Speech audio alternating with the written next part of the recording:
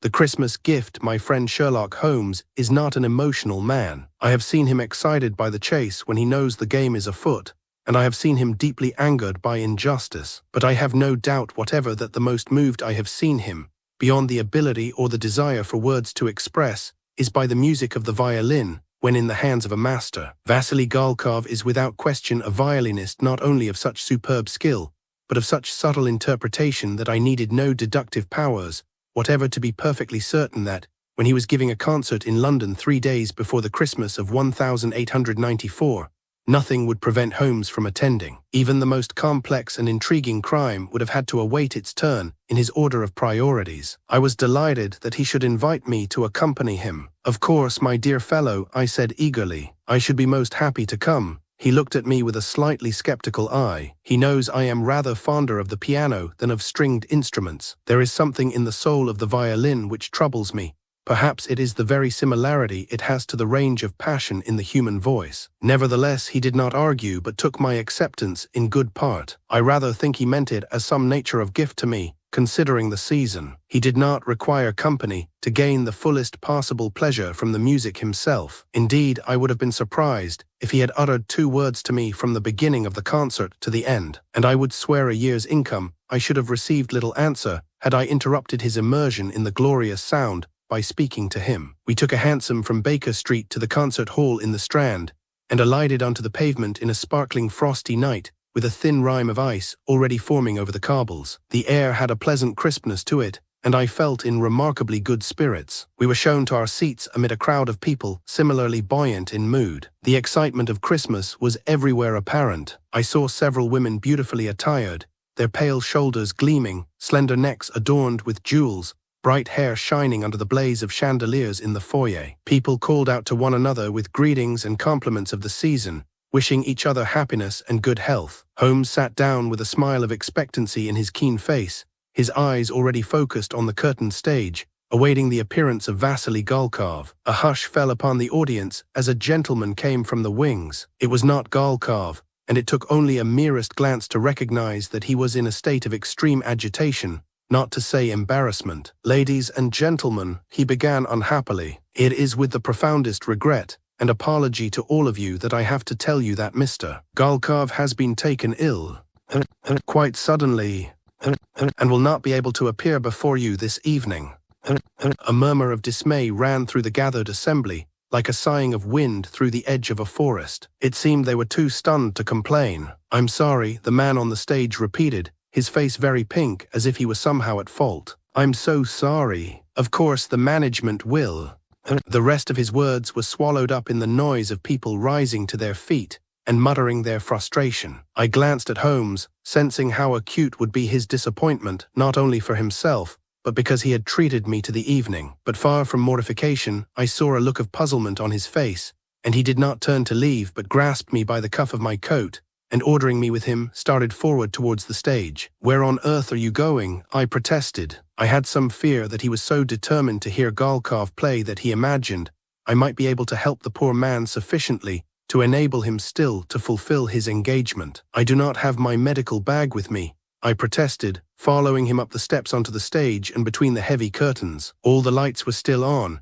and it was instantly apparent that there was no one else present. That did not deter Holmes at all. In half a dozen strides he was across the boards and into the corridor beyond, leaving me to follow him or remain alone. I charged after him and emerged from the stage door into the street, in time to see a long-legged young man with a shock of wild, dark hair loping down the alley, with Holmes after him shouting, "Come, Watson," without even turning to see if I were following. I obeyed, compelled by curiosity. Who was the young man, and why were we pursuing him? We had come to hear one of the most gifted violinists in the world, and here we were running helter-skelter into the crowded street, watching startled men and women move out of our way as the young man hailed the first passing cab and leaped into it. Holmes, shouting and waving his arms, hailed another and flung open the door. Panting rather heavily, I scrambled up ahead of him as he called to the driver to follow the cab in front, and then threw himself in beside me. "Who is that young man?" I gasped. "And why in heaven's name are we chasing him?" "That is Vasily Galkov, of course," he replied, far less out of breath than I. "And he is no more ill than you are. In fact, my dear fellow, I would say rather less."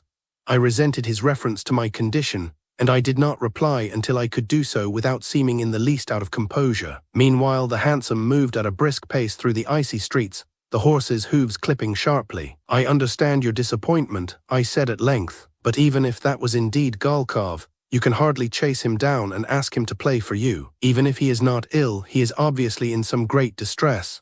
"Obviously, Watson," he said tartly, staring forwards as if he would make out in the darkness and glittering street lamps where we were headed. "Does that not pique your curiosity? Do you not hunger to know what drives a genius like Galkov, dedicated to his art, a man who truly would fiddle while Rome burned, to abandon his audience without warning and career through the night in such a manner? We are going north, Watson, and I believe west." The cab was lurching around at an alarming speed. I confess I was concerned for our safety, and for that of the poor animal being thus driven. "Whatever the reason, we have no business pursuing him," I protested. "Even if we catch up with him, what can we possibly do? Be reasonable, Watson," Holmes protested with an injured tone to his voice. "How can I answer such a question until I know the cause for his flight, and for the lie to his audience who had paid a handsome sum to come out on a winter night to hear him play? Whatever is wrong, mark my words, it is serious."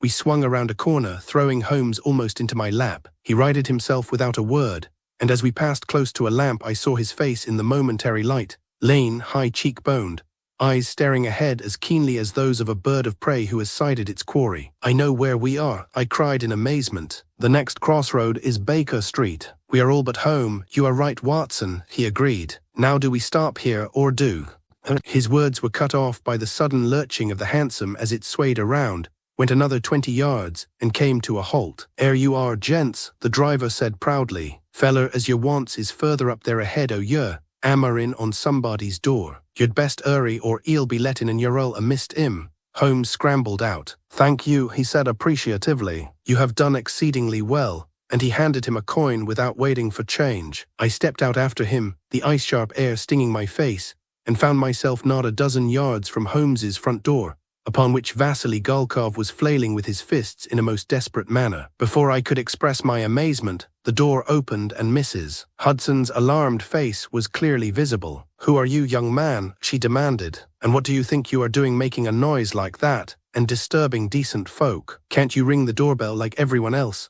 "I must see Sherlock Holmes," Galkov replied, his voice rising in desperation. "It is of the greatest importance.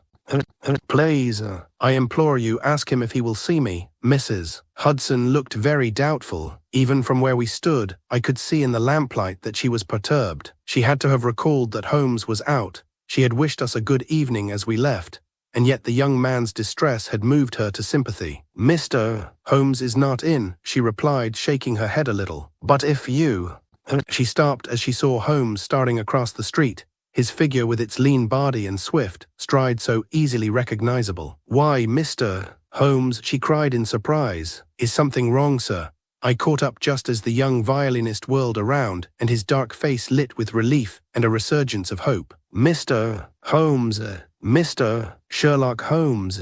Sir, I beg you, I have a most desperate need of your help. I am at the end of my wits, and I know of no other man who can save me."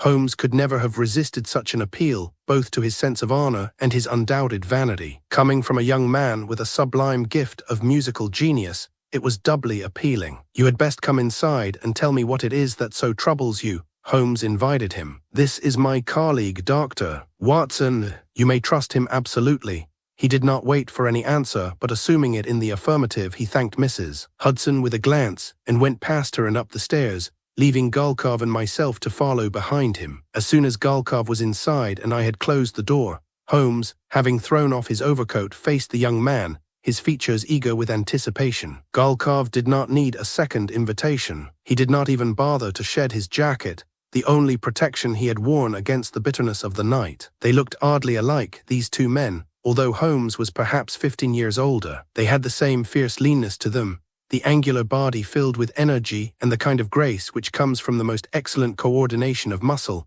and an intense sensitivity to balance, as if all the force of mind and will would be harnessed to one overriding purpose. Galkov began immediately, his voice vibrant and made individual by a slight accent I was unable to place. "I am of insignificant family. Indeed, I do not know my father. I regret my mother may well be able to add nothing to that. Holmes's face darkened. He did not care for such personal confidences, and he found the young man's aspersion on his mother distasteful. Galkov read his expression and understood it. "You think I speak disrespectfully. It is not so. I have the highest regard for my mother. Her beauty was more of a misfortune to her than a blessing." Holmes colored very faintly, the clearest sign of embarrassment I have seen in him. It is not an emotion familiar to him, nor did he often leap to conclusions, even better founded ones than this. "I tell you," Galkov continued, "because such things are of importance to many people, including Hugo Carberton, the father of Miss Helena Carberton, with whom I am most deeply in love. And until today, I had believed she also was with me, in spite of my reputation for having been." He shrugged very slightly in a gesture of regret.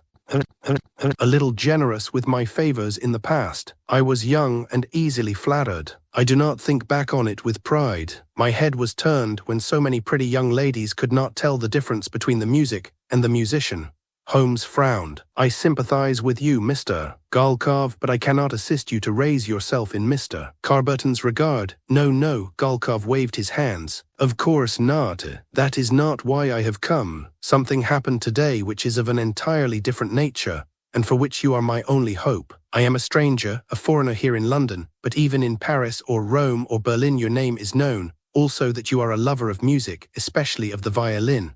Holmes was mollified. I could see it in the softening of his expression, even though I believed he had not entirely forgiven Galkov for cancelling his concert without the least notice. Personal matters should not intrude upon the musician's professional obligation. The art should override even a broken heart, let alone the slight consideration of the dislike of one's lover's father. Galkov was quite apparently laboring on the grip of some intense emotion. He could barely keep still, and his face was a picture of acute distress. "This evening someone stole my violin," he burst out. "My Stradivarius." It was a cry of such pain it was as if he had lost a limb of his own body. Holmes was truly appalled. The color blanched from his cheeks, and his body jerked to rigidity. "This is terrible. Tell me everything, every circumstance to the tiniest detail. Omit nothing whatsoever. I considered asking Mrs. Hudson to bring us tea. I could most certainly have used a cup myself, but I could see that neither Holmes nor Galkov were even aware of their physical surroundings,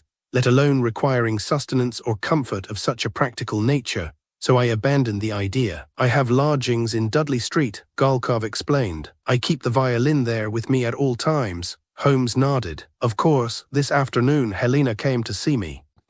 "At what hour?" Holmes interrupted. "Approximately 4:30, Galkov replied. "She had been trying to soften her father's attitude towards me, without any success whatever. If anything, he seemed to be even more determined that we should not meet at all, much less that he would entertain the thought of permitting her to marry me.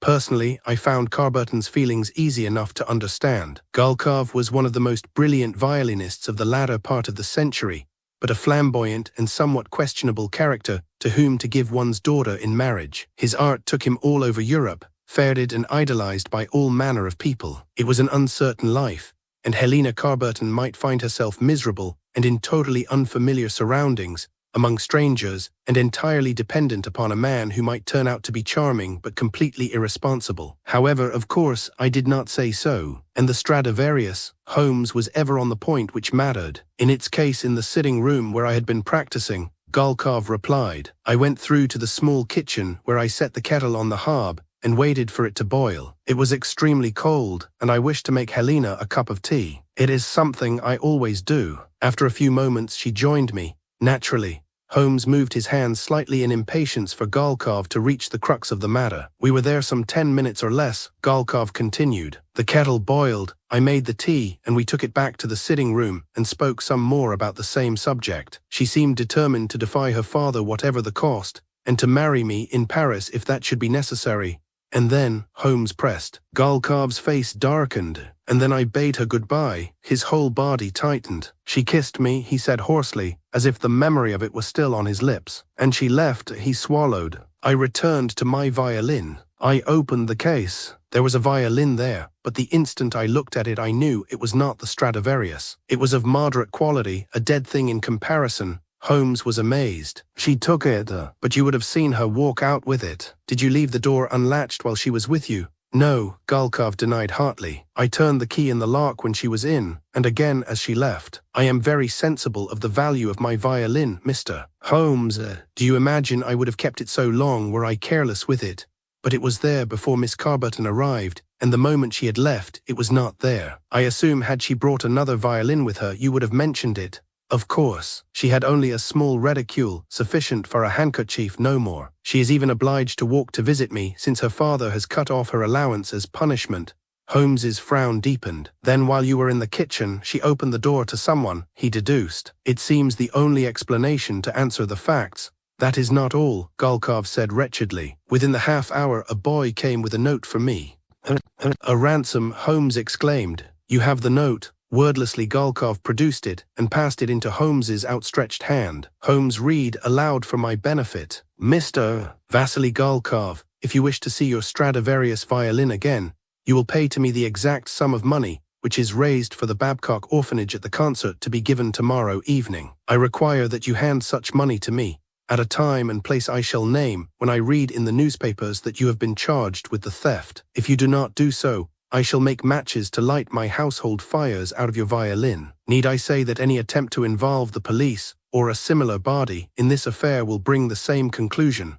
Holmes looked up, his face strained, his eyes wide. The man is a monster, I could say a barbarian, but that is to insult the savage races who destroy only because they do not understand. This creature knows and understands only too well, and yet will still destroy. But leave it to me, Mr. Galkov. Dr. Watson and I will conceive a plan. You must do exactly as I tell you. Will you trust me in this? Of course, Galkov said eagerly. You see, I am in the divided stick, as you say. I cannot steal the money that belongs to the fatherless. What monster would do such a thing? And yet if I do not, he could barely speak. Then my beautiful violin, the voice of my soul, will be destroyed. Return tomorrow at 2 in the afternoon, Holmes commanded. In the meanwhile Watson and I shall think and deduce. Tomorrow I shall come to your rooms. Be there. Now return home and sleep. Tomorrow evening we have a concert to attend, and much to do before then. I shall sell everything I can, Galkov promised. All the gifts I have received, everything I have with me, but even so it will do no good. It is not the money he wishes, but to ruin me. Yes, Holmes agreed. So much I perceive, but by all means gather what you can. Now, my dear sir, leave us to think and to plan. Good night to you. As soon as he had gone I spoke. Surely this is Hugo Carberton's plan, to ensure that his daughter does not run away and marry Galkov. He will not allow the violin to be destroyed, and if he meets Carberton's plan to ransom it, then he will almost certainly be caught by the police, tried for the crime of theft and imprisoned. Even if he could get away with it, what woman of the slightest moral decency would marry a man who would steal money from orphans, whatever the reason? And above all, he would have demonstrated exactly where his values lie. No young woman desires to be second in a man's affections, especially to a musical instrument. I rather fancied I had some understanding of women, perhaps more so than Holmes, who seldom, if ever, sought their acquaintance. That much is obvious, my dear fellow, he said dismissively. Of course it is Carberton's plan. What is disturbing is that she appears to have been party to it. I do not wonder that poor Galkov is distressed. If she is indeed, then it seems she is determined to put him to some sort of test of his love for her, which I find despicable. I cannot see any answer to that which will not cause him the utmost disillusion. It would be a cruel and quite pointless exercise, sprung not in the least from love but purely from vanity. Then you can hardly help him, I said, deeply disappointed. I am not sure what I had hoped, but certainly a better answer than this. He looked at me sharply. I am not beaten yet, Watson. I had thought you knew me better than that. Tomorrow I shall investigate the manner in which the indifferent instrument replaced the priceless one. Tonight I must address the issue of how we are to solve the problem of meeting Mr. Carberton's demands without spoiling young Galkov's honor or having him end his career in prison. His mouth pulled into a thin line. I hardly feel like playing any music myself. I believe I play well, but compared with Galkov I am a squeaking door. I shall instead light my best pipe and smoke for some considerable time. Please do not disturb me. Good night, Watson, sleep well, because I believe I shall need all your courage and resource tomorrow. In the morning Holmes and I set out for Galkov's rooms in Dudley Street. They were, as he had said, very gracious and well maintained. There was a porter in the cavernous hall who observed everyone coming and going and entered it in a book. Good morning, gentlemen, he said pleasantly, but making it quite apparent we should not pass him with explaining ourselves. He had an almost military bearing. "Good morning," Holmes replied cheerfully. "We have called to see Mr. Vasily Galkov. Would you be so good as to direct us to his apartments?" "I would, sir, when I have sent the lad up to see if Mr. Galkov is in and receiving this morning. Who may he say is calling? You will send up a boy," Holmes said with some interest. "That's right, sir." Holmes nodded his approval. "While we wait for the boy to return, perhaps you would be good enough to answer a few questions for us. My name is Holmes, and this is my colleague, Dr. Watson." The porter's eyes widened. "Sherlock Holmes, sir, the same. I don't know of any mystery here, sir, far less any crime. There may not be one yet," Holmes replied. "I am hoping we shall prevent it." "Did anyone visit Mr. Galkov late yesterday afternoon?" "Yes, Mr. Holmes. Miss Helena Carberton came at almost 4:45 or a little earlier." "You know her?" "Indeed, sir. She has visited Mr. Galkov more than once. A very nice young lady, and seems very fond of him." An expression of distaste flickered across Holmes's face, as if he had bitten into a lemon. "Can you please describe exactly," he emphasized the word, "what you saw on this occasion?" "Omit nothing." The porter looked a little worried. "I hope no harm has come to her," he said anxiously. "A most charming young lady, and Mr. Galkov is quite devoted to her. As far as I know, she is in excellent health," Holmes said impatiently. "Please describe her visit yesterday precisely." "Yes, sir. Miss Carberton came in." "How was she dressed, do you recall?" "In a dark blue cape with a fur collar, sir." "White. Very becoming it was. Was she carrying anything?" Holmes asked keenly. "No, sir, except one of those tiny little bags ladies have." "At least the first time." "The first time. She came twice." "Yes, sir. Came back again about 10 minutes later." "She had a violin case the second time." "The boy carried it up for her and let her in, seeing as how the door was locked again, and she said Mr. Galkov was in the kitchen and wouldn't hear her knock." "A violin case." Holmes seized the fact, but I could see in his expression that proof of what he most surely knew already gave him no satisfaction. "Yes, sir. I didn't see her leave the first time. It must have been when the boy was standing in for me. But I saw her leave the second time about 5:45. "With the violin case or without?" "Without, sir, just like she came the first time, with nothing but the little bag. The white muff and the bag. She said good night to me very polite like usual." Holmes frowned. "So she went up, came down when the boy was on duty, went up again with a violin case, again when the boy was on duty, and came down a final time."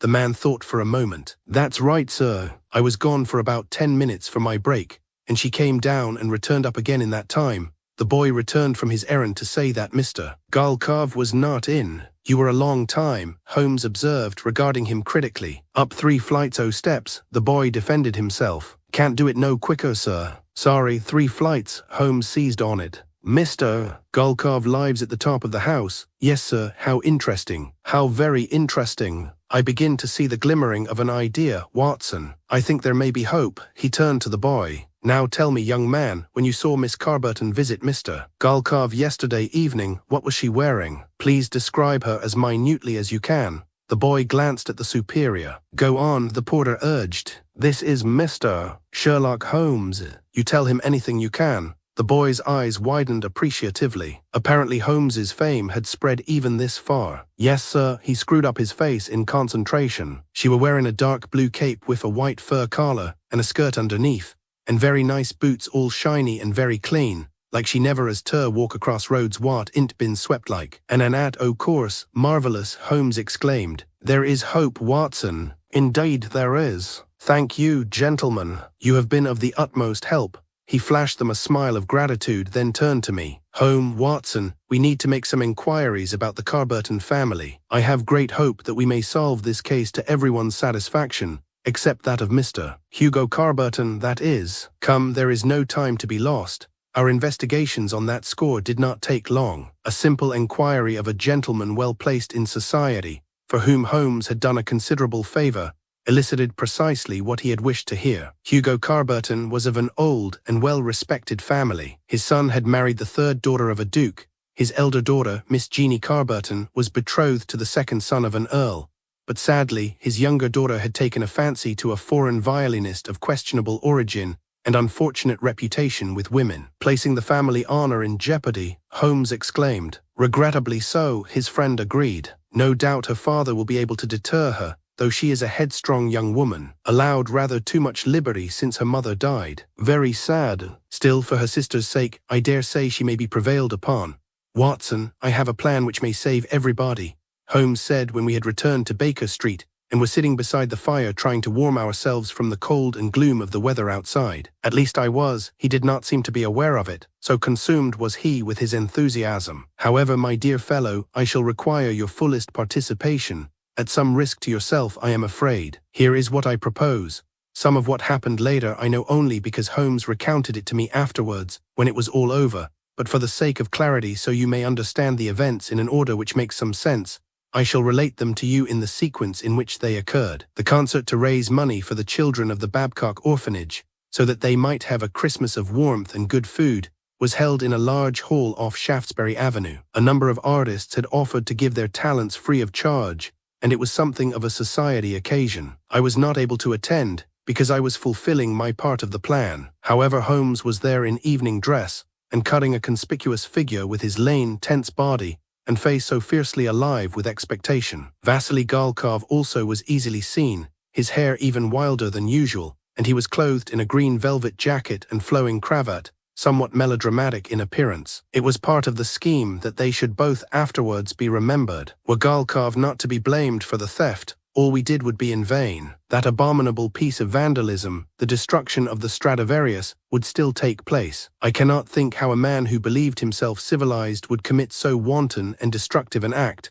whatever the provocation, short of the saving of a life. Half of London society was showing its benevolence by attending. Everything was a swirl of color beneath glittering lights. Women wore magnificent gowns and jewels. There was laughter and the buzz of conversation as people milled about, and then began to pour into the auditorium to take their seats. It was the day before Christmas Eve, and excitement and goodwill filled the air. Outside in the foggy streets, the gas lamps burning like baleful moons, I was preparing to enact a very different scene. I was most uncomfortably cold, and I confess, not a little apprehensive that something might go wrong. I might fail to execute my part successfully, and end up injured or worse in prison. I hope I am a brave man, but this thought required of me all the courage I possessed. There is something uniquely terrible about disgrace before your fellows, and the society to which you belong and owe your loyalties. But I was determined not to let my friend down, or be less than he had thought of me. He had been most generous in his confidence in me, and not made little of my danger. The success of the venture turned as much upon my part as upon his. The concert was magnificent. I should dearly like to have heard it myself. I have a great fondness for music, especially of the romantic kind. There is little that is lovelier than a perfectly sung ballad. However, I was shivering in the cold, awaiting my moment of adventure. When the final curtain was brought down to a tumult of applause, Vasily Galkov disappeared backstage to congratulate some of his fellow artists, and then to pass on his good wishes to the management. Holmes went first to the management, then when Galkov arrived, he excused himself and undertook the most dangerous part of the entire exercise. Using his oddly shaped keys, especially constructed for the purpose, he made his way into that private part of the manager's rooms where the proceeds of the evening were kept, opened the safe and took them, secreting them carefully upon his person. As he emerged, he skirted around the groups of people talking. He had the great gift of being able to alter his appearance simply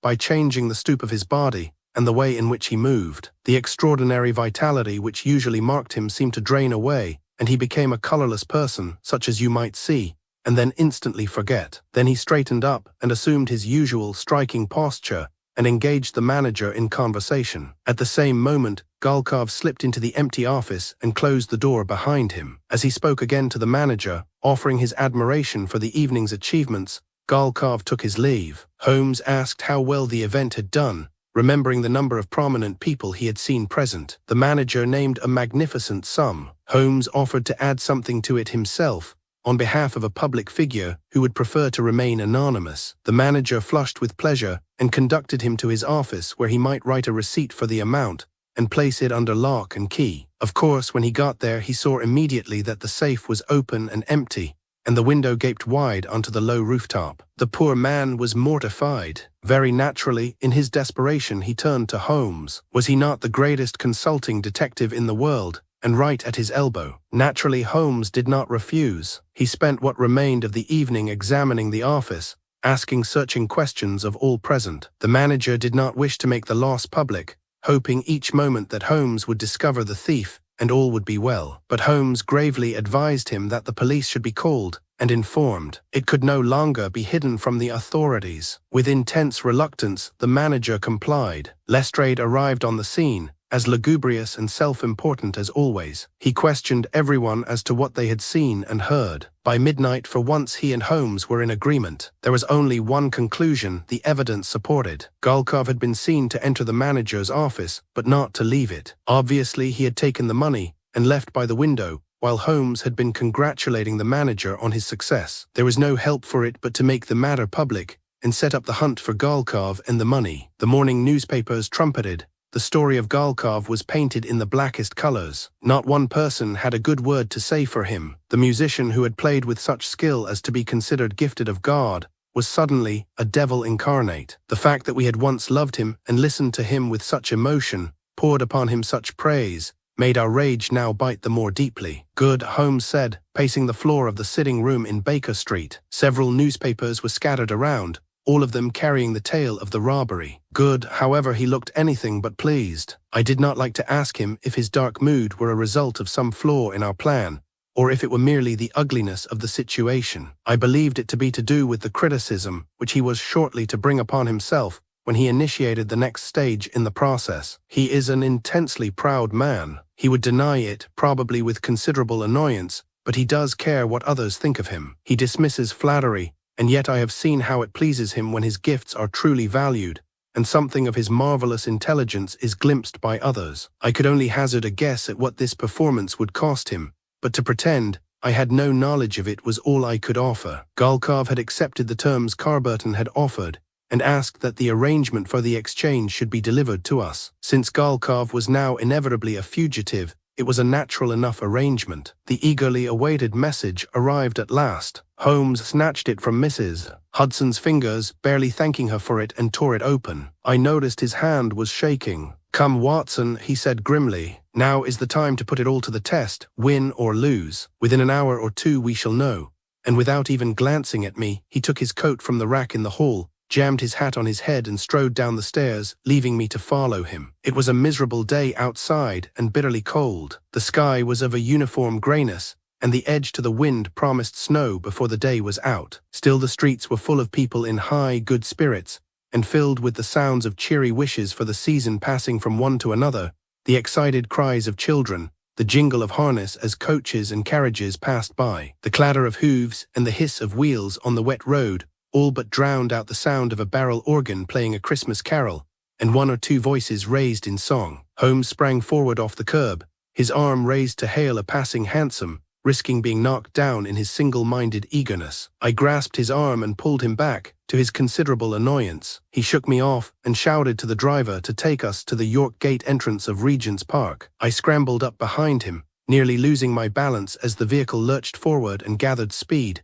weaving through the traffic on all sides. Then followed a tense journey during which we did not speak. When we reached the park, Holmes commanded me to remain in the hansom and to wait for him, which I complied with only because I appreciated that it must be so. Holmes alighted, carrying with him a small bag in which was the money from the concert. He strode away without once looking backward. I confess I was sorely tempted to follow him regardless of his command to the contrary, in case the blackguard should offer him either resistance or dishonesty. I waited in an agony of apprehension, but it proved ill-founded. Within a few moments Holmes reappeared, carrying a violin case. He leaped up into the hansom, calling out for the driver to return us to Baker Street. "Is it the Stradivarius?" I demanded, although I was certain from the look on his face that it must be. "Of course, Watson. Do you think I should have accepted it otherwise? He has no wish for the thing, nor for the money either, for that matter. All he wants is to ruin Galkov. His purpose would be better served if Galkov has his precious instrument back again." It was Hugo Carberton, naturally. Who else? I had known it, but it was still a satisfaction to me to hear it. I was finding the whole plan nerve-wracking, and still afraid that the final part, upon which it all rested, might yet fail. Again, I was unable to accompany Holmes, although I knew exactly what he must do and how dearly it would cost him. I paced the floor in Baker Street, as Holmes so often did himself, desperate, frustrated, my imagination racing, picturing what was taking place. He told me afterwards, but with so little detail that I had to fill in from my knowledge of him, watching and reading his face as he spoke quietly, not meeting my eyes but staring downwards at his hands flexed, fingers rigid in his lap. He left Baker Street and went to find Lestrade in his office. "Well, good morning, Mr. Holmes," Lestrade said with some surprise. "What can I do for you today? If you've come to ask me if we've found Galkov yet, I'm afraid we haven't, but we will. He can't escape. He's too well known. He's a concert violinist. The day he steps on a stage, he'll be arrested." "I'm perfectly aware of that," Holmes snapped, then with an intense effort changed his tone. "I am afraid I may have come to a conclusion too rapidly." "Oh no," Lestrade replied with confidence. "It's obvious he did it. No question, Mr. Holmes. You and I agreed for once, and we were absolutely right. Only thing is, we haven't got the bounder. Now, if you can help me in that, I'd be most grateful to you, and so would 100 or more poor little orphans who have been robbed of their Christmas." He shook his head. "That's something I don't understand, Mr. Holmes, and that's for sure. Why would a man who's got fame and money go and steal from children?" His face screwed up in bewilderment. "Can you explain it? He's lost everything, all that respect people had for him, and when we catch him he'll end up in prison. Do you think he's a bit mad, maybe?" "I think there's another explanation," Holmes replied, tight-lipped. "If you will be so good, Lestrade, let us follow the trail of Mr. Galkov after he left the concert hall last night." "Can't see what good that'll do now," Lestrade grumbled. "Humor me," Holmes said tartly. "If you will be so good."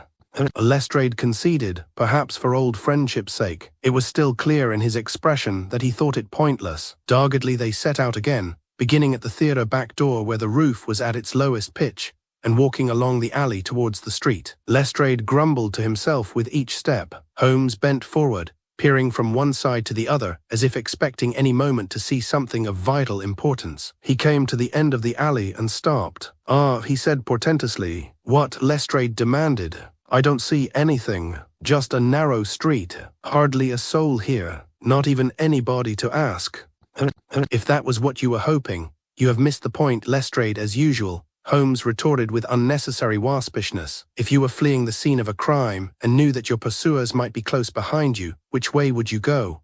Lestrade looked one way then the other. "Quick," Holmes cried. "They are behind you." "Which way?" "Don't stand dithering, man." "That way," Lestrade replied, somewhat stung. "There's nowhere to hide the other way, and up there is a main street where I could blend in with other folk, if I were lucky, and maybe catch a hansom. If I am Mr. Galkov, I've certainly got money enough." And he added, "If I am Galkov, I maybe don't know the back streets that well, and I don't need to get lost, or worse still, cornered." "Precisely," Holmes agreed. "You are thinking, Lestrade." "Excellent," and he set out towards Shaftesbury Avenue at a rapid stride, obliging Lestrade to caper along behind him to keep up. Just around the corner there was a sandwich seller. "I remember him only too well myself." "My good man," Holmes addressed him, "were you here yesterday evening at 10:30 or thereabouts?" It was then mid-afternoon. "I was, sir," the man answered. "Sometimes the folk leaving the theatre fancy a bite." "Do quite well then, I do. I'm glad to hear it. Did you see a young man come running down that alley, hair flying, velvet jacket on, looking as if he were pursued?"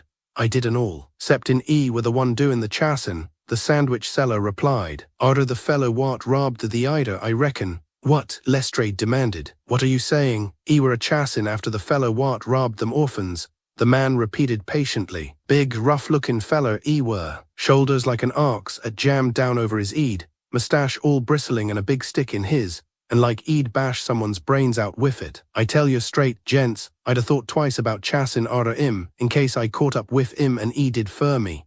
Lestrade questioned the man closely, but he did not alter his story, because of course it was the truth. "Well, I'll be blessed," he said at last, staring at Holmes. "This alters everything. I blamed Galkov, poor devil. We've got to find out what happened to him, Holmes, and right away. Let us pray it is not too late." Thus they followed the very distinct trail of one man chasing another for at least 2 miles, until eventually the young man with the flying hair and the velvet jacket was seen to catch up with the older ruffian, and there ensued a terrible battle in which the younger man was beaten about the head, and left all but senseless on the cobbles of a stable yard, but not before he had belabored his prey, and sent him off only too grateful to escape both his attention and that of the crowd which had begun to gather. "Damn it," Lestrade swore furiously. The apparent injustice of it outraged his sensibilities. "He nearly had him, Mr. Holmes, so it would seem," Holmes conceded. Never mind seem, Lestrade retorted. Galkov wasn't your thief at all. You were wrong, Mr. Holmes.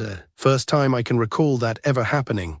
No, it isn't, Holmes contradicted him, I think merely for the sake of argument. He could not endure to be gracious about it. Lestrade did not labor the point. Now we must find what happened to poor Galkov. Somebody took him in. Who? He looked around at the small gathering of old men, boys, and a washerwoman who had given their various pieces of the story. "I'll Gertie," one of the men replied. "Pick up any stray she will, and feed 'em like as not."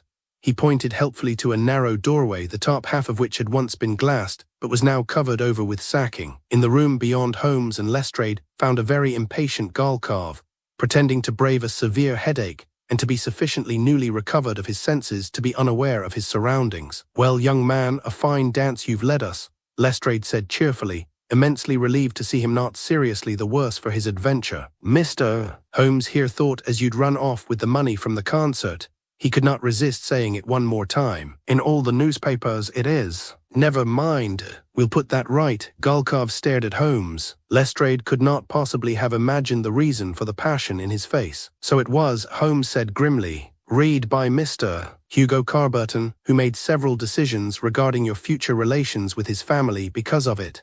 He managed a look of sufficient clarity that Galkov understood his meaning. However, he recalled Lestrade's presence just in time, and refrained from expressing his joy or his gratitude. Galkov turned to Lestrade. "I have the money. I got it from the villain before he ran off."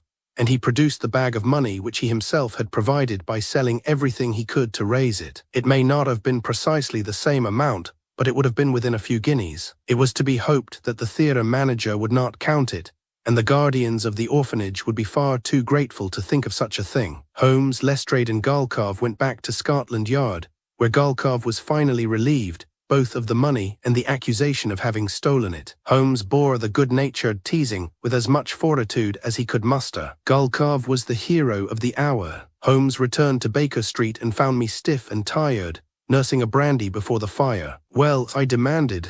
"Very satisfactory," he replied. Then, seeing my hunched shoulders and remembering my contribution, he softened somewhat. "Thank you, it cannot be entirely satisfactory," I argued. "Galkov may have both his reputation and his violin back, but nothing can redeem Miss Carberton's part in it all." Holmes looked smug. "I think it was understandable in her situation, Watson." "Well, I don't," I said heartily. "I find it contemptible." "She is in love with an earl's son and very well aware of the realities of society," he replied. "What?" I was dumbfounded. It made no sense at all. Holmes smiled. "Miss Jeanie Carberton, Watson. The clean boots, remember. The second visit up the stairs, which required the boy to unlock the door for her. Planned and carried out with some skill, but I dare say she is less proud of herself now."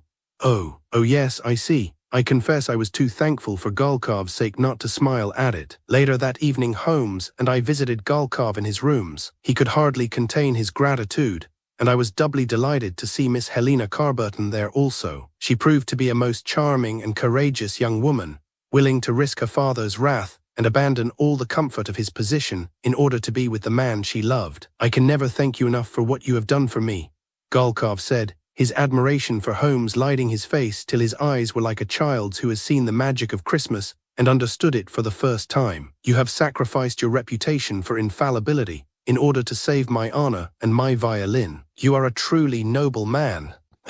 He put his arm around Miss Carberton, and she also gazed at Holmes with the utmost respect.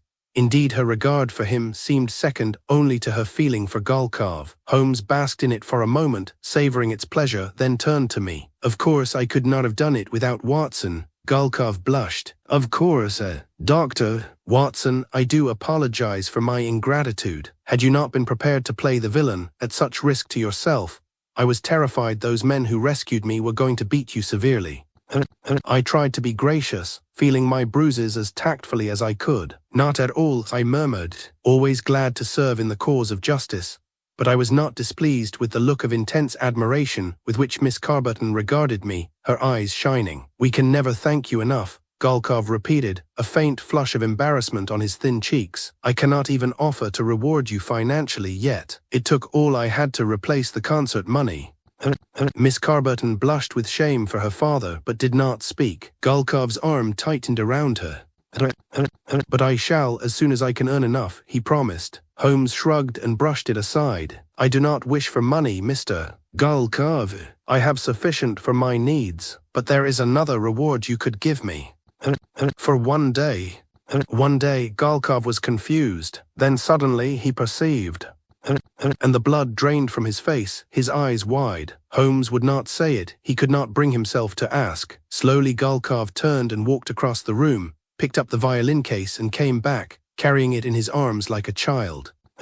The beloved Stradivarius. Without a word he gave it to Holmes and stepped back. One day Holmes promised, Christmas Day, I shall return it to you the day after. Gulkov bowed. For no other man on earth, he said softly. But you, Mr. Holmes, have earned it. Lestrade, beaming all over his face, presented the money to the orphanage. I spent a solitary Christmas by the fireside, eating Mrs. Hudson's most excellent cake, while from the next room drifted the soul-searing music of a man playing the most beautiful instrument on earth, and charming out of its strings all that he could not and dared not say in words.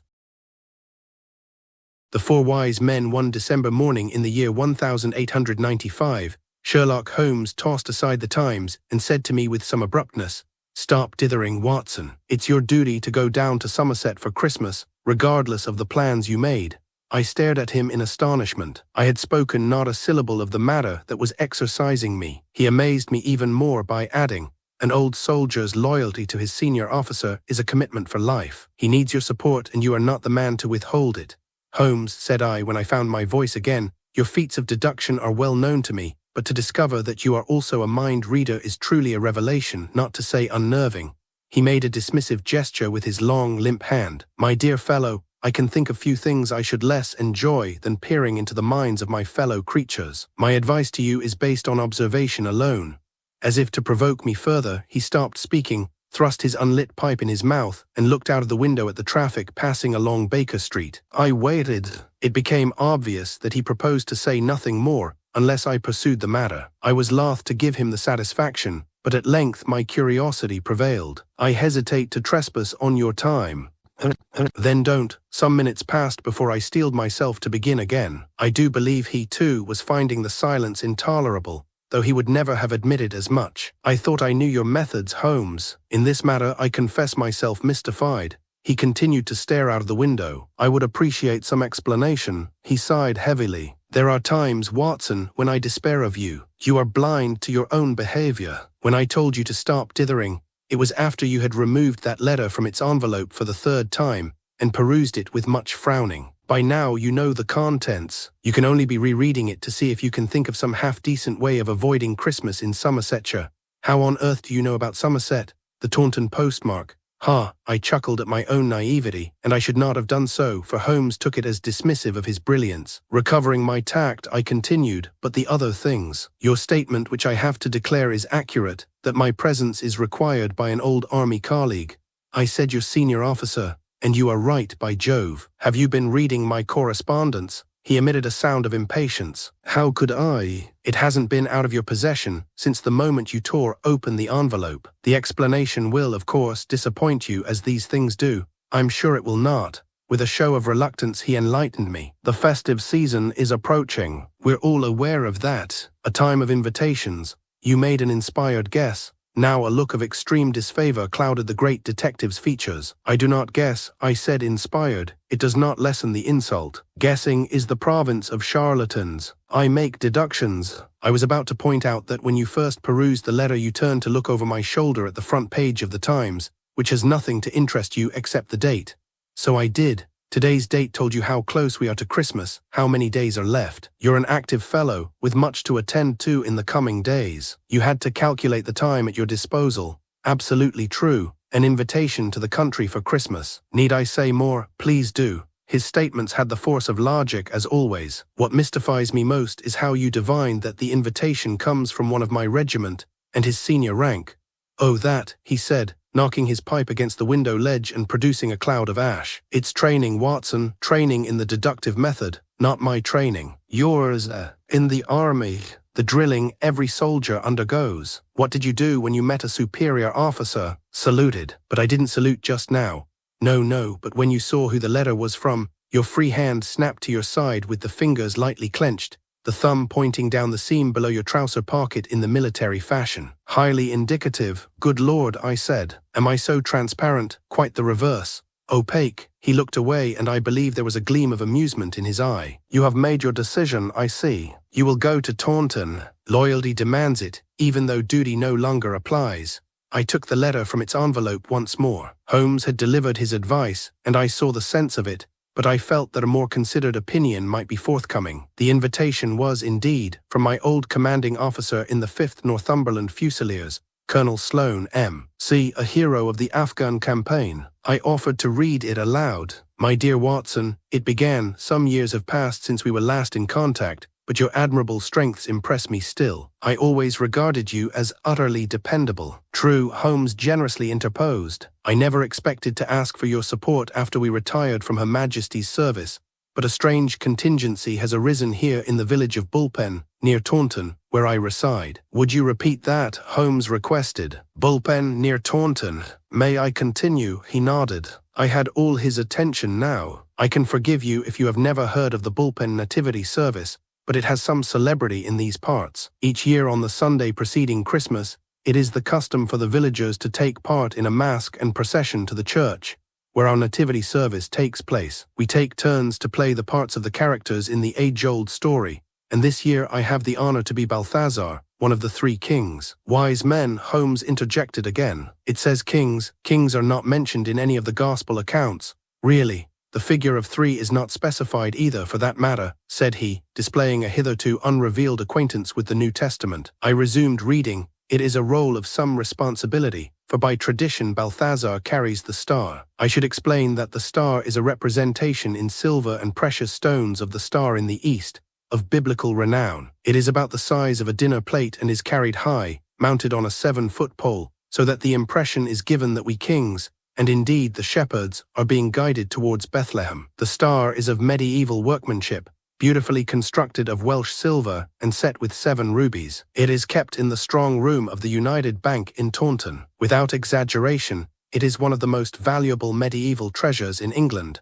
rivaling even the crown jewels in workmanship and beauty. Last summer it was put on exhibition at the British Museum and insured for £20,000. My task, my honor, is to collect the star from the bank, travel with it in a closed carriage to my home, the Manor House, where the principal actors assemble to put on their robes and the procession through the street to the church begins. I carry the star aloft on the stave, keeping it in my possession until the moment during the service when it is placed over the crib. The responsibility then passes for a brief time to Joseph, who returns it to me after the service. "Ha," said Holmes with animation. "He wishes you to be his Joseph." I nodded. "And you will go?" As if the matter no longer held any interest, he reached for his scrapbook and opened it. "Have you seen my paste bottle, behind you on the mantelpiece, and scissors, where you left them in the top pocket of your dressing gown?" So I did. There's an item of passing interest on page 3 about the theft in Paris of a necklace that belonged to Marie Antoinette. It has features that lead me to suspect my old adversary Georges Dubrac is active again.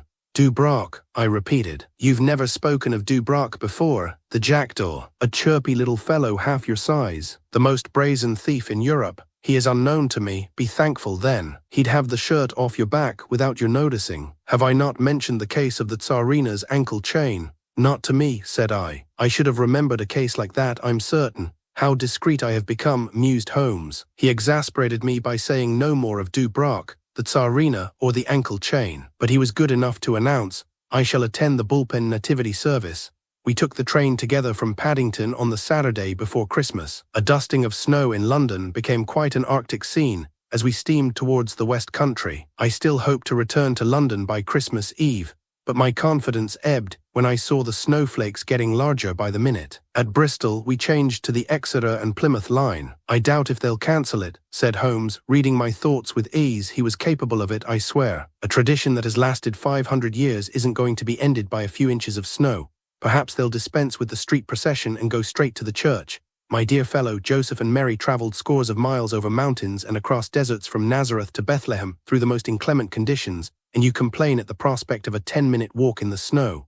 I turned aside and faced the window. We were greeted at Taunton by Colonel Sloane himself, little changed from the gallant officer I had last seen in Cabul, 6 feet tall, with a fine, erect bearing and a cropped iron-grey moustache. He walked with a marked limp, the result of a stray bullet that had shattered his left kneecap. I had patched him up myself, and he always maintained that I saved the leg from amputation. I introduced Holmes. "I have heard of you, of course, Mr. Holmes," said the colonel. "What brings a man of your reputation to our humble village?" "A bird I seek," Holmes answered cryptically. This was news to me. I had never heard my illustrious friend discussing ornithology. "Most of them migrated months ago," said Sloane. "You'll see a few sparrows and chaffinches, no doubt. A robin or two." Holmes appeared uninterested. "He makes no concession to the social graces." Colonel Sloane had come for us in a four-wheeler. His former batman, Ruff, a strapping fellow I faintly recalled from Cabul, stepped forward to assist with our luggage. I gathered that the colonel lived as a bachelor in Bullpen Manor House and was looked up to as the squire. With Ruff at the reins, we were smoothly conveyed through the lanes towards the village. It was like riding on a sleigh, for the hooves and wheels made little sound on the snow. The colonel wasted no time in explaining my duties. "You will have gathered that I put the highest priority on securing the safety of the Bullpen Star. I have engaged 2 sergeants of the Taunton Police to act as bodyguards. My Batman is big enough to handle most emergencies, but I see this as a full-scale military operation, which is why I detailed you to be Joseph. I shall hand the star to you at the appropriate time in the church." "When is that?" "You will be standing beside the crib with Mary and the angels. You are not in the procession." I could not resist a triumphant glance at Holmes, who gazed back stonily. "You may stand easy during the service," the colonel continued, "but mentally you will be at attention if you understand me. The procession will march up the aisle with me at the front." "March," said Holmes. "With me at the front holding the star," Sloane reiterated, "and the 2 policemen disguised as shepherds in close attendance. The congregation will be singing a carol, Once in Royal David City. As the Amen is sung, I shall take 2 paces forward to the crib. The rector will say the words. It came and stood over where the young child was, whereupon I shall hand you the staff on which the star is mounted. You will grasp it firmly with both hands, military fashion," murmured Holmes. My companion's irony was threatening to discompose the colonel. I gave him a sharp glance of disapproval. "This is of the utmost importance, Watson," Colonel Sloane stressed. "Do not let go of that staff until the service is over, and I take it from you. No one else must be in possession of the star at any time. Is that understood?" "Absolutely, sir." "Do you still have your service revolver?" The question somewhat surprised me. "Not with me, no matter. I have guns." "I shall see that you are armed. In church, the enemy are no respecters of the Lord's house." "The enemy? Who do you mean precisely?" "The criminal class, Watson. They will rob us of the star if we give them the opportunity." Holmes raised an eyebrow. "Are you expecting an ambush, Colonel?" "Deplorably, there is the possibility," Sloane answered gravely. "Did I mention that the star was loaned to the British Museum for several months in the summer? Thousands of visitors saw it. The newspapers wrote of it, the Illustrated London News, and the graphic printed line engravings of it. More of the public know of its existence than ever before. Our simple nativity service was fully described. Isn't it a tailor-made opportunity for the wickedly disposed to attempt a grand larceny?" "You may well be right." Holmes was fair enough to concur. "You are wise to be alert. The guest room of the Feathers Inn had been booked for us." Bullpen was a modest-sized village of about 200 souls, of whom a fair proportion crowded into the public bar that night. We joined them. In the course of the evening, we met Andrew Hall, the farmer who was to play Melchior in The Mask, a massively built individual with the reddish, leathery complexion of one who makes his living in all weathers. "We take it by turns," Farmer Hall told us, speaking of the casting of the players. "I were a simple shepherd 2 years back. Now I'm carrying the gold." "Real gold?" I inquired. "Lord, no. Don't get ideas just because our star is valuable. 'Tis only a box of trinkets I carry." "Who plays the other wise man, Gaspar?" Holmes asked. "The frankincense man. Our landlord, Jeb Wiggs. You're all well known in the village, you Wiggs and the Colonel." "That's a fact, sir. Parts are played by villagers, according to tradition." I was beginning to feel uneasy about my role as Joseph, but Farmer Hall reassured me by saying, "Them's the walking parts I'm speaking of, kings and shepherds. It's they the crowds come to see, and it's they that gets handed mince pies and mulled wine along the route. We don't mind who plays Joseph and Mary, stuck in the church for upwards of 2 hours. They are non-imbibing parts. We got a Joseph from London this year, old army friend of the Colonel."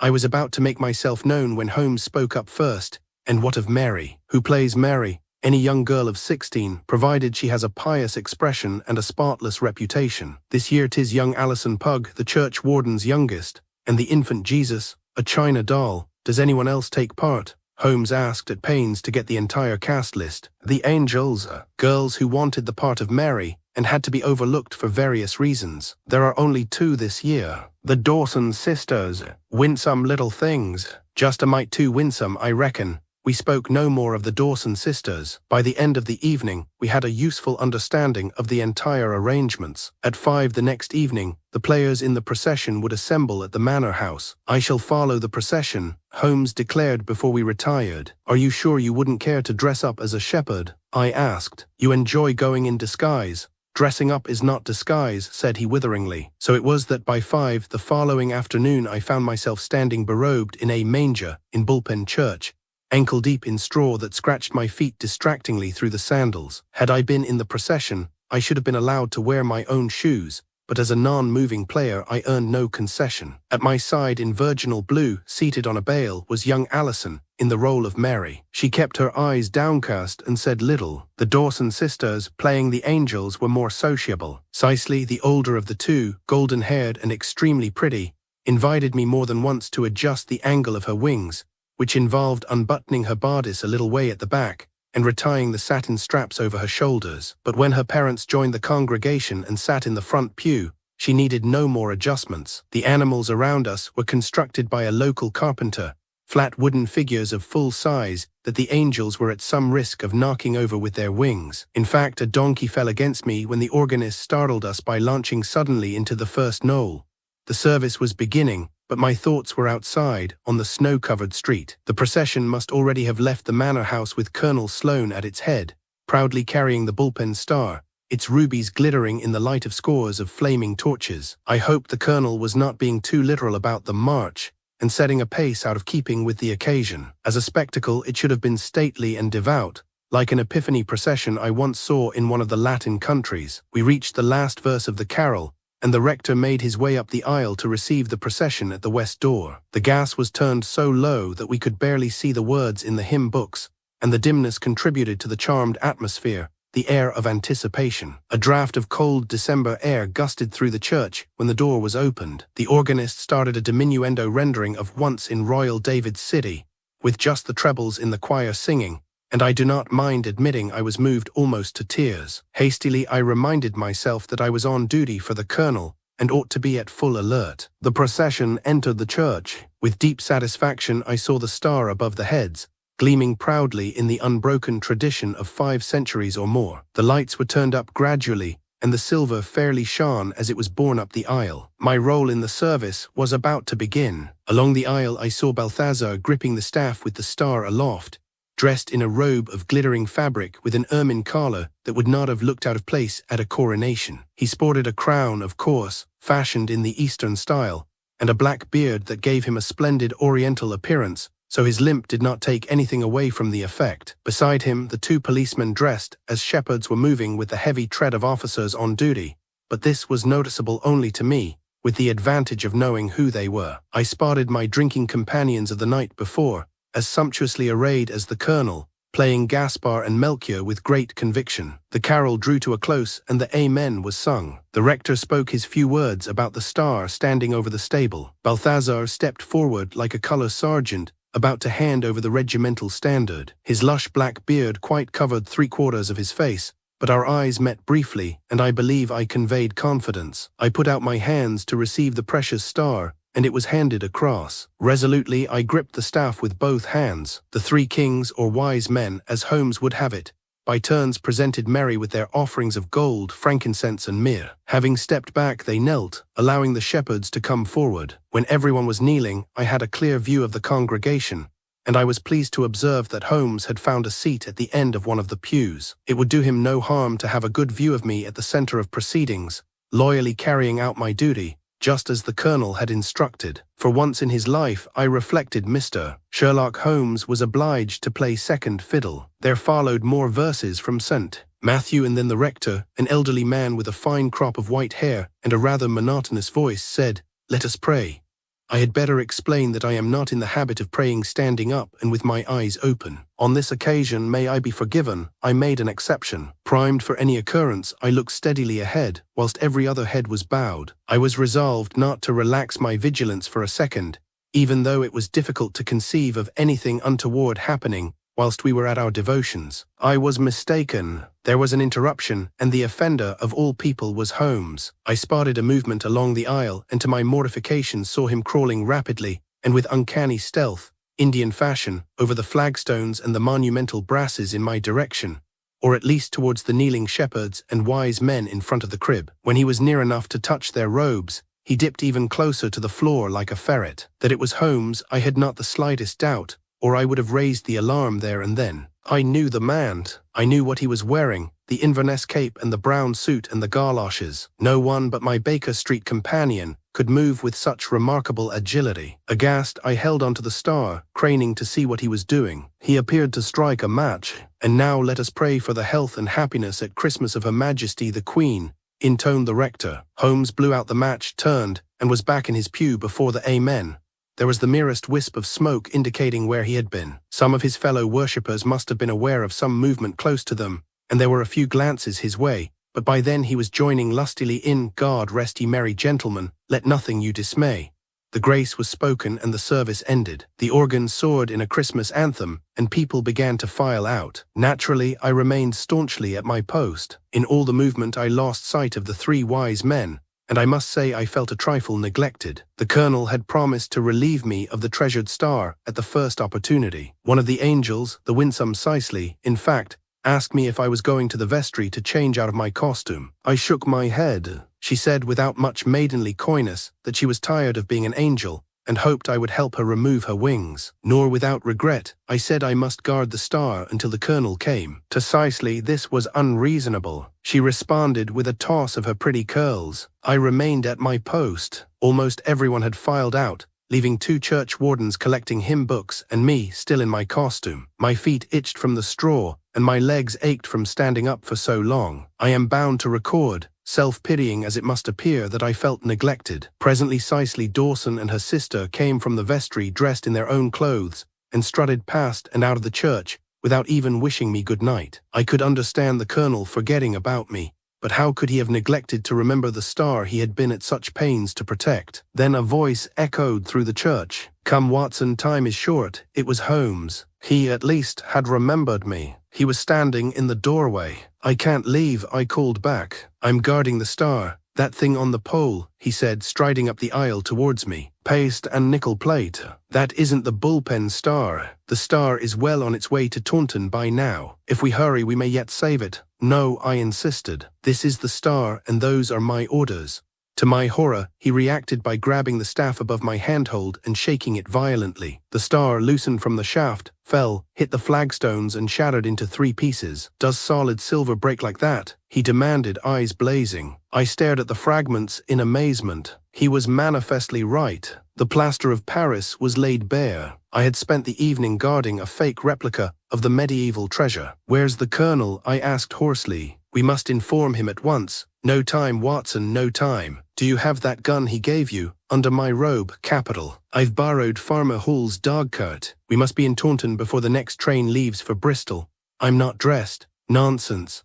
Without a notion as to the reason, I presently found myself seated beside Holmes, exposed to the elements on a light cart behind a black gelding that fairly raced through the night. Fortunately, the snow had stopped in the last hour. A full moon and a clear sky made the going passable. I was chilled to the marrow in my biblical apparel, yet eager for information. "Who exactly are we pursuing, Holmes?" "The thief," he said through bared teeth. An appalling thought struck me. "Not Colonel Sloane, no. Sloane isn't our man, but what happened to him? He promised to see me after the service. He's at home at the manor house. Could be dead, but I think not." He cracked the whip, urging the horse on. "Good Lord, trussed up more likely. He never left home. How can that be so? I saw him in the church. He handed me the star." "No, Watson. That wasn't your colonel. That was the thief." "Are you sure?" I asked in disbelief. He was limping like the colonel. Naturally he was. The robbery was planned to the last detail. Almost the last, anyway. Holmes added on a note of self-congratulation that I picked up even with the wind rushing in my ears. I hazarded a guess. Was he limping on the wrong side? Ha, nothing so obvious, said he. Wearing a built-up shoe. I saw you creeping up the aisle behind him and lighting a match. No, Watson. His shoes were a perfect pair. That was the detail I went to some trouble to ascertain. Whilst Balthazar knelt in prayer, I examined his heels. The heel of a lame man always shows wear on the edge of the shoe that takes most weight. This pair of heels was evenly worn, so the wearer was not lame. Whoa, we were going too fast, and the wheels skidded towards a hedge. Holmes pulled on the reins in time to avert a disaster. Deucedly clever, I said, but you must have had your suspicions already. I knew if the star was to be stolen, it would be well planned. The weak point in the Colonel's arrangements was when he had brought the star from the bank to his house. He needed to change into his costume. He wouldn't want the bodyguards in his bedroom watching him dress.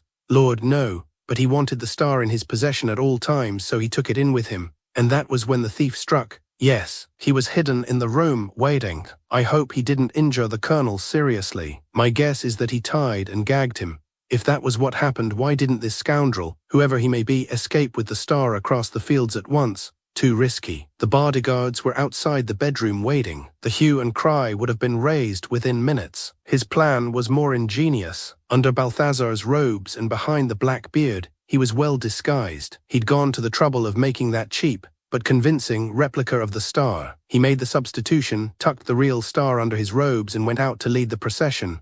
What nerve! He's audacious, I grant you, and resourceful. How did he know what the star looked like to manufacture the fake replacement? Of course, I found myself answering my own question. He saw it for himself in London last summer and used the illustrations in the press as blueprints. Diabolical. And at the end of the service, said Holmes, he walked quietly away, dismissed the bodyguards, slipped off Balthazar's robes behind the church wall, where I found them a few minutes too late, and helped himself to one of the carriages lined up in the lane, and escaped, just so.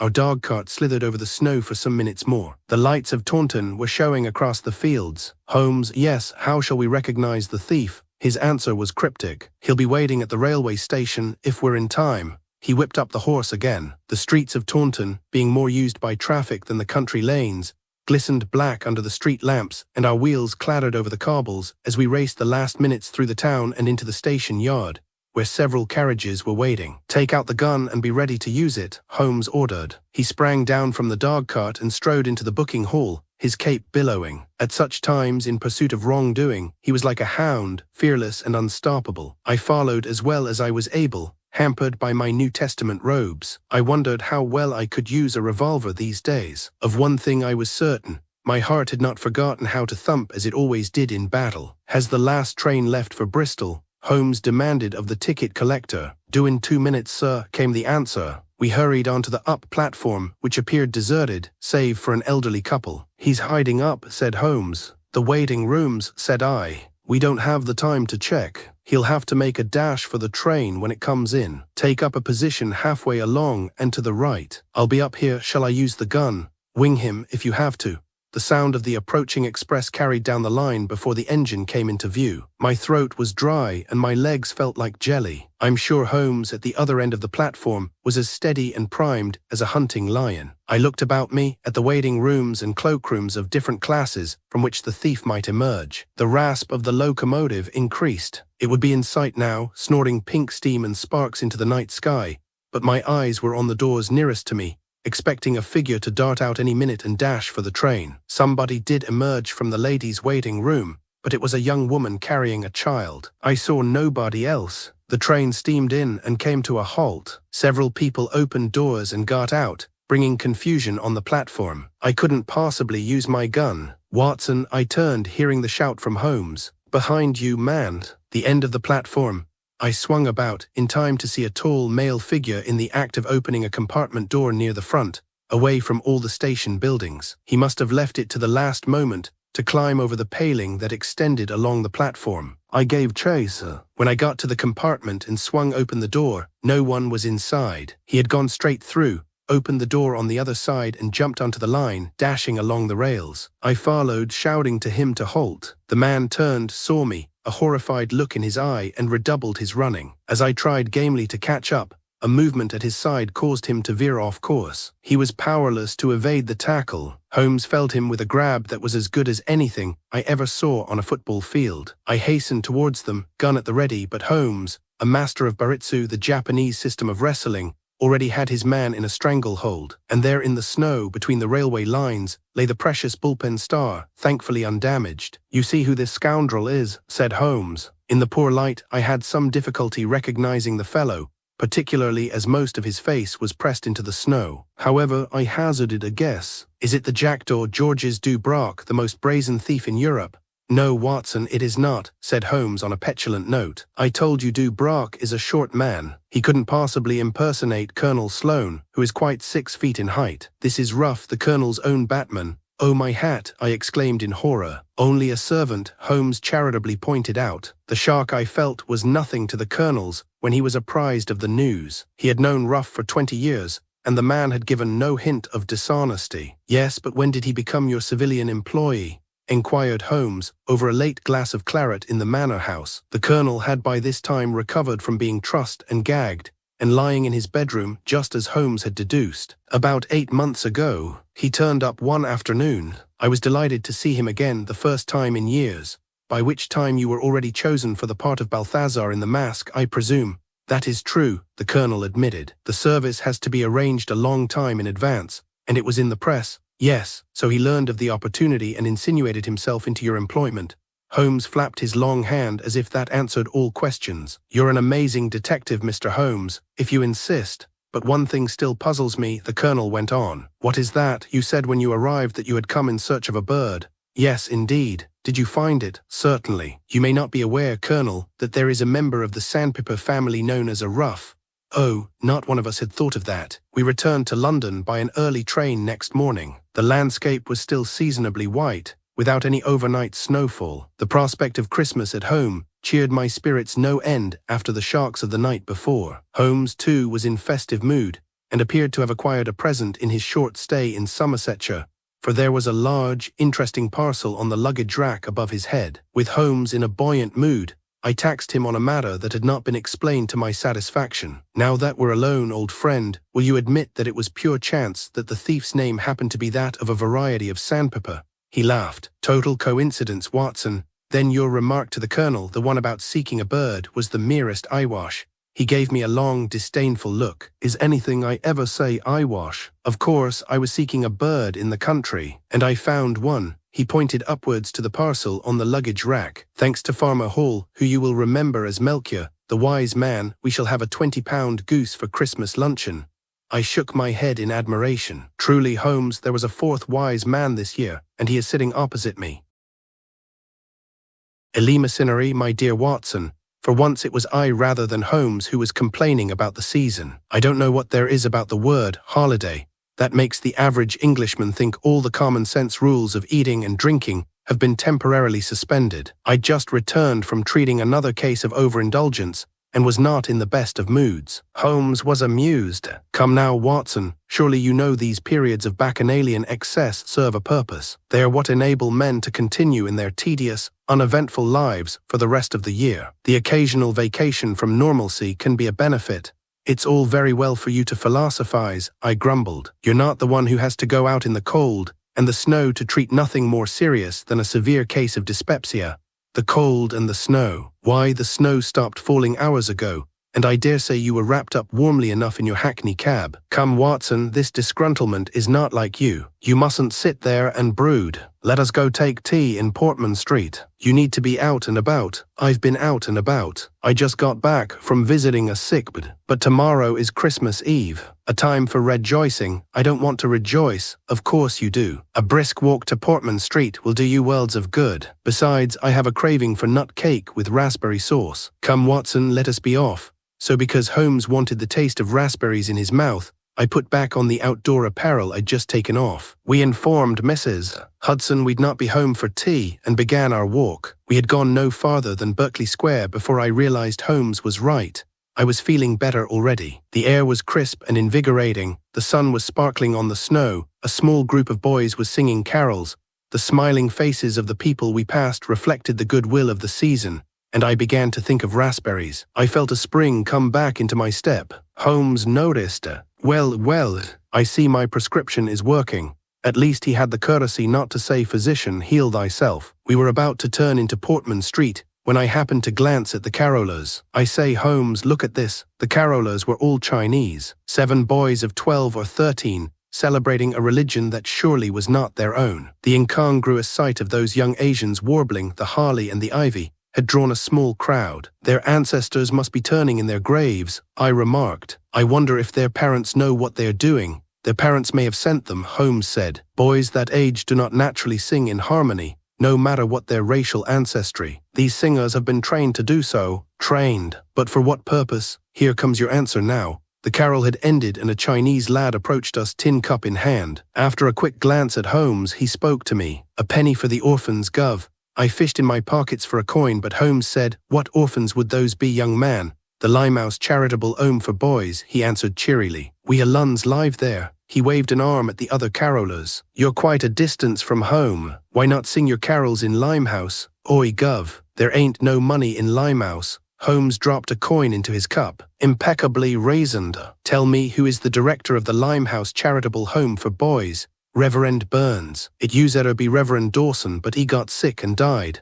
I added my own coin to his cup. "A Christian institution, then?" "Oh, yes, sir. We're a Lun's good Christians, we are." He flashed us a grin and moved off to solicit the other onlookers. "And there, Watson," Holmes said, "you have as good an example of Cockney English as you're ever likely to hear. That young Oriental lad was born within sounds of the Bow Bells, I warrant you. I wonder how many others there are like him." I was about to reply when a shout rang out. We turned to see a man of middle age, blood running down the side of his face and his shirt torn, staggering out of a shop door that said Jas. "Lombard and Son." Holmes was halfway across the square before I was able to react. 3 of them, the man gasped and almost fell. Holmes put an arm about him to support him. 3 men.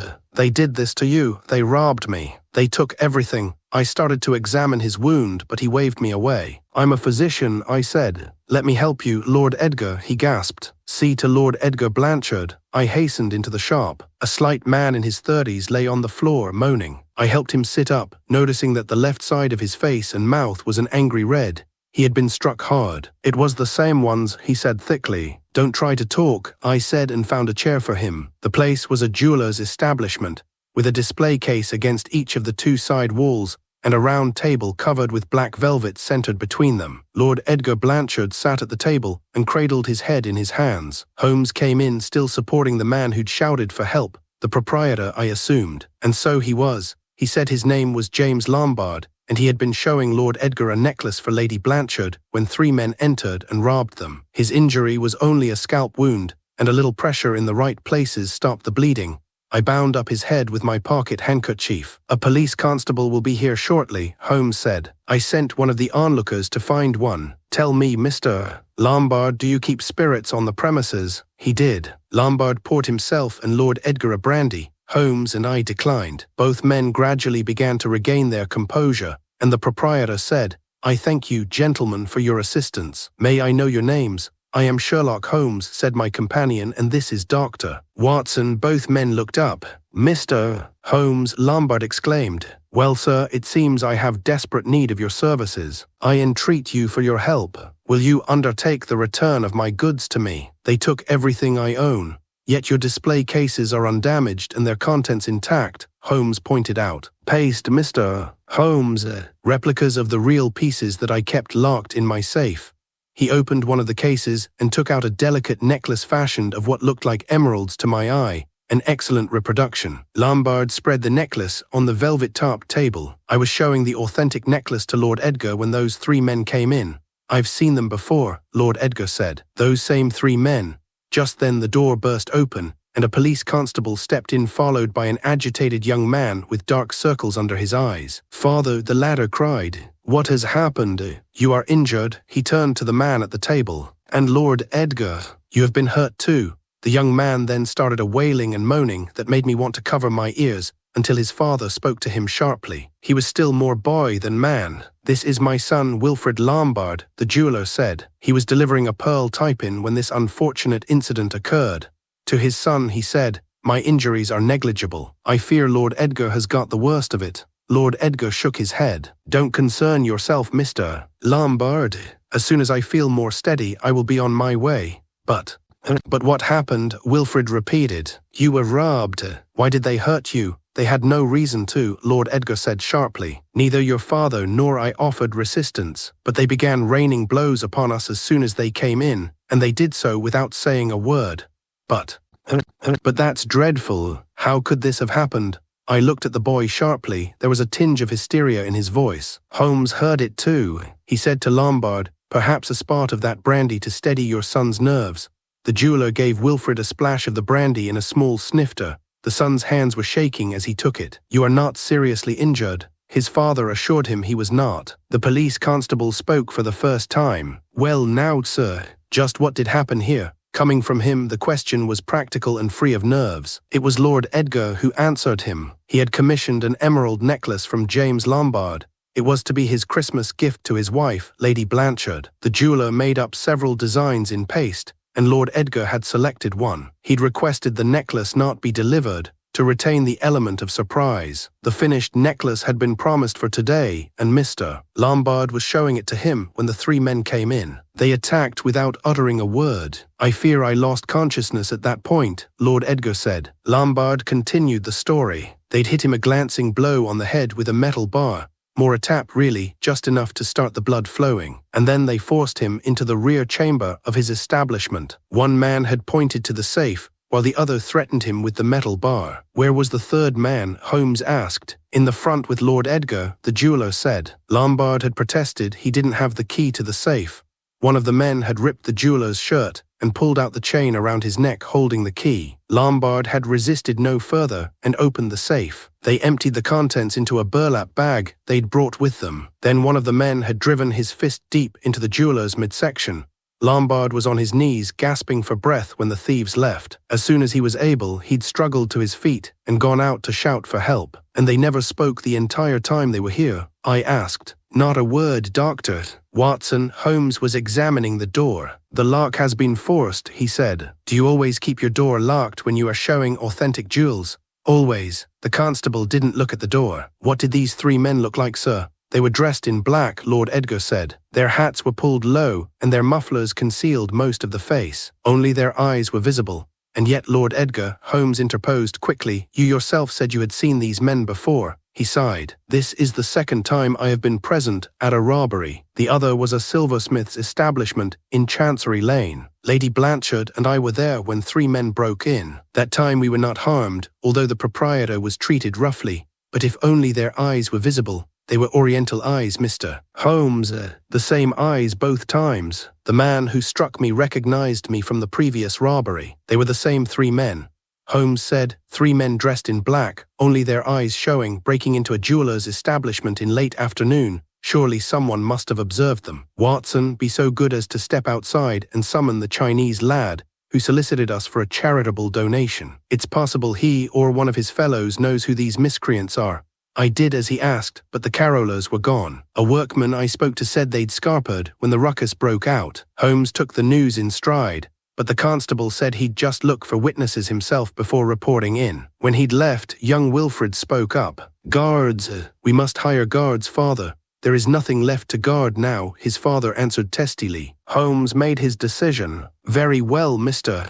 Lombard, I will undertake a search for your stolen goods. If you would be so good as to prepare a list of what was taken. Later, Holmes, I interrupted. Mr. Lombard should return home and rest for a few hours. His color was not good. I do feel the need, the jeweler admitted. I will send the list to you this evening. Do not trouble yourself, Holmes said. If you will give me your address, I will come get it. Lord Edgar, did they take Lady Blanchard's necklace as well? They did. Now I have no gift for Christmas. Lombard wrote down his address for Holmes and sent Wilfred out to find a hackney. Holmes and I escorted Lord Edgar to his carriage, and it was fortunate we did so as he came near to collapsing in the street. I insisted we see him home. The man was displaying all the symptoms of concussion. The Blanchard residence was in King's Cross, not a large building but a graceful one. The servant who opened the door gasped when she saw two strangers supporting the master of the house, and ran to tell her mistress. Lady Blanchard turned white when she saw her injured husband but remained steady, and soon we had him settled in bed, where he immediately fell asleep. I gestured toward the hallway, With a worried glance at her husband, Lady Blanchard followed us out. I introduced myself and Holmes and said, "Sleep is the best medicine Lord Edgar can have. I believe he struck his head when he fell. You must keep him as quiet as you possibly can. He had a fall." "How did this happen?" Holmes said. "I fear it is even more unpleasant than that, Lady Blanchard." He told her what had happened at the jeweller's establishment, and she pressed a hand to her mouth to keep from crying out. Holmes went on, "Do you recall a similar incident at a silversmith's in Chancery Lane?" "Yes," she exclaimed. "3 men robbed the silversmith while we were there, but we were not harmed. Lord Edgar says they were the same 3 men today." She looked surprised. "But how could he know? Their faces were covered by scarves. He says they had oriental eyes." Her own eyes narrowed in thought. "Yes, I do recall his saying so at the time. But I'm sorry, Mr. Holmes, I did not notice." I repeated that Lord Edgar must be kept quiet, and we left her to nurse her husband back to health. Outside, the daylight had gone and a light rain had begun to fall. The streets would be icy for Christmas Eve. We turned up our collars and started looking for a hackney. "We have missed our tea, Watson," Holmes said. "Let us see if Mrs. Hudson can give us an early supper before we call on Lombard. Why not just have him send the list of stolen goods? I wish another word with him. Tonight is the best time for that, after he has recovered from the shocks of the afternoon." When we reached Baker Street, we found that Mrs. Hudson could indeed provide us with an early meal, which we consumed at a leisurely pace. It was after 9 in the evening when we set out for Lombard's home in Knightsbridge. The jeweller himself was looking much better than the last time we saw him. His colour had returned and his breathing was regular. He offered us a sherry and handed Holmes the list of stolen jewellery. Holmes read through the list and slipped it in his pocket. "Your son was most distressed this afternoon. I hope he has recovered from his shock." Lombard's face darkened. "I do not know. He is not at home. He is not." Lombard offered no explanation. Holmes persisted. "I would like to speak to your son. Do you know when he will return?" "I do not. I have not seen Wilfred since I was robbed this afternoon." "How very strange." I asked. "Nothing unfortunate has occurred, I hope." Lombard jumped from his chair and began to pace. He struggled for a moment before deciding to confide in us. "It pains me to admit it, gentlemen, but I am deeply disappointed in my son. He is a wastrel and a weakling. Perhaps you noticed how little brandy I gave him this afternoon. In moments of anxiety, and Wilfred has many such moments, his reaction is always the same. He reaches for the nearest bottle, and I recommended you give him the brandy," Holmes said quickly. "I do beg your pardon, Mr. Lombard. You had no way of knowing, Mr. Holmes. Even now I am trying to rescue Wilfred from a life of dissolution." Lombard stopped pacing and braced himself against the mantelpiece, staring down at the fire. "He was sent down from Oxford for drunkenness. I thought if I myself prepared him to take over the business, gave him a goal to work toward, taught him to live within his income." He shook his head. "It made no difference. Are there just the 2 of you in the business?" "Yes, I let a good assistant go to make room for Wilfred, but he's out there now somewhere, carousing with the lowlife whose company he prefers. He spends most of his time in Limehouse, with the sailors and the smugglers and the thieves and the ladies of the night. I sometimes fear for his life, as well he might." Holmes asked, "Do you know the names of any of the places he frequents?" "I know one, the Glorious Lotus." "Are you going to find him, Mr. Holmes?" "I am going to look for him, Mr. Lombard. But do not raise your hopes too high. Limehouse guards its secrets well, and with that we left him. Limehouse could be a model for hell. The skies glow red, with reflected light from the factory furnaces that blast forth day and night. The buildings are so covered with grime that merely to brush up against a wall is sufficient to ruin a greatcoat. The stench from the paper mills is overpowering. The basin that the area surrounds is filled with floating things that one would not care to examine too closely, and the denizens of that dreadful place openly inspect every stranger with an eye to doing him harm. I think only the fact that there were 2 of us kept us from being attacked and robbed in the streets. Even the police constables walked the streets in pairs in that part of London. 2 were even then strolling in our direction. "Ah, Watson," said Holmes, "here come 2 men who undoubtedly know the area well." He approached them and asked not about the Glorious Lotus but the Limehouse Charitable Home for Boys. Both constables shook their heads. "There's no such place, sir," one of them said. "There's St. Anne's but no orphanage. No orphanage in Limehouse at all. No institution of any kind headed by the Reverend Mr. Burns, who succeeded the Reverend Mr. Dawson as director, not in this parish. This lot here ain't much for church." "Someone's been telling you a story, sir," As I suspected, Holmes said. "Thank you, Constable, you have been most helpful." The two policemen went on their way. "I thought you were going to ask about the Glorious Lotus," I said. "The Glorious Lotus? Oh, that's down the street to our left." It was a dive of the most disreputable sort. There was certainly nothing either glorious or flower-like about it. Young Wilfrid Lombard was not to be found, however. A few well-placed inquiries and a half-crown piece elicited the information that he had recently departed for Mr. Chooser. I trailed Holmes back out to the street and asked, "Where and what is Mr. Choo's 2 streets away?" "It is an opium den, Watson." I stopped, he knew the place. "Holmes," I said. "Hurry, Watson. There may still be time to stop him." There was nothing to do but follow, although I was filled with dread at the thought of Holmes in one of those places even on a rescue mission. We reached a blackened building indistinguishable from its neighbors. Holmes stopped at the door. "They know me as Lewis here," he said. "Watson, I must ask you to say nothing once we go inside. Do not protest against anything you see or hear, and keep your face impassive at all times. You must not express disapproval in any way whatsoever." I understood. We went in. I had trouble seeing at first. The place was kept so dark. But Holmes didn't hesitate. He made his way straight to a mountainous Chinaman reclining on some sort of divan and addressed him courteously as Mr. Chu. The Chinaman took his time answering and then said, "Mr. Lewis, it has been a long time since you last visited Chu's house." "Too long, Mr. Chu. But as you see, I have brought a friend with me this evening. We would like a private alcove if one is available." "One is available." Money changed hands. From a lacquered storage chest, Mr. Chu produced 2 opium pipes and handed them to us. I kept a blank face as I accepted the noxious object. The pipe was made of black horn and had a sort of funnel cup resting on the top about 2/3 of the way between the mouthpiece and the other end. "There were to be 3 in our party," Holmes was saying, "but the 3rd was not at the Glorious Lotus where we were to meet. If he comes in, Mr. Chu, would you be so good as to direct him to the private alcove?"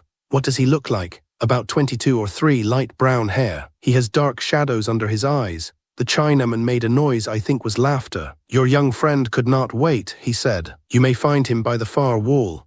My eyes had adjusted to the dim lighting by then, and I could see the room was filled with bunk beds 3 tiers high. Almost every bunk was occupied. As we moved among them, I could not help but stare at those empty faces, the slack mouths, the unseeing eyes, the sluggishness of motion among those who could still move at all. What demons drive men that make them choose oblivion over life? I did not then, nor do I now, understand that impetus to slow but inevitable self-destruction. Young Wilfrid Lombard had not yet been in that den of corruption sufficiently long to have succumbed to a drug stupor. He recognized us immediately. Holmes stopped him from speaking, saying he was known by a different name here, and invited Wilfrid to join us in our private alcove. I was sickened by the look of smug gratification that appeared on the young man's face. Our presence in that vile place excused his own weakness. Holmes led us to an adjoining room of small partitioned-off spaces, with only curtains covering the entries.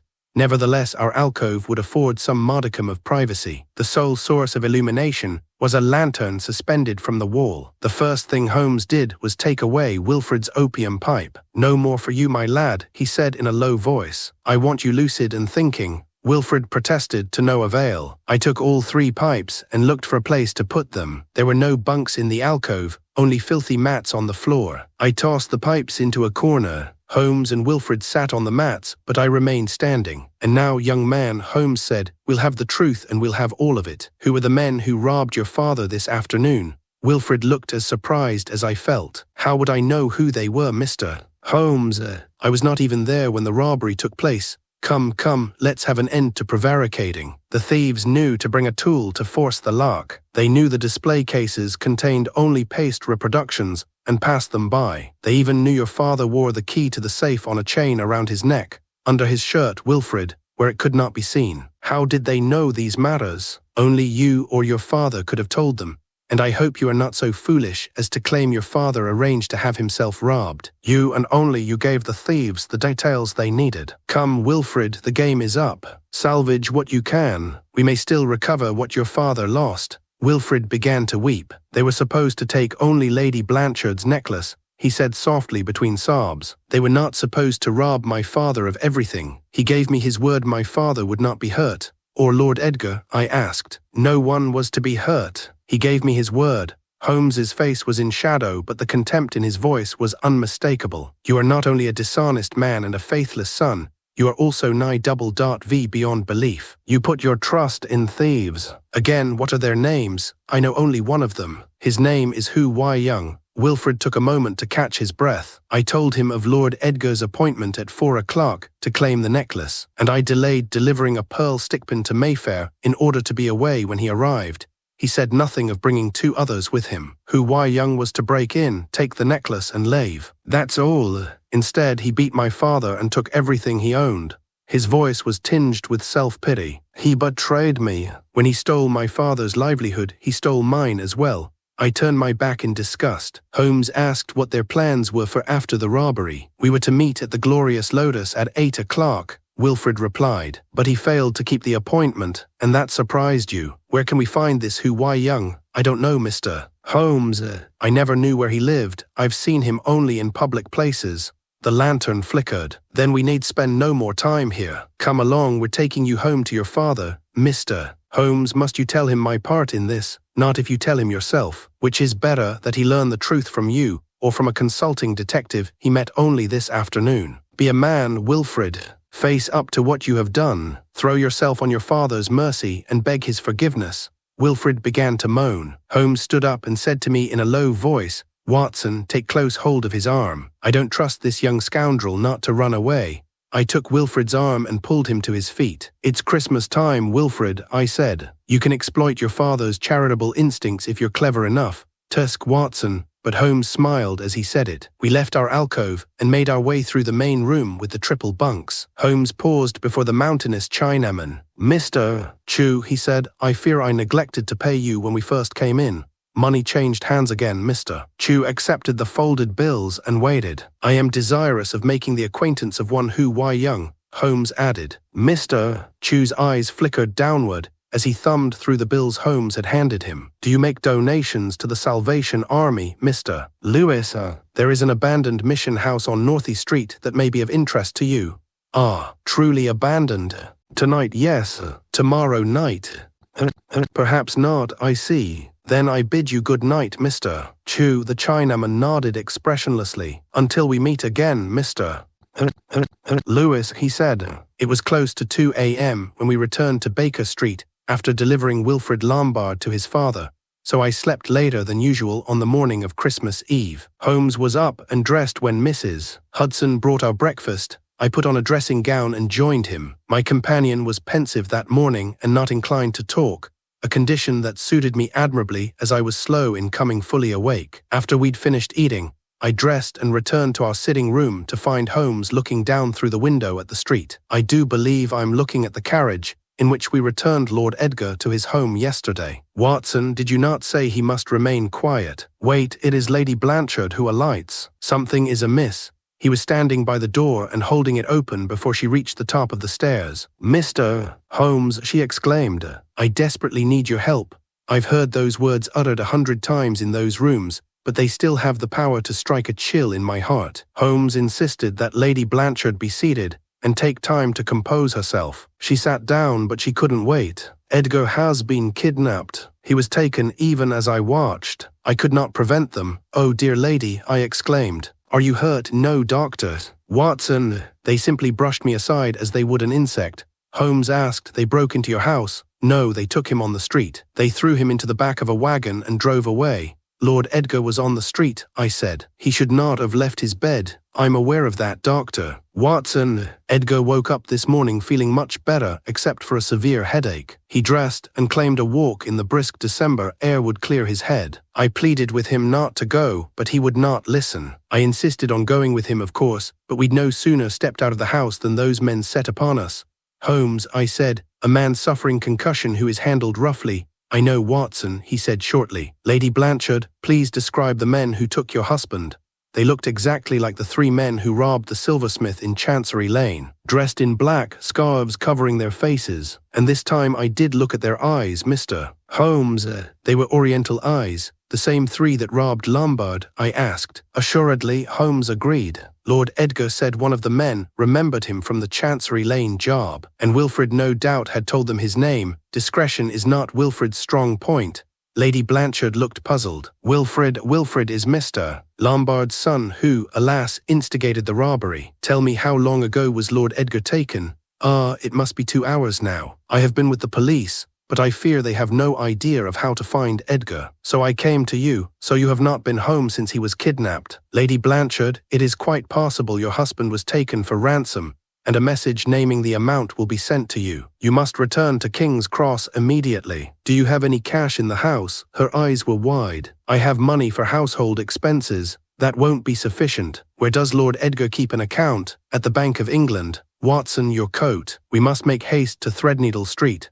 Holmes sought out a bank official for whom he had once done a service, and Lady Blanchard's needs were attended to swiftly and efficiently. I almost fell as we were coming out of the bank. Last night's drizzle of rain had frozen over and the walks were icy. Holmes saw Lady Blanchard into her carriage and instructed the coachman not to stop for anything until they had reached King's Cross. I watched the carriage until it was out of sight. Do you believe it was indeed for ransom that Lord Edgar was taken? Let us pray that is the case, Holmes answered. But if Lord Edgar realized that the thief remembered him, could the thief not realize that Lord Edgar recognized him as well? Then Lord Edgar may be in the greatest peril of his life. Theft, kidnapping, a son's betrayal, and now possibly murder. What a hideous way to observe the season. The normalcy of the scene around us was a heartless mockery of those unhappy events. The sun glittered brightly on the ice. Holly wreaths tied up with bright ribbon adorned the lamp poles and many of the business establishments within sight. Strangers wished one another happy Christmas as they passed. The sound of caroling drifted from down the street. Holmes and I had the thought at the same time. I said, could it possibly be? Let us find out. We made our way as quickly as we could along the icy walk to the next street corner, and there stood our 7 carolers from the fictional Limehouse charitable home for boys. They were attracting the same kind of attention as yesterday in Berkeley Square. A group of passers-by had stopped to listen to these young Chinese boys singing of Christmas. Even a police constable stopped, enjoying the scene. And then something strange happened. The carolers broke off their rendering of the Harley and the Ivy, stopping in mid-phrase in fact, and began to sing loudly, God rest ye merry gentlemen. Constable, Holmes shouted above the singing. Blow your whistle. Summon help. A robbery is taking place even now. To me, he added, the carolers, Watson. They act as lookout for the robbers, whom they have just warned of a police constable on the scene. The carolers scattered at the sound of the police whistle, each running off in a different direction. Holmes took off after the nearest one. He looked like a great black scarecrow slipping and sliding across the ice, his long arms flailing to help keep his balance. But the boy he was pursuing fared no better, and Holmes was able to nab his prey, whom he held in a tight grip. It was not the same boy who had solicited us for donations. This boy was younger. When I caught up with them, Holmes was saying, answer me, where is the robbery taking place? The boy answered in a high sing-song using words I did not know. And don't pretend you can't speak English. You have a choice, you young rascal. You can tell me which establishment is being robbed, or you can live your life in an English prison. Well, which shall it be? The boy was frightened. He swallowed hard and said, Telegraph office. The telegraph office, which would have more money in the till than usual because of all the Christmas greetings being sent this day. Holmes released the boy and gave him not so much as a glance as he ran away. Constable, Holmes called. The telegraph office. Oi, someone cried out. It's the telegraph office. 2 other constables had appeared in answer to the summons. We made a strange procession as we slid our way to the building under siege.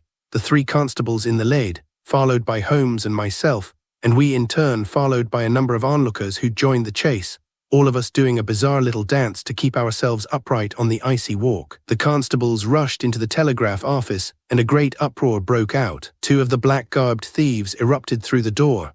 The crowd immediately captured one of them, and the constables came out dragging another. But the 3rd man was getting away. After him, Holmes cried and set off in pursuit. But this time, he was not able to run down his quarry. Holmes stepped on a particularly treacherous piece of ice that ended the chase. Down on one knee, he called out, Who, why, young?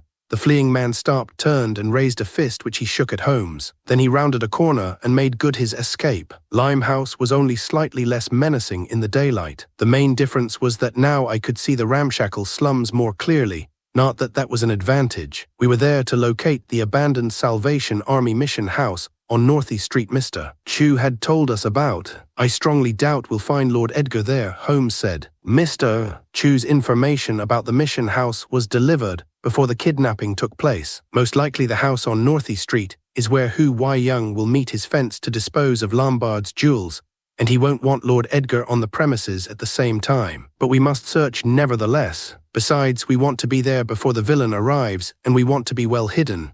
It would have helped if Mr. Chu had provided us with an exact hour. We can't ask for miracles, Watson.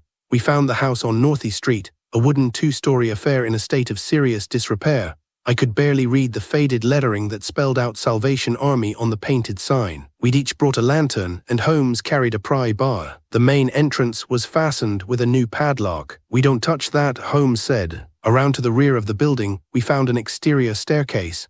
It looked fragile enough to collapse if so much as a bird lighted on it. But Holmes would hear no objection, so up we went, frequently stepping over empty space where treads were missing. At the top of the stairway we found a door and another padlock, only this one was old and rusty. "That we touch," Holmes said. He got to work with his pry bar and soon had the door open. Inside was pitch black. We lighted our lanterns and found ourselves standing on the brink of an enormous gaping hole where the floor had fallen in. Holmes edged forward as far as he could and held his lantern over the hole. "Excellent," he said. We made our way cautiously around the hole to a door in the wall opposite to where we'd come in. It opened onto a landing at the top of a flight of stairs, and directly opposite was another door. That door opened to an empty room, not so much as a box or a scrap of paper to be seen. We did not test the floor. The flight of stairs leading down was in better condition than the exterior stairway, since it had not been exposed to the elements. Downstairs we found a kitchen, a small scullery, and a storage room cramped into a small space together.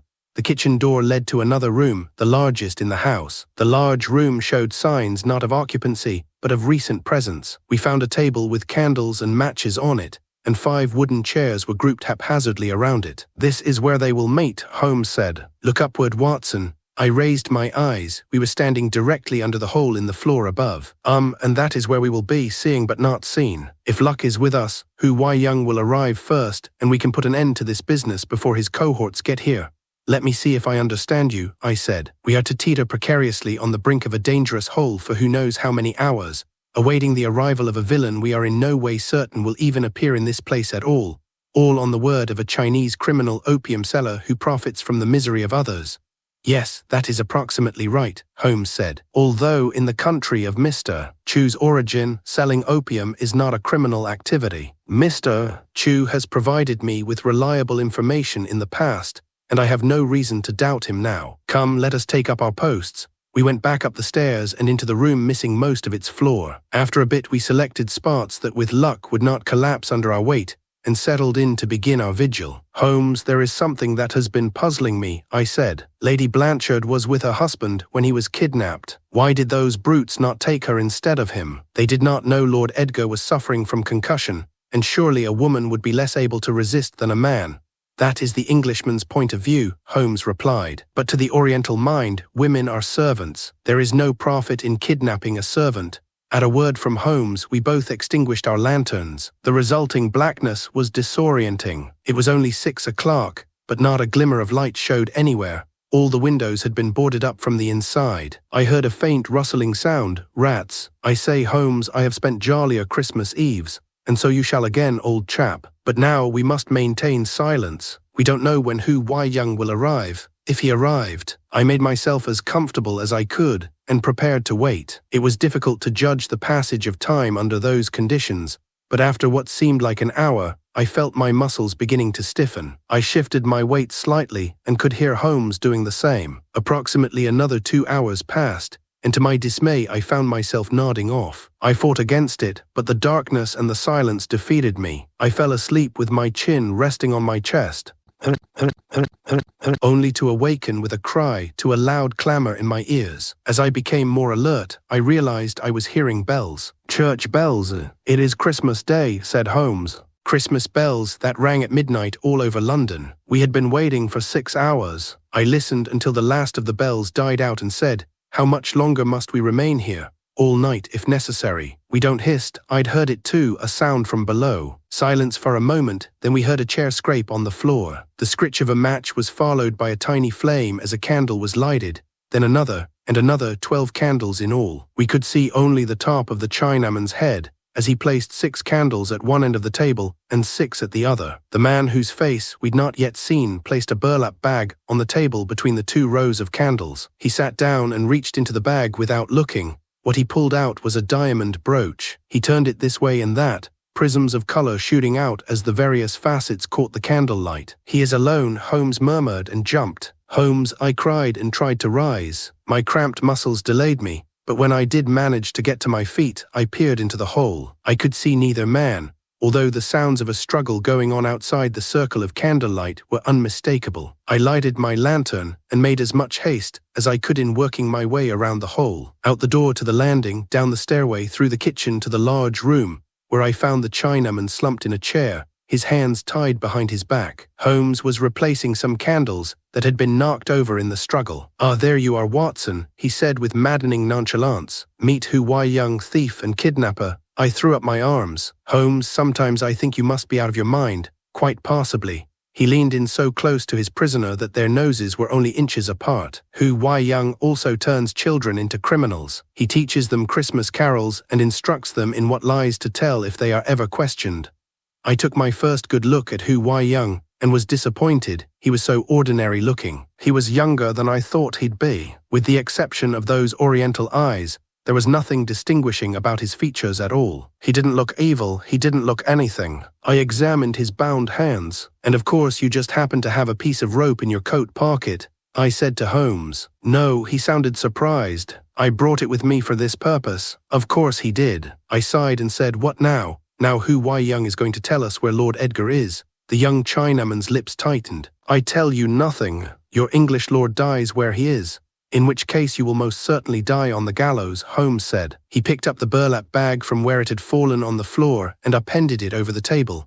The jewels came tumbling out. Holmes ran his long fingers through the gems and lifted out a necklace that was the authentic version of the paste model Lombard had shown us the day before. "Lady Blanchard's necklace," Holmes said, and slipped it into a pocket. "That goes to her. The rest goes back to the man you stole it from. You gain nothing, Hu Wai Young. Not one farthing have you profited from this theft or kidnapping. So why let Lord Edgar die? What do you accomplish?" The man's voice was thick. "You do not understand. Do you understand?" Holmes countered. "If Lord Edgar dies, you die. You are committing suicide if you do not take us to him. Do you want to die? No. Then show us where he is, man. Quickly." "I cannot. If I take you to him."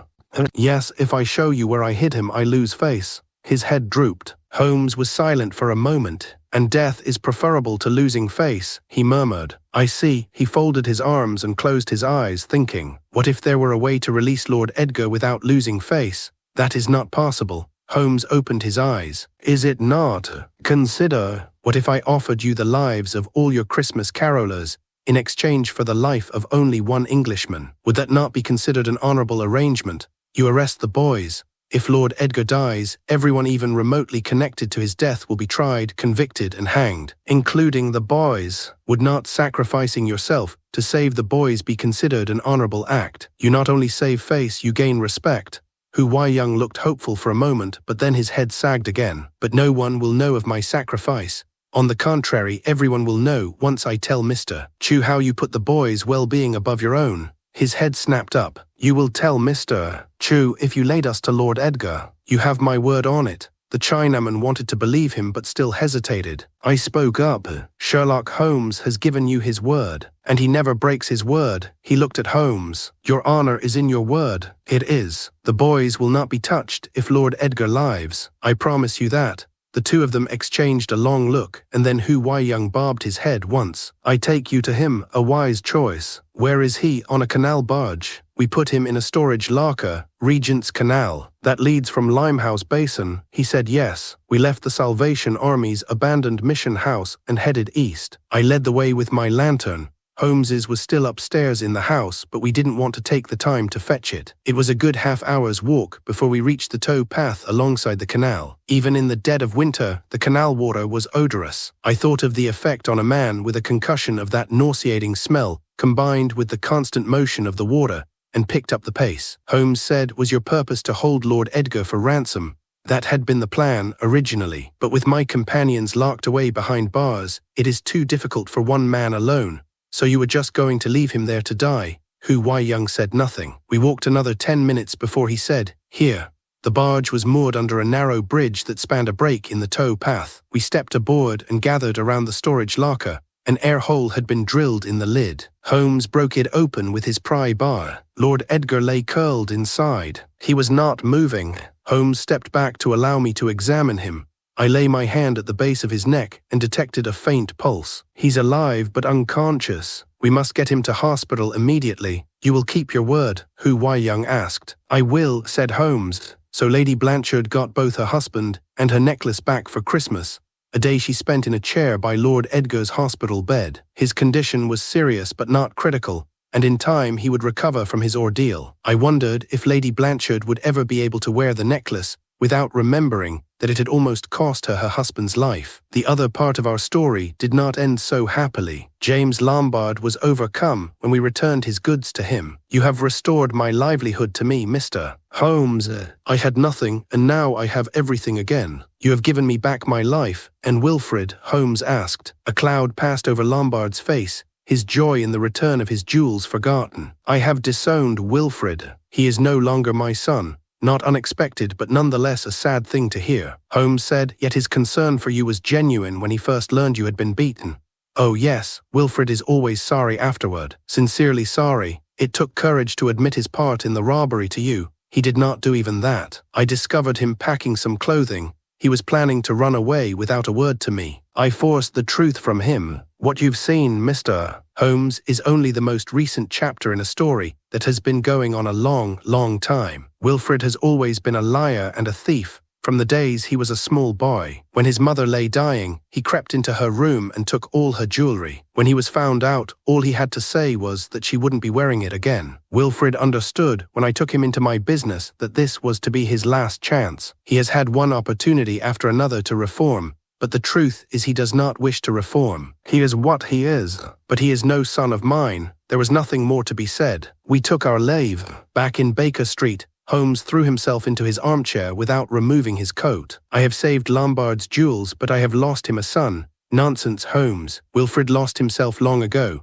Nevertheless, if I had not insisted that Wilfred confess his role in the robbery, you would not only have deceived your client, but also made it possible for Wilfred to betray his father again." "Oh, I dare say you are right, Watson, but there should have been some solution other than the one at which Lombard ultimately arrived."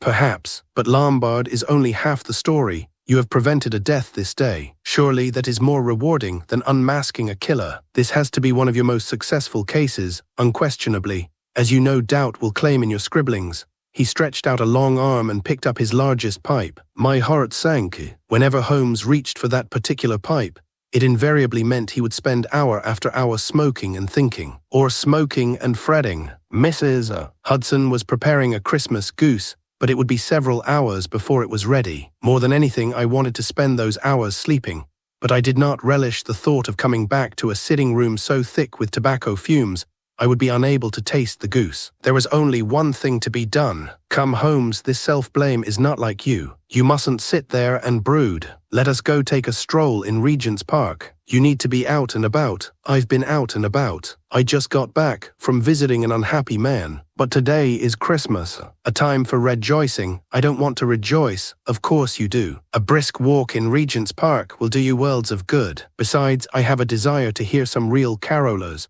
ones who sing for the joy of the season rather than for some nefarious purpose. Come, Holmes, let us be off." "Oh, very well, since you're so set on it. Although I fail to see why we cannot sit here quietly until Mrs. Hudson brings us that plump goose she is cooking, because I worry you may be growing stale." "Sit quietly indeed." He stared at me in disbelief. "The adventure of the greatest gift, you know, Watson," remarked Sherlock Holmes, "that I am not a religious man. Neither, however, am I a blasphemous one, and I trust I won't offend one of your fine sentiments when I wish that the great miracle could be repeated in the case of the late lamented Professor Moriarty. I do miss him these foul evenings."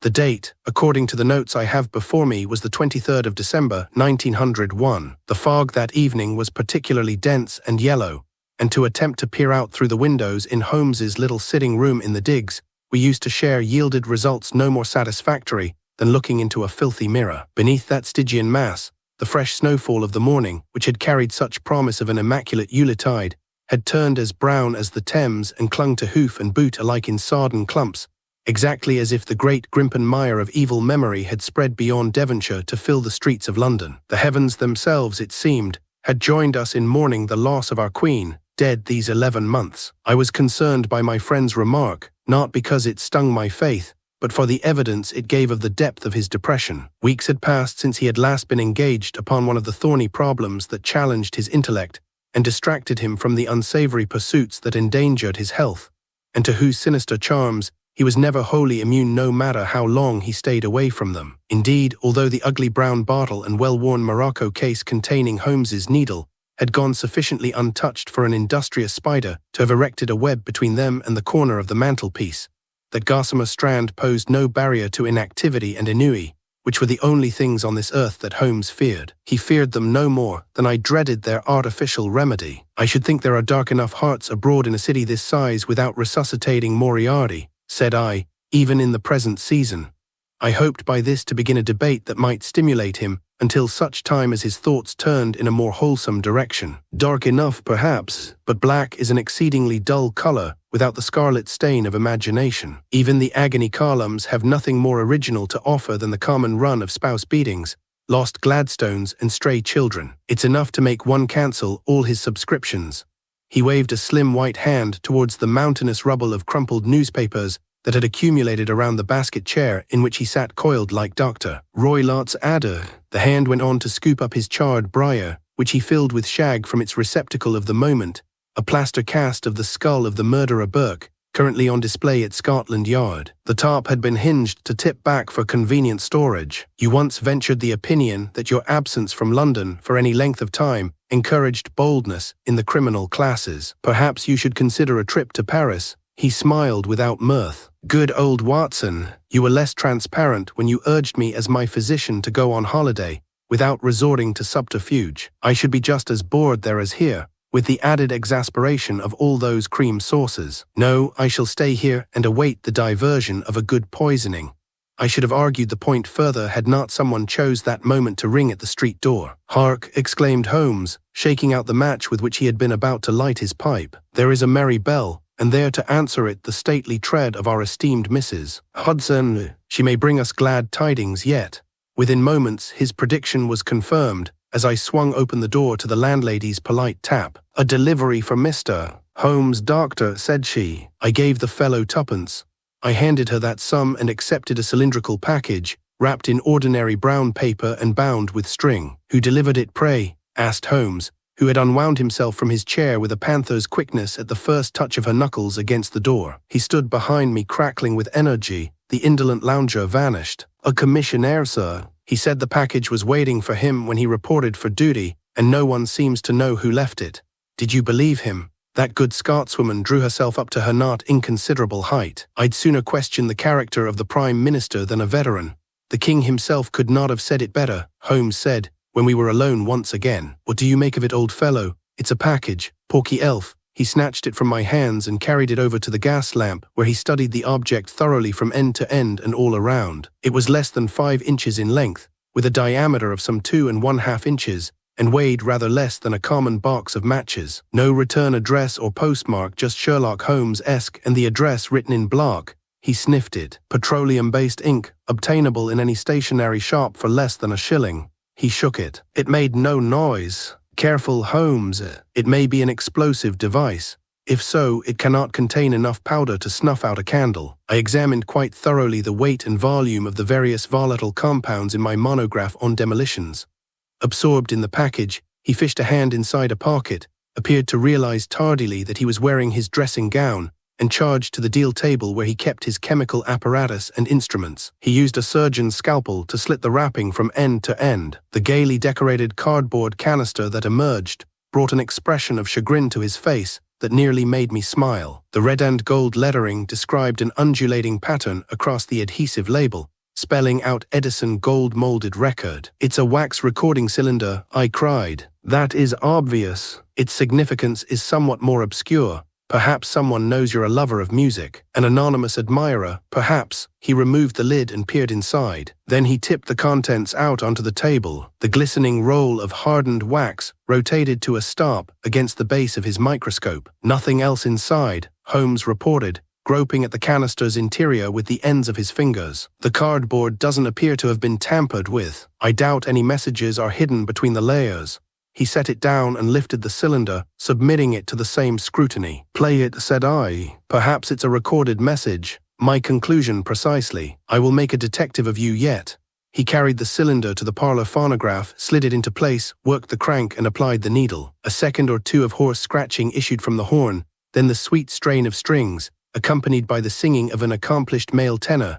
After the ball is over, after the break of morn, after the dancers leaving, after the stars are gone. Many a heart is aching, if you could read them all, many the hopes that have vanished after the ball. The refrain was repeated, after which the recording scratched into silence. I could make nothing of it, but Holmes was galvanized. He charged towards the basket chair, and there on his knees sorted feverishly through the wrecked newspapers, snapping open the sections and raking them with his eyes, disposing of each as it disappointed him and seizing upon the next. At length he shot to his feet, folding one over. "Hullo, Watson, listen to this."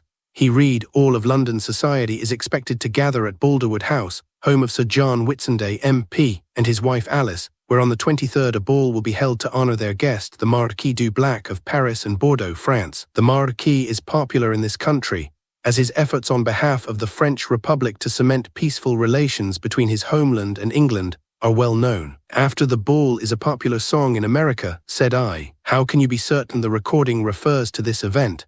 You must agree that this recording arriving on the night of this affair is an unlikely coincidence. Use your imagination. Many a heart is aching, many the hopes that have vanished.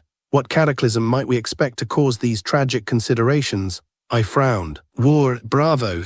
The friendship between Du Blac and our government is a slim barricade against the centuries-old differences that have plunged England and France time and again into bloodshed. Certain foreign powers would have much to gain by eliminating so well-known a French dignitary on British soil.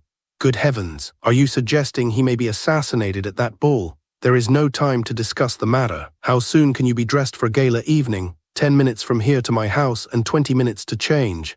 I snatched my coat and hat off the peg. "I shall be there with a hansom in 30 minutes. Do not forget to add a revolver to your ensemble. A well-armed man is dressed for any occasion. How are we to get in without an invitation?" His eyes were bright. "I am Sherlock Holmes. My presence is always welcome among the law-abiding."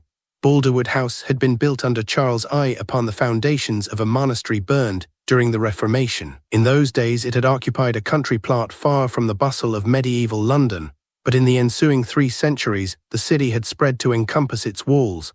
A 20-minute hansom ride deposited us at the gate, which stood open for the convenience of the evening's guests. Notwithstanding the gay occasion, the dour fog, and beneath it the stark fact of a nation bereaved, cast over the estate a sombre, even baleful aspect. The candles burning in the windows created the impression that one were under the hostile scrutiny of a many-eyed beast from pagan mythology. The butler, a cherubic enough fellow, bald of head and pink of cheek, frowned decorously at Holmes's admission that we had not been invited, but accepted our cards and asked us to wait in the entryway. Moments later we were joined among the room's baronial trappings by a handsome woman in her middle years, attired in a black evening dress of dutiful mourning and a minimum of jewels, who introduced herself as Alice Whitsunday, wife of Sir John. "And which of you is Mr. Holmes?" asked she, looking from one of us to the other. "You do us a great honor, along with embarrassment that we omitted you from the list of our guests."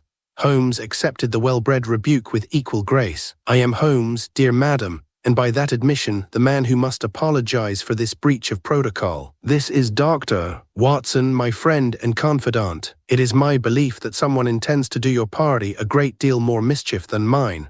My stars. A theft." Her hand flew to her bosom. "No, madam. A murder." She paled suddenly and I stepped forward. However, she was an estimable lady, and instead of swooning tugged at a bell-pull. Instantly the butler appeared. "Gregory, please fetch Sir John." The servant withdrew. Within a short space of time the doors to what once must have been the great hall slid open, emitting music, sounds of merriment, and the lord of the manor, who drew the doors shut behind him and stood looking down at his 2 unwanted visitors from his astonishing height. He was a full head taller than my friend, but weighed not a copper more. Beneath a shock of startling white hair, the very bones of his face protruded beneath his bluish pallor like stones in a shallow pool. The black satin mourning band sewn to the sleeve of his evening coat was not darker than his gaze. "What is this outrage?" he demanded coldly. Holmes wasted no time in niceties. "My name is Sherlock Holmes. It has come to my attention that your guest of honor, the Marquis du Black, is in grave danger. He may not leave this house alive." "Indeed. Where did you obtain this information?" "There is no time, Sir John. Is there a room where we can be alone with the Marquis? Parliament has never been known for swift action. I was impressed, therefore, when this esteemed member directed us immediately to a room at the top of the stairs and joined us there within 5 minutes, accompanied by the Frenchman. The room was Sir John's study, spacious and scholarly, with books on all sides and claret and cigars on a table opposite his desk, an uncommonly fine one of carved mahogany. "A very great pleasure, Monsieur Holmes. Your services to my country are known in every corner of the Republic." The Marquis was a small man, as was common to his race, with a large head adorned by a neatly pointed moustache. A red satin sash described a violent diagonal across his starched shirt front, with the golden starburst of the Legion d'Honneur appended to his right breast. He bowed deeply. "I hope to do it one more this night, on behalf of both our homelands," replied Holmes. He proceeded to tell both the Marquis and our host, in the sparest possible terms, the circumstances that had led us to this meeting. "And what do you propose to do?" asked the honored guest when the detective had finished. "Nothing, Your Excellency. Nothing." The Marquis's great brow creased. "Nothing." Patches of unhealthy color appeared upon Sir John's hollow cheeks. "Nothing," confirmed Holmes. Holmes, even I, who knew never to expect anything but the unexpected where my companion's methods were concerned, was astounded. "Then I trust you will have no objection to my sending Gregory out to fetch the police." Sir John reached for the bell-pull beside the desk. Holmes held up an admonitory hand. "Forgive me for assuming too much, Sir John. There is no reason to expect a busy M.P. to be familiar with the lyrics to a popular American song. I call your attention to the first stanza." Whereupon he astonished us all further by singing, in a pleasant tenor, "After the ball is over, after the break of morn, after the dancers leaving." "The message is clear," he said, abandoning the rest of the composition. "Our assassin will not strike before the end of the evening. If we disrupt the entertainment with an aggressive investigation, we will put him on alert, and merely postpone the inevitable until another time when we are less prepared. Whoever our unknown benefactor is, we shall assume he is a traitor in the enemy camp. We must not waste the clue he has sent us by behaving rashly." Our host withdrew his hand from the bell-pull. "Do you mean to suggest that we go on with the ball as if we knew nothing? That is the impression we must leave. In reality, of course, we will be wary. Is there a location from where Dr. Watson and I can observe the activity in the ballroom without calling attention to ourselves? There is a landing on this floor where you can stand between the staircases and look down. There will likely be other guests there," added Sir John apologetically. "All the better for us to lose ourselves in the crowd. Au revoir, Your Excellency." Holmes executed a smart bow in the Frenchman's direction. "I pray that you will be able to enjoy your fete without fear for your safety." "I do not see how it could be otherwise, with the great Sherlock Holmes as my protector." The Marquis responded in kind and took his leave. Following him, Sir John Whitsunday paused at the door to peer down at my friend. "I should warn you that if it turns out my guest's trust is misplaced, you will have to answer to all of Europe." The ballroom had been refurbished in the grand Victorian manner, with a high vaulted ceiling and twin staircases swooping down from a balustraded landing, where we stood among a group of gentlemen elders who had sought refuge from the energetic activity on the floor to smoke cigars and pontificate upon the situation in South Africa. To one who recalled the bright hues and laughter of happier times, it was a sobering experience to observe the subdued fashions of the dancers moving decorously to restrained music from an orchestra clad in black from neck to heels. Even the wreaths and colored glass ornaments that decorated the hall were understated to a degree which seemed funereal. Holmes, I saw, was in no such reverie. In spite of his own assurance that nothing would happen for several hours, his hatchet-like profile and intense gaze as he gripped the marble railing made him resemble a bird of prey. I slid my hand into my coat pocket and found comfort in the cool touch of my old service revolver, veteran of so many adventures. I directed my attention to the Marquis, who stood drinking wine and chatting with the Whitsundays beneath a huge full-length portrait of our late Queen, suitably framed in black crepe. When that proved uninvolving, I endeavored for some time to pick out the villain or villains who had infiltrated the gathering. It seemed that this swarthy fellow standing by the refreshments table fit the bill, But then that nervous dancer drew my suspicions regarding the source of his unease. Such diversions are contagious.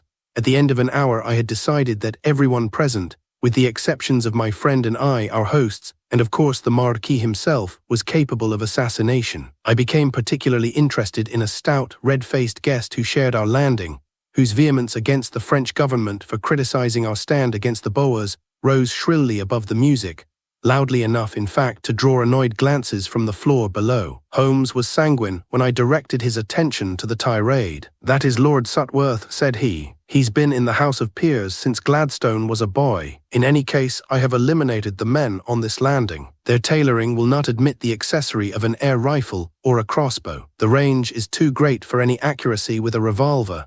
Perhaps we should move closer to the Marquis. After the break of morn may be a ruse to divert us from the actual timetable." I considered that. "The floor is too crowded for the killer to make good his escape. He will wait until the guests thin out."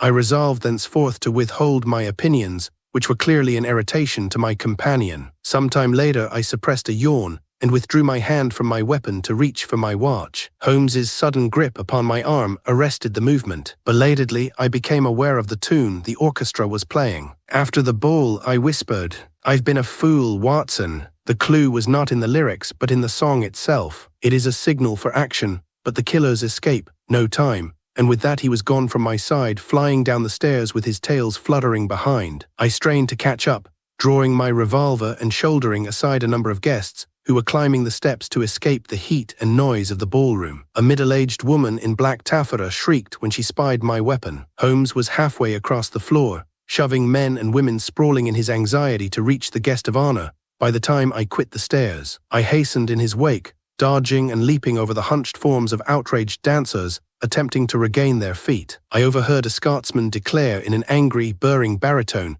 that this was what one might expect now that Edward was on the throne. Now the refreshments table was the only thing separating Sherlock Holmes from the endangered Marquis. He seized it in both hands and flung it over. It was a 12-foot trestle, and it went down in a flurry of white linen, flashing silver, and shattering crystal as Holmes vaulted on over, bound for the shark trio of Dublac, Sir John and Alice Whitsunday. I am not as athletic as my friend. I paused before the ruined table and was immediately grateful that I had, for as I glanced up, I had a sudden vision of Queen Victoria moving, with the same stately dignity with which she had comported herself in life. Instantly I realized this was a misapprehension, and that the great 7-foot portrait that hung behind the Marquis and his hosts was swinging outward as on a pivot. Beyond it was the dark rectangle of an open passage, and inside that rectangle, standing poised within easy striking distance with a dagger of the French dignitary, was Mycroft Holmes. I was drawing aim upon that figure with my revolver,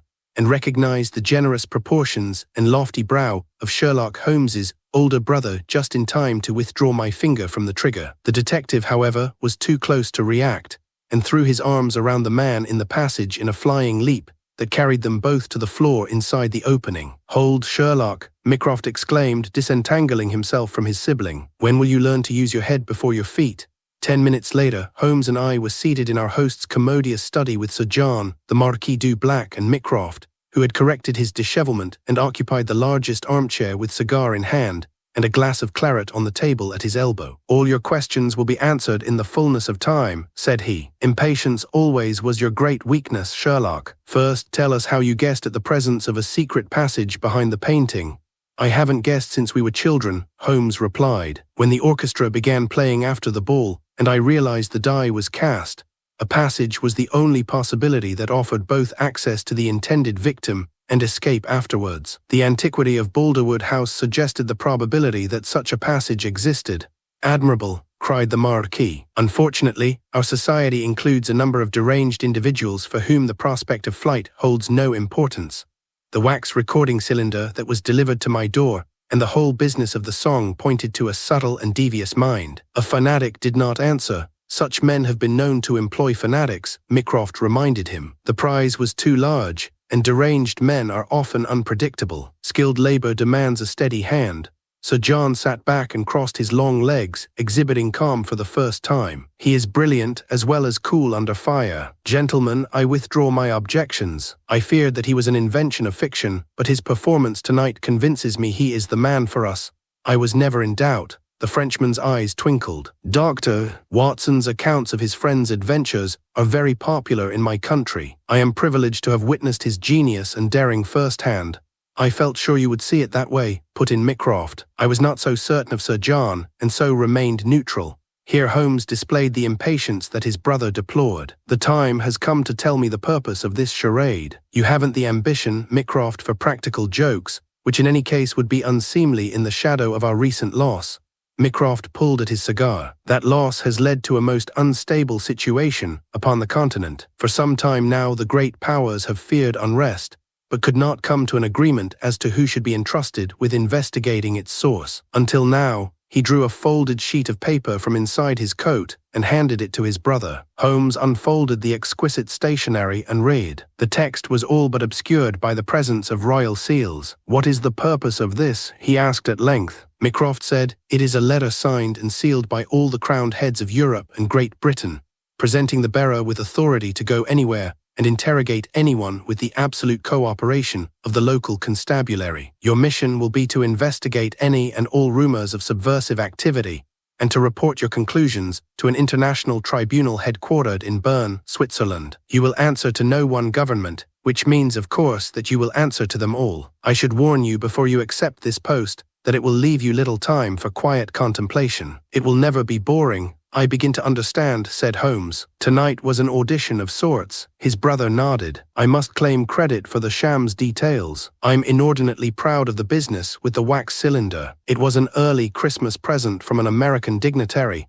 which I decided to put to good use. I was somewhat concerned when Sir John reported that you did not expect anything to happen until the ball was concluded, but I must compliment you upon the swiftness of your actions the moment you realized you'd erred. Flexibility and reflex are crucial. Do you accept the post? I can do no other in the name of peace. I'm grateful you chose me. You should thank Dr. Watson. He visited me last week in my offices at Whitehall, reminded me sternly that England was wasting its greatest natural resource, and challenged me to put you to work on its behalf. I confess that because I am related to you, I lacked the objectivity to have considered you for this assignment. It was good luck all round that he should have approached me when he did."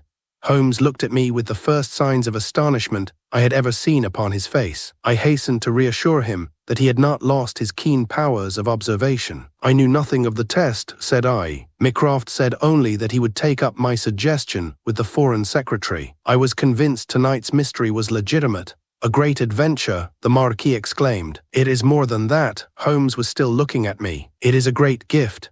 At that moment the clock on Sir John Whitsundays' mantelpiece chimed midnight, announcing that Christmas Eve was upon us. "Happy Christmas, Holmes," said I. My friend made no reply. My doorbell rang on Christmas morning while I was breakfasting with my wife. "Oh dear," she set down her cup. "I hope that isn't a patient today of all days." I arose from the table resignedly. "Perhaps it is just Mrs. Ablewhite's annual case of the sniffles."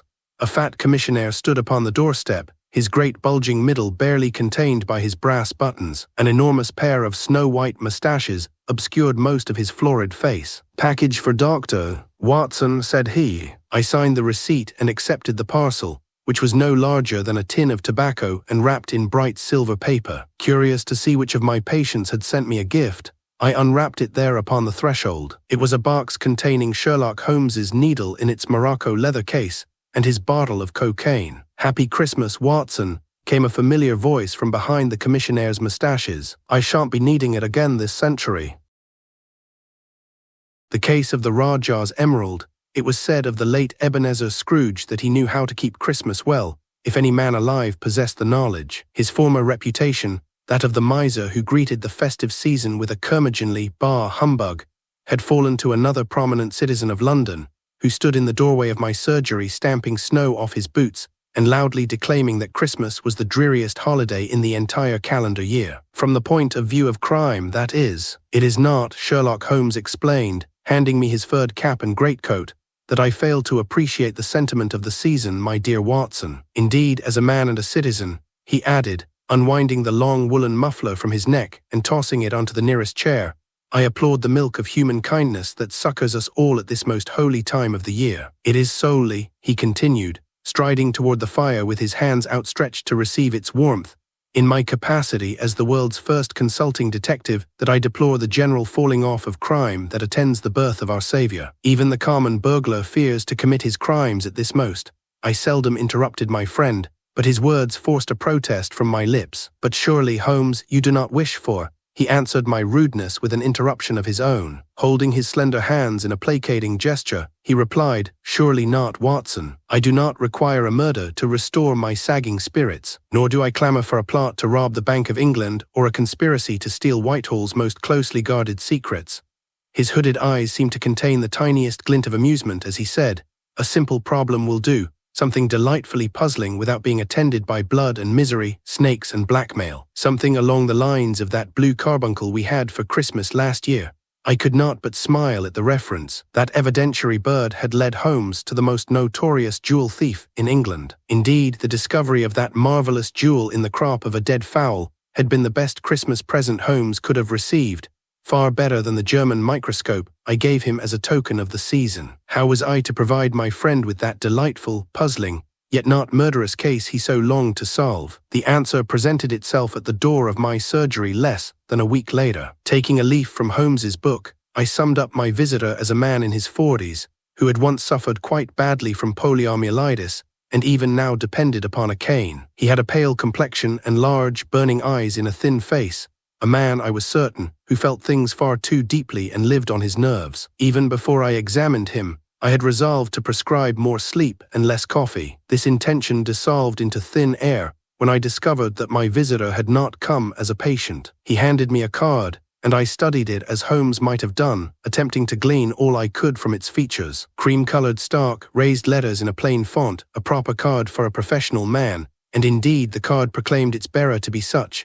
For the legend, Timothy Cratchit, solicitor, 32 Little Queen Street, London, WC1 was embossed thereon. Oddly enough, I felt I ought to know the name, although I had had few dealings with the legal profession, save for the formalities that surrounded the strange death of my wife's father. Perhaps this inquiry was related to that sad business. It was not.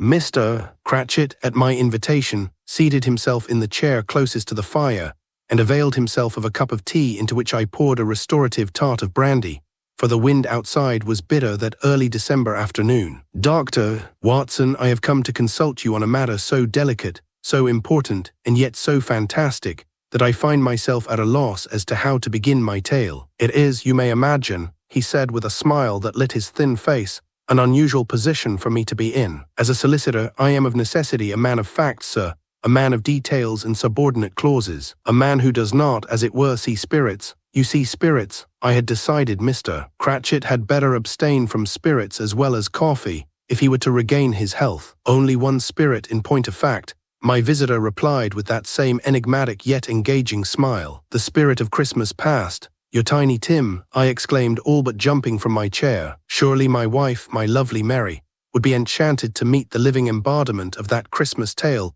all England delighted in repeating at this happy time of year. A faint blush marked the solicitor's thin cheek. He admitted. I was Tiny Tim, and my benefactor, my second father, was Ebenezer Scrooge. It is on his behalf that I seek your counsel, Dr. Watson. "But Mr. Scrooge is dead," I blurted. All London had mourned the passing of the great humanitarian.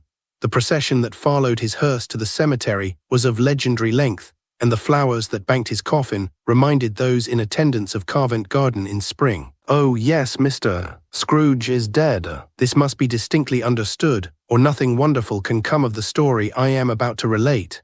Mr. Cratchit," I said, leaning forward in my chair, "I hesitate to stop your account before it begins, but may I ask whether this is a problem that could benefit from the services of my friend Sherlock Holmes?" "Why, I suppose it may be," Cratchit replied. "I came to you, truth be told, for your army connections, but it seems plain as day, now that you mention it, that Mr. Holmes is the very man to plumb this matter to its depths, and bring it to a satisfactory conclusion for all concerned. Then may I impose upon your patience and send for Holmes, or perhaps you would prefer to meet him at his rooms in Baker Street." It was decided that we would take a hansom cab to Baker Street, but not before I contrived to invite Mary into the consulting room to introduce her to our visitor. She was properly impressed, and only raised a blush on Cratchit's thin, sensitive face 3 times with her references to Tiny Tim and how he had grown. I was afraid she would say them, and say them she did. As I assisted Cratchit into the cab, she called out from the doorway, "God bless us, everyone." Cratchit sighed. "I applaud the sentiment," he confessed, "but I also wish I did not have to hear the words quite so often." "Rest assured," I said, "that you will not hear them from Holmes. He is as much enamored of the Christmas spirit as was your late benefactor prior to his transformation. Indeed, you may even hear that immortal phrase "bah humbug" from his lips." My companion laughed. "It would be most refreshing," he admitted. A draught of tart lemonade to counterbalance all the treacle. There was but a dusting of snow left in the city, and that was rapidly turning mud-brown and ash-grey. The fairy castle look of new-fallen flakes lasted but a short time in the metropolis, not unlike the spirit of the season itself, which had an evanescent quality certain to vanish altogether by the feast of Stephen. As the cab jounced along the mud-rutted street, I thought with some satisfaction of the Christmas gift I should shortly present to my friend. Timothy Cratchit, solicitor, was the perfect client for the holiday, although I could not for the life of me imagine what problem had brought him to my door, and what it had to do with my old army career. I was enlightened soon enough. Mrs. Hudson met us at the door and ushered us into the sitting room I once shared with my detective friend, who sat at his ease before the fire, perusing a cheap newspaper. As was his wont, he came to the point at once, after inviting us to sit and light our cigars. "And now, Mr. Cratchit, pray tell us what brings you here. I know nothing of your problem save that it involves the estate of your late benefactor, and that certain individuals have appeared from the Far East to claim the inheritance." "Come, Holmes," I protested. "This is too much. How can you profess to know these particulars before Mr. Cratchit has begun his account of the matter? You know my methods, Watson." He ticked off his points upon slender, ink-stained fingers. "First, Mr. Cratchit began his errand with you instead of me. This argues either a medical or an army matter. Since you arrived without your medical case, I am inclined toward the army. Second, when Mr. Cratchit hung his greatcoat in the hallway, I noted the corner of a document in one of the pockets. It bore the crest of the Oriental Club, which caters exclusively to those employed by the British East India Company. I deduced two separate visitors from the East, one connected with the military and the other with the civil service. This newspaper told the rest of the tale. Has word of this affair reached the newspapers?" Cratchit's tone was one of agitation. "I would not have had them notified for all the world." "Do not fear on that account, sir," Holmes replied with an enigmatic smile. "I doubt that many Londoners receive the Lahore Civil and Military Gazette. My copy arrived on the East Indiaman Star of Rajput only yesterday." He puffed on his pipe, sending a cloud of smoke into the already frosty room. "As the estate of the late Mr. Scrooge is the subject of a protracted inquiry in Chancery, I concluded that someone from the Far East has appeared to a certain interest in the matter. Am I correct, Mr. Cratchit?" "Yes." Cratchit's answering smile held a tinge of wry humor. "If I had but one claimant to present to the Lord Chancellor as the heir to the Scrooge fortune, I should not be here at this moment. One would be a sufficiency, but two claimants are," Holmes invited. "One too many, Mr. Holmes." I leaned back in my accustomed Morris chair, basking in the glow of the fire, and feeling a sense of peace and tranquility such as I had not enjoyed for a long while. I loved my wife, and I was more than ever contented with my wedded existence, yet some part of me yearned always for the masculine comforts of Baker Street and the stimulating company of my friend Holmes. I never felt so alive as I did when engaged in one of his cases. "This excellent newspaper," Holmes said, pointing to the cheaply printed thing, "contains a most enlightening item in its police reports. It appears that the widow and son of the late Frederick Scrooge were robbed while awaiting the departure of the Star of Rajput. No valuables were taken, save documents which were intended to prove the heir's identity before the Chancery Court. Indeed, Mr. Holmes, I am presented with two claimants, neither of whom possesses a complete set of papers, each of whom charges the other with theft and maintains that he is the true heir. One is a liar and a fraud. The other is the true son of my late benefactor's nephew, but well, sir, I'm blowed if I know which is which." The thin cheeks colored with intense emotion as the solicitor continued. "You must believe me, Mr. Holmes," he said with solemn-faced earnestness, "when I assure you that neither I nor anyone in my family has the slightest claim upon the Scrooge estate. It is my sole and dearest wish to administer the estate as Mr. Scrooge intended, and to carry out to the letter every clause and codicil of his will." "And what precisely does that will provide, sir?" Holmes puffed on his pipe, sending a cloud of foul-smelling tobacco into the close air of the parlor. "Or should I ask rather, for whom does that will provide?" Ah, there's the heart of it right enough, Mr. Holmes. You have struck straight at the marrow of the matter and dug out its meat. Whom does the will benefit? Cui bono, as the ancients would have it. You are well educated, sir, Holmes remarked. All that I am, the solicitor replied with becoming humility, I owe to my generous benefactor, but for him, I should not even be alive to breathe the air of London on this day. But he said, I stray from my theme, and yet, sir, I do not, for everything good that Mr. Ebenezer Scrooge did for me, he did 3 and 4 times over for his own nephew, Mr. Fred, and what, I ask you, sir, could be more natural? Then I take it Mr. Fred Scrooge, for I believe the young man took his uncle's surname so as to keep that fine old English name alive. I take it Fred Scrooge was the elder Scrooge's chief heir. He was, Mr. Holmes, as was only right and natural, he being the only living blood relative Mr. Ebenezer Scrooge possessed. Mr. Fred, he went on, his face clouding, was widowed young. His lovely wife, whom I looked upon as a second mother, was taken ill and died without issue, meaning that there were no children, Mr. Holmes. I believe Mr. Fred Scrooge decided to pursue the firm's business in the Far East after his wife's death, Holmes remarked. It was always astonishing to me how many details of London life Holmes knew, without seeming to take an interest in anything outside of his test tubes and cigar ashes. I take it the present situation arises from that decision in some manner. You are correct, Mr. Holmes. While in India, Mr. Fred met a young woman. He was no longer young himself, being approximately the age I am now, but he fell in love with this lady and married her in Calcutta. Naturally, old Mr. Scrooge was too infirm to make the trip, so Mr. Fred was unattended by any of his family at the service. He planned to return to England with his bride, but she was confined almost at once and gave birth to a child, a son. Was old Mr. Scrooge still alive at this time? Yes, sir, very much so. Hale and hearty in spite of his years. He looked forward very much to entertaining Mr. Fred and his new family, but somehow or other every visit that was planned failed to materialize. Either the boy or the wife or Mr. Fred himself became ill, or there was too much press of business, or the war had broken out again and no passenger ships were sailing. For whatever reason, Mr. Ebenezer died without ever seeing his grandnephew. I note that you do not refer to Mr. Fred Scrooge's wife or son by name, Mr. Cratchit. Ah, you note at once that which it has taken me several years to realize, Mr. Holmes. My own correspondence with Mr. Fred was confined to legal matters for the most part, although he always asked after my own family most cordially. He said little regarding his own family life, and I, out of delicacy, forbore to ask. Only lately have I come to realize how little I actually know about Mr. Fred's wife and child. And to what, pray, does that circumstance point? Holmes steepled his fingers and spoke softly, inviting me to engage in his favorite pastime of deduction. Plain as a pikestaff, Holmes, I puffed on my pipe. Marriage beneath his station. I saw it any number of times in my brief army service. A young lieutenant, fresh from England, set upon by the daughter of a low-ranked soldier and married before he knew his way about. Trapped for life in a marriage of unequals. There is no hint of such a thing in Mr. Fred's letters, Cratchit protested. He reached inside his coat pocket and pulled out a bundle of letters tied with ribbon. Handing them to Holmes, he said, You will note several references to the boy's health and his education at St. James's Academy in Lahore. I urge special attention to the second letter, which informs Mr. Ebenezer of the marriage. Holmes undid the ribbon and opened the letters. Reading with such quickness I was certain he could not possibly absorb the contents. Yet within a minute his eyes left the paper and stared at Cratchit with astonishment. It says here, he recited, that Fred Scrooge acquired a most precious emerald from a local Maharaja. The newspaper makes no mention of stolen jewels, but I take it you are concerned that the rightful heir has not only been stripped of the proof of his identity, but of a valuable gem.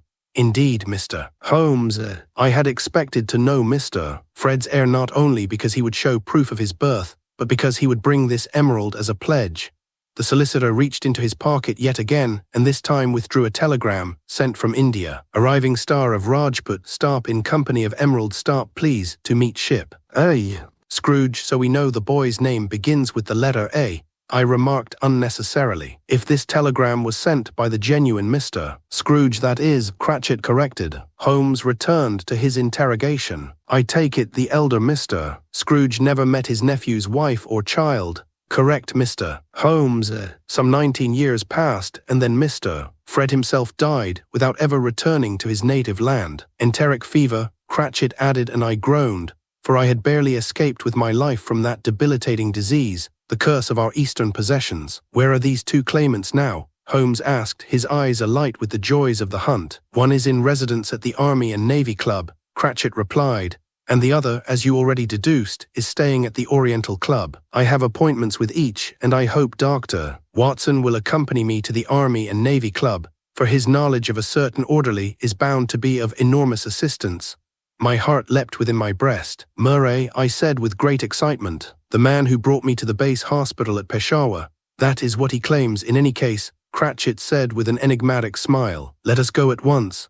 Holmes jumped from his chair in his usual manner of accepting a case, which is to say, he pounced upon it like a cat upon a fat mouse, not giving it time to get away. "We shall unmask the impostor and toast the true heir by the end of this day." "I pray you are correct, Mr. Holmes," Cratchit said. "It is a poor solicitor who does not know his own client." Holmes wrapped his muffler around his neck, threw his cloak over his shoulders, and was out the door hailing a cab before Cratchit and I managed to extricate ourselves from our chairs. The solicitor reached for his stick and leaned heavily upon it as he rose.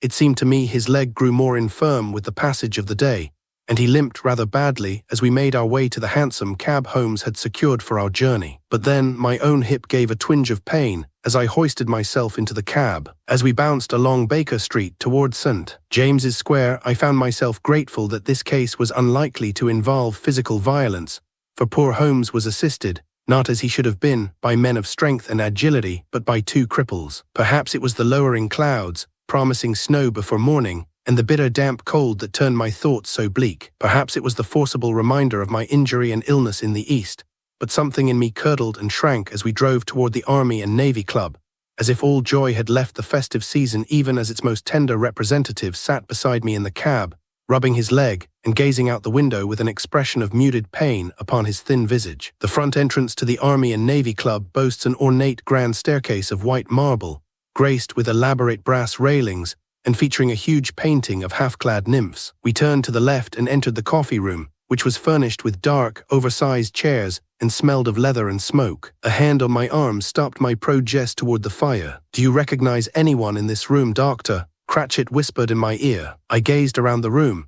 Soldiers old and young, mustachioed and clean-shaven, sat in chairs and smoked. They read books or newspapers, or chatted in quiet tones. They were all, so far as I could tell, complete strangers. "Should I recognize anyone? I should think," Holmes said sotto voce, "that you might have cause to remember the man who saved your life."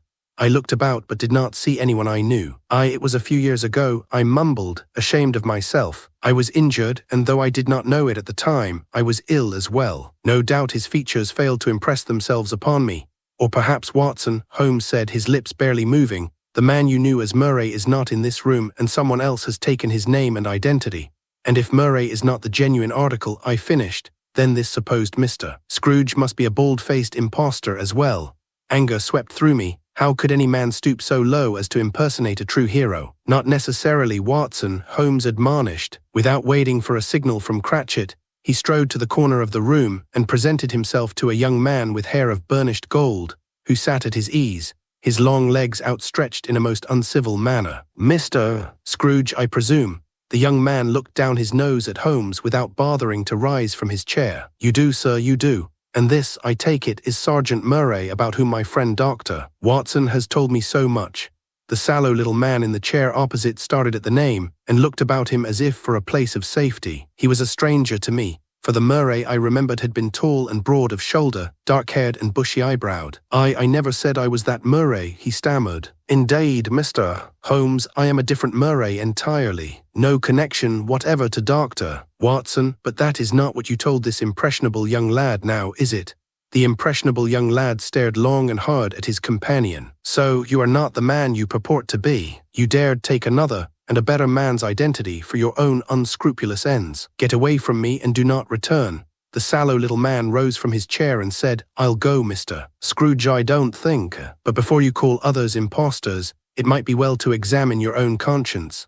He walked away with an oddly touching air of dignity, leaving us with the young man who remembered his manners sufficiently to invite us to sit and to order coffee and sandwiches. Questions were put by both Holmes and Cratchit, answered with some show of sullenness by the young man. Documents were taken from an oilskin pouch, and examined in great detail by Cratchit as to legal particulars and by Holmes, who produced a large magnifying glass for the purpose. I myself had no doubt of the young man's falseness, but I could not see how Holmes was to prove the matter. The documents in the oilskin pouch appeared genuine enough. As the only man present who had been to India, I vouched for the official seals and stamps and proclaimed the paper to be Indian-made. Perhaps, Cratchit said in a tentative voice, this young man is the genuine article, and he speaks truth when he says he was taken in by the man pretending to be Murray.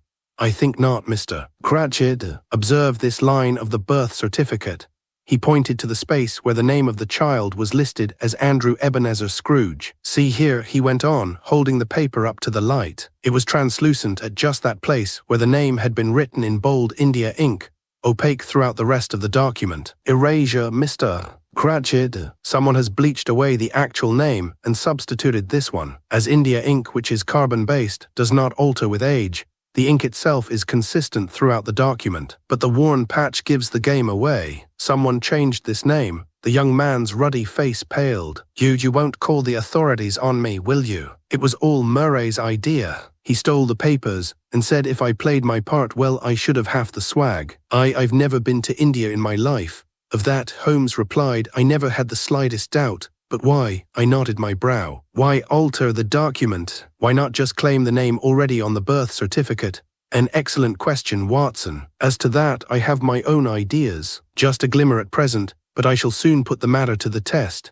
As we made our way out of the Army and Navy Club, Holmes stopped at the front desk and requested a telegram to be sent to the India office. He instructed the bearer to return a response to us in care of the Oriental Club, where we would soon encounter the second claimant to the Scrooge estate. As we climbed into a cab, I noted the presence of lowering clouds and predicted snow before nightfall. The prospect oddly cheered me, as a reminder of the holiday which was about to begin. Messy, muddy streets and damp wool notwithstanding, there is something about snow at Christmas which brings out the child in the hardest of hearts. The second young man, calling himself Mr. Scrooge, Cratchit explained, is accompanied by a Mr. and Mrs. Micawber. You will find them to be, well, sir, perhaps I had better let you find them as you will find them, for you will find them soon enough.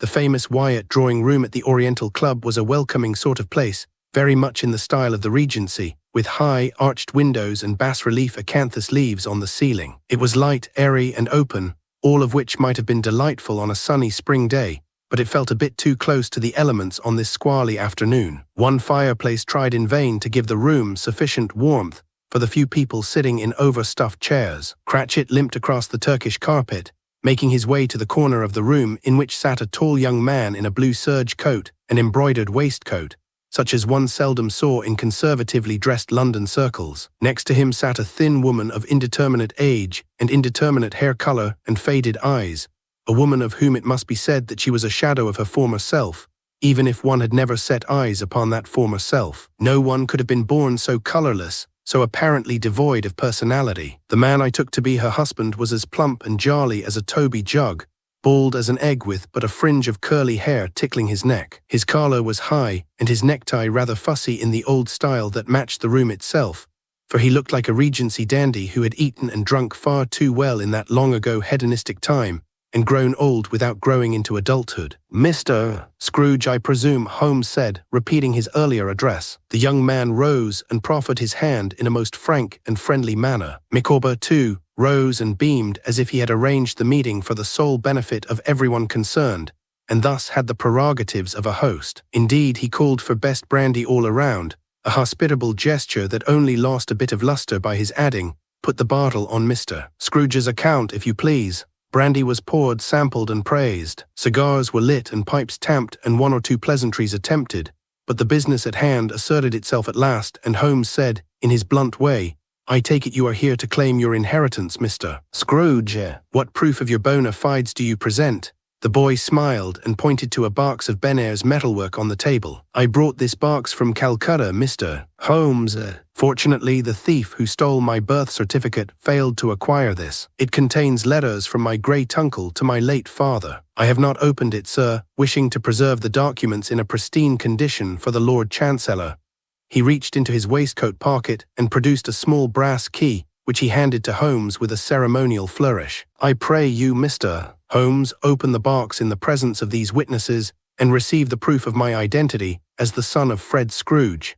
The young man lifted a glass of brandy to his lips as Holmes fitted the delicate key into its lock and turned it. The box opened, and Holmes gently lifted the lid. Inside lay a packet of letters, not unlike the ones Cratchit had shown us at Baker Street, but tied with a black ribbon instead of red. Holmes withdrew the letters with care. He loosed the ribbon and laid the first envelope on the table, then reached into his pocket for his fingerprint kit. I smiled, having seen him do this magic before. Cratchit's eyes were round with interest, and the young man began to look decidedly queasy. Holmes dusted powder on the envelope, blew upon the powder, and then used his tweezers to lift the envelope to the light. The thin Indian paper brought out the prints wonderfully.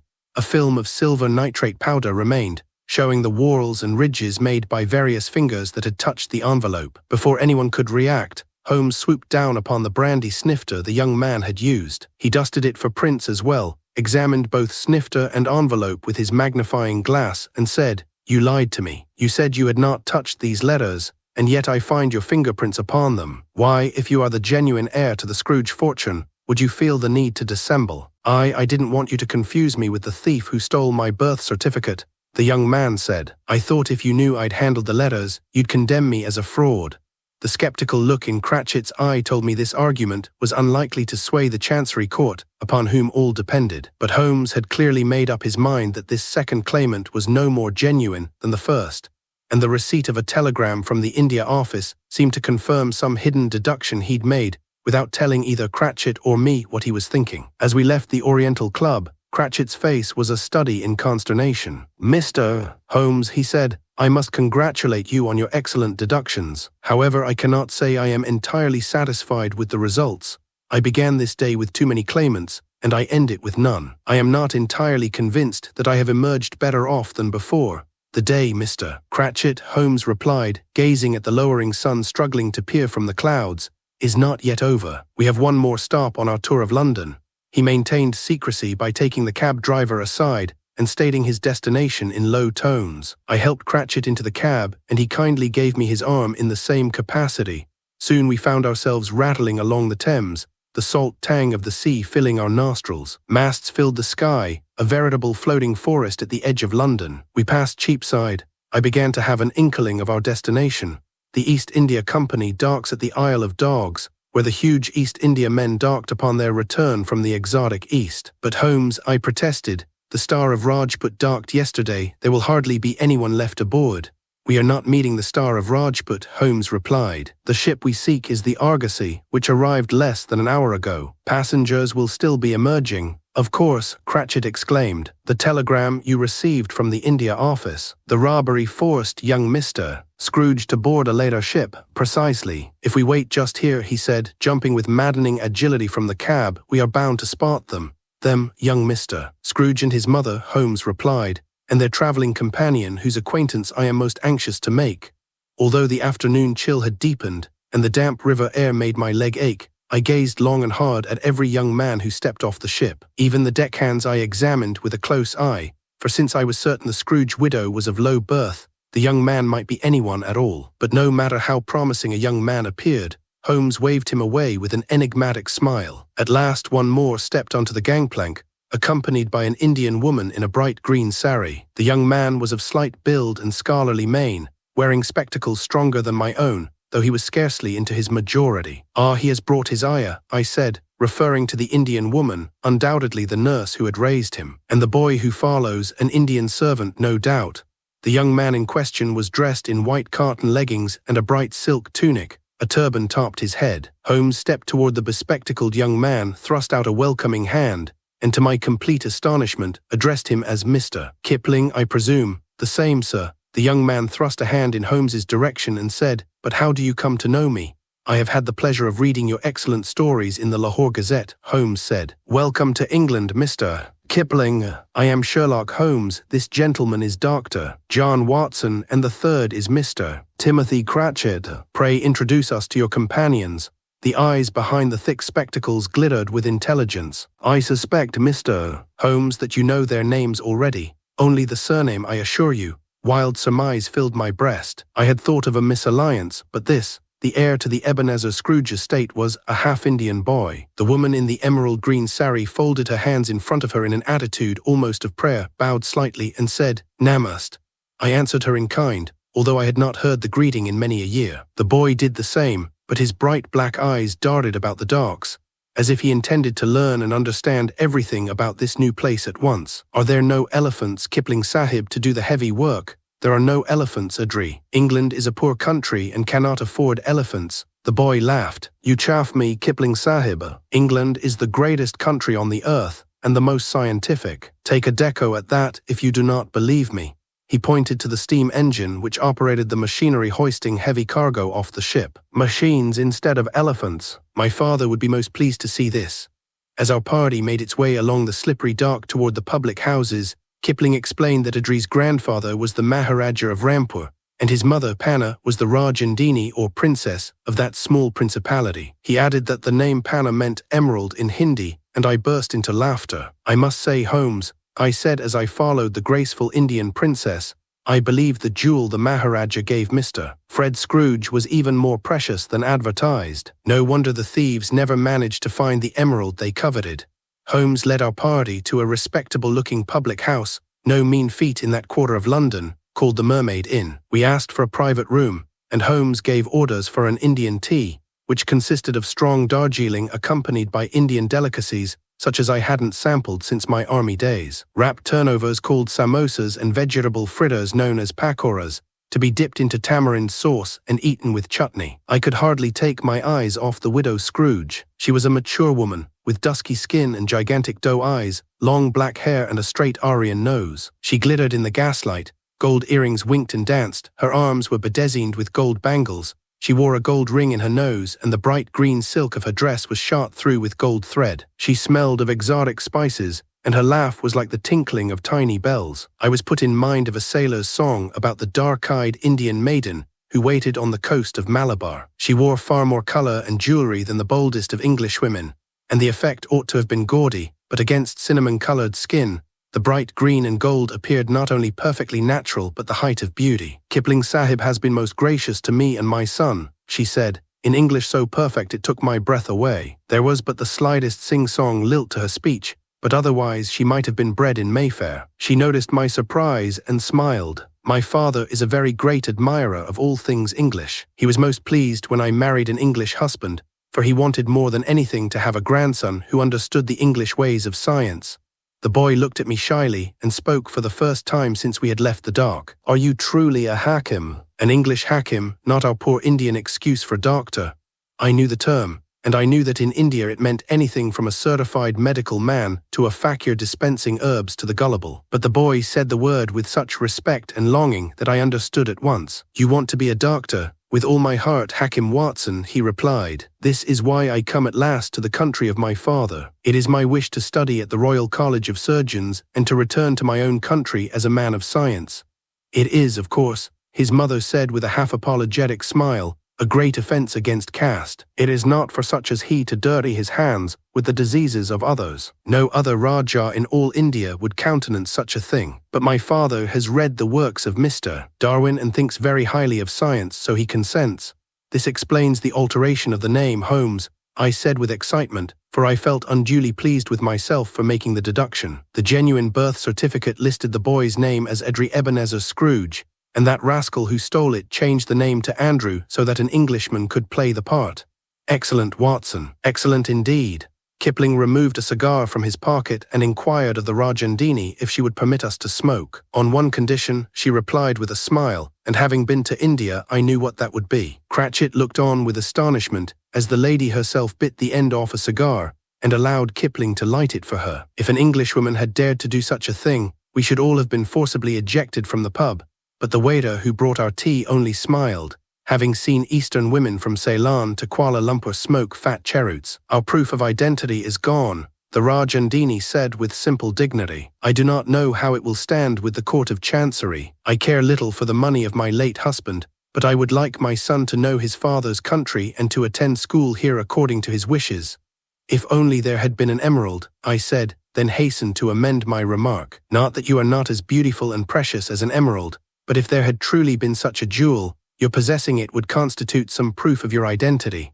The spicy appetizers were wonderfully warming on the cold afternoon, spreading heat throughout our chilled bodies. We drank ale with our dumplings, and the Rajah opened an embroidered bag filled with walnuts, offering them all around the table. I supposed it was an Indian custom, but I declined to take one. Cratchit lifted one from the bag, but made no move to open it. "I do entreat you, gentlemen, to sample my walnuts," she said again, offering her silk bag to the company once again. I was becoming annoyed at her persistence, but Kipling joined in, a sly smile on his face. "You must take one, Mr. Holmes. I suspect you will never have had such a walnut as this in all your days on earth." Holmes reached in and selected a nut. I did the same, as did Cratchit. They were ordinary nuts, no special flavor, no spices, no particular distinguishing features. Then the Rajah picked one from the bag and opened it. She displayed the half-shell as if it were an oyster, and there, inside the shell itself, sat the largest, shiniest emerald I have ever seen. "It is an old trick," Kipling explained. "There is much thievery in India, and everyone who has precious jewels must take care to hide them at all times. The rascals who stole Audrey's letters had no idea where to look for the emerald. You were lucky they weren't hungry, or they might have taken the nuts to eat. What would have happened then? I should not have liked to be in their shoes if they stole the emerald, gentlemen," Kipling replied, "for the female of the species is more deadly than the male." Our holiday dinner that year was most memorable, for we sat at the Cratchits' table eating roast goose and plum pudding with none other than the original Tiny Tim and his large, blooming family. The Rajah of Rampur cooked chana dal and saffron rice with her own hands, and Audrey Ebenezer Scrooge quizzed every member of the company about every facet of life in England, until Kipling declared him to be the most curious creature alive, as curious as the elephant's child. And that is how Holmes and I became among the first in England to hear that wise and wonderful tale. The Christmas conspiracy. It was Mrs. Hudson who'd persuaded me to dress up as Father Christmas and distribute a few toys to the neighborhood children. I felt just a bit foolish toting my sack into her front parlor on that Christmas Eve Sunday of 1899, emitting a jolly ho ho ho as I brought forth the gifts. "Look here, children," she announced enthusiastically. "It's Father Christmas." My sack was quickly emptied and I was out of there in 10 minutes. That was when I decided to drop in on my old friend Sherlock Holmes on the floor above. It had been weeks since I'd seen him, and I wondered if I could astound him with my costume. But he barely glanced up from his paper as I entered, saying simply, "I'm glad you dropped by, Watson. I have a little problem here which might interest you. I assume Mrs. Hudson told you I was coming tonight," I muttered, deflated by his casual reaction to my entrance. "Not at all, old friend. But do you think I could have listened to your tread upon the stairs for all these years and failed to recognize it? I see Mrs. Hudson has recruited you in her latest mission to spread a bit of Christmas cheer." I could hear the commotion all the way up here. I was busy pulling the false beard from my chin. "They are a noisy bunch at holiday time," I agreed. "Now what is this little problem that's so important as to concern you on Christmas Eve?" "We have a new century beginning in just 8 days," said Holmes. "It is a time for all manner of skullduggery. Her Majesty's government is of the opinion the 20th century does not officially begin for another year," I pointed out. He shrugged. "Let them think what they will. In America, this has been a decade known as the Gay 90s. It certainly began in 1890, not 1891, and it will end next Sunday midnight."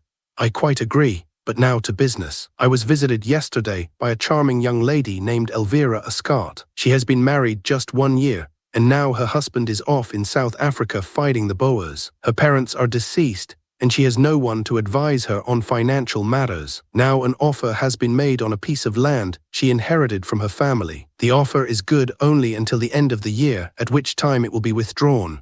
"That's hardly your line of work, Holmes," I pointed out. "But a gentleman has come forward to help her in the matter, free of charge. His name is Jules Blackthorne, and he claims to be a solicitor. However, she called unexpectedly at his office a few days ago and found it was only a convenience address where he received mail. He did not even have a desk there. That was when she consulted me. And what have you learned about this man Blackthorne?" Holmes leaned back and lit his pipe. "Very little, except to confirm her suspicion that he is not a solicitor. She suspects a plot of some sort to steal her property while her husband is away." "Is this property especially valuable?" I asked. "It does not seem so, which adds to the mystery. The land is a flood plain near the mouth of the Thames, often underwater when there are storms with onshore winds. The man offering to buy the property is a fellow named Edgar Dobson, the owner of an adjoining estate. As it happens, Dobson holds a Christmas party at his home each year and has invited Mrs. Scott to attend. Blackthorn has offered to escort her in her husband's absence, but she doesn't trust him. She has asked me to accompany her instead. Holmes at a Christmas party. It was difficult to picture in my mind. She fears Dobson may pressure her to conclude the sale while she is at the party. Since she is a client, I feel I must protect her interests. If you are free tomorrow, I'd like you to accompany us as well. Surely you jest? Not at all. Mrs. Scott resides in London. We will be taking an afternoon train to Rochester, where Dobson's carriage will meet us. His home is in Cliff, overlooking St. Mary's Marshes. Could you join us? My wife was spending the holiday with an elderly aunt in Reading, and there was no real reason why I could not accompany Holmes. But I have not been invited, I pointed out. Let me worry about that. There was a decided chill in the air on Christmas Day, despite the unaccustomed sunshine, when I met Holmes and Elvira Scott at Victoria Station shortly after noon. Mrs. Scott proved to be a handsome young woman in her early 30s, wearing a long grey coat over her dress. Her brown hair was gathered attractively beneath a stylish black hat. One look told me she was a woman of the upper classes. Mr. Holmes tells me you are his closest confidant, she said as the train pulled out of the station for the hour-long journey to Rochester. We have shared many adventures together, I agreed. You may be as frank and open with Watson as you have been with me, said Holmes. Then you know of my distress. I met my husband, William, last year when we appeared together in an amateur theatrical production. Now he is half a world away fighting for the Empire. She took a photograph from her purse and showed it to us. A handsome young man, standing tall in an army officer's uniform, had his right arm around her in a protective gesture, while his other arm was stretched out straight, pointing a revolver at some unseen menace. Isn't he handsome? Indeed so, Holmes agreed. You make a handsome couple, but a Christmas party seems like an awkward setting for the signing of an important contract. Mr. Dobson only wants me to initial it tonight as a show of good faith. The actual signing will take place on Wednesday at his solicitor's office, and Jules Blackthorn is urging you to do this. He is, and I fear he may appear at the party tonight. Mr. Dobson insists that the land must be deeded to him before the new year, or there will be no deal. Of course, this gives me no time to contact my husband in South Africa.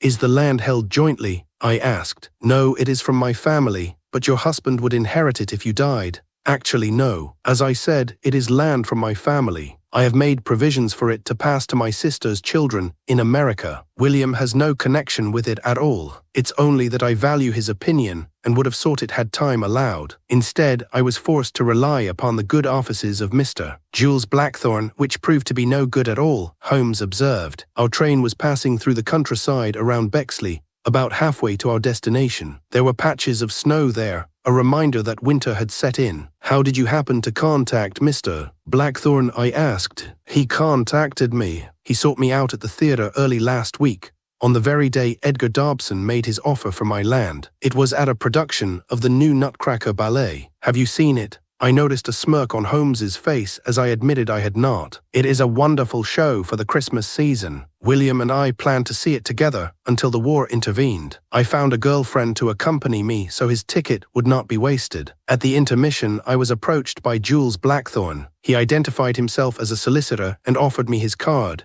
But how could he have known of your impending business dealings with Dobson? Holmes wondered. He implied that Dobson had told him. Did you mention anything to Dobson about attending that performance of the Nutcracker? I'm certain I did not. And have you conveyed these developments to your husband in a letter? She shook her head. Not yet. His ship would only have arrived in South Africa last week, and he has had no time to send me his address. I only pray that he will not be in the front lines of this terrible war. Presently our train pulled into the station at Rochester, and we found Dobson's carriage awaiting us as planned. As in many towns, the cathedral was the tallest structure, towering over all else, and we passed it on our way out to the Dobson mansion at Cliff. Though it was not yet dark when we reached the sprawling cliffside house, a number of carriages were there ahead of ours. Holmes was the first out, and presented his hand to assist the lady down the step to the ground. Already a tall, balding butler had appeared to welcome us and escort us inside. He turned away almost immediately, and directed a footman to show us inside. We were led to the rear of the house, to the aptly named Great Hall, close to 100 feet long, with a ceiling-scraping Christmas tree and a grand piano at its center.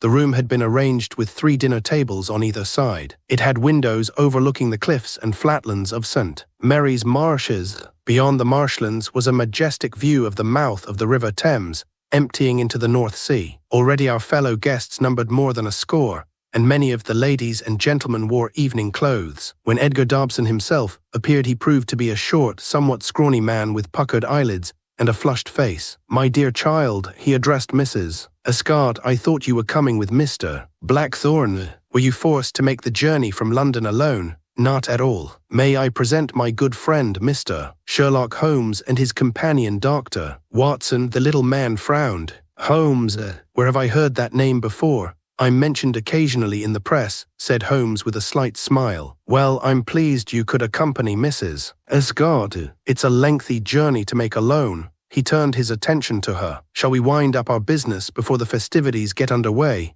I'd like Mr. Holmes to be present as my advisor," she said, taking Dobson by surprise. "Oh, I'm sure that's not necessary." "I think it is." Her voice was firm as she spoke the words. "I trust him a great deal more than I do your Mr. Blackthorne." "Oh, very well. This way, please." Holmes glanced in my direction, but I motioned toward a butler with a tray of beverages. "I believe I'll have a sip of wine." The 3 of them disappeared into Dobson's study while I took the wine and walked over to admire the view from the windows. By now it was late afternoon and growing dark. Here and there lights were beginning to come on. "Marvelous, isn't it?" the young man standing next to me said. "Certainly is," I agreed. "Do you live around here, London?" He held out his hand. "Erskine Childers. I'm a committee clerk in the House of Commons." He was a small, neat man, probably not quite out of his 20s. "That's my wife over there in the yellow dress. Watson, medical doctor. I'm down from London too." "Dr. Watson, you're not the one who chronicles the cases of your friend Sherlock Holmes, are you?" "I've done that on occasion," I admitted, both gratified and embarrassed that he'd recognized my name. "Well," his face brightened. "I've been wanting to try some writing myself. I've joined the City Imperial Volunteers and expect to leave shortly for South Africa. I'm hoping to get a book out of it. I wish you luck. The war reports speak of heavy casualties. They won't want me in the front lines. I have a slight sciatic limp acquired from long walks in the Irish countryside." "You're from Ireland?" he laughed. "On my mother's side. I spent much of my childhood in Wicklow." Before we could speak further, we were interrupted by a late arrival, a large, barrel-chested man with a black beard. "Dr. Watson?" he inquired, his deep voice cutting through our conversation with an accent I couldn't place. I caught a whiff of whiskey on his breath. "That is correct. What can I do for you?" "My name is Jules Blackthorne, and I am seeking a woman named Elvira Escott. The head butler said she arrived with you and Mr. Holmes. I believe she is busy at the moment," I replied, trying to prevent any sort of confrontation. "It is very important that I see her at once." His voice had risen so that Childers and a few others nearby were looking alarmed. The balding butler who'd greeted us upon our arrival hurried forward and tried to calm him. Despite the apparent difference in their ages, the butler grabbed him from behind with a strong left arm, catching him in a half-Nelson. Then he hurried him out of the room with a minimum of commotion. Erskine Childers grinned and said, "It's nice having wrestlers on your staff." Edgar Dobson appeared, followed by Elvira Escott and Sherlock Holmes. "What is it, Samuels?" The butler went to him for a whispered conversation, turning his face away from Holmes and Mrs. Escott. Then Dobson said, "Forgive us for the slight altercation," and the party continued. "Was that about me?" Mrs. Escott asked. "I heard someone say Blackthorne had been here." No, our host assured her. "It had nothing to do with you. I'd asked Jules to be our Father Christmas after dinner. Samuel said he'd been drinking too much and had to be removed." Holmes had an unaccustomed twinkle in his eye. "Perhaps Dr. Watson could offer his services. He was Father Christmas for the Baker Street children just last evening." I was so startled by his suggestion that I could only murmur, "I'm sure the costume wouldn't fit me." "We'll try it after dinner," Dobson said. "If it's too big for you, I'm sure Samuels could fill the bill with a bit of padding." The 6 tables had been set with 6 places each, and as the guests took their seats, I saw that 35 of the chairs were occupied. They'd accommodated me at the last minute, and only Jules Blackthorne was missing. I was at the table with Holmes and Mrs. Escott, and we'd been joined by Erskine Childers and his wife, an attractive young woman with a pleasant smile. An older woman, a neighbor of Dobson's named Monica Selfridge, rounded out our table. Elvira glanced over at the next table, where their host seemed to be seated, without a female companion. "Is Mrs. Dobson here?" she asked the neighbor. "No, the poor dear died some years back. Edgar has been alone here since then." Holmes was 2 seats away from me, with Elvira in between, so it was impossible for me to ask him what had transpired in the meeting with Dobson. Before I knew it, the first course was being served, and we drifted into a discussion of sailing. 2 years ago, Erskine and his brother crossed the North Sea on a yacht, his wife told us, all the way to the Frisian Islands in Germany. "And what did you find there?" Holmes inquired. Childers gave a shrug. "Germans, as long as they weren't the French," the older woman commented. "We have nothing to fear from France," Childers insisted. "It is Germany who wants to invade and conquer us." "Really?" Monica Selfridge drew in her breath. "I'm planning a trip there next summer. Will I be safe if we're not at war by that time?" "How would they invade us?" asked Holmes. "By sea, of course. It's the only way. A fleet of small boats hidden among the Frisian Islands could cross the North Sea and land along our coast before we knew what was happening." A sudden shudder seemed to pass through Elvira Escart's body. "Please, I don't want to hear any more talk of war. It's bad enough to have a husband volunteer to fight the Boers." Childers was immediately interested. "I say, is he down there already? I thought my group would be the first volunteers to go." "He sailed last week," she said, looking more distressed by the moment. "I wish he were with me now." I watched Samuels carving roast beef for the main course, holding it with a fork in his right hand while he carved it perfectly with his left. The meat was delicious, and after the main course, Elvira excused herself. I was able to lean across her chair and ask Holmes quietly, was an agreement reached? She put him off, but promised a final decision before she returned to London this evening. "I fear she is about to sign away something of value, although the price he offers seems fair enough." The neighbor, Miss Selfridge, left our table and sat down at the piano. As she played some holiday carols, the waiters moved among the tables serving an ice cream dessert in the shape of a Yule log. I was quite impressed, having never seen anything like it before. As I finished the last of it, our host came over to my seat and asked if I would try on the Father Christmas costume. "Through that door," he instructed. "Samuels will show you."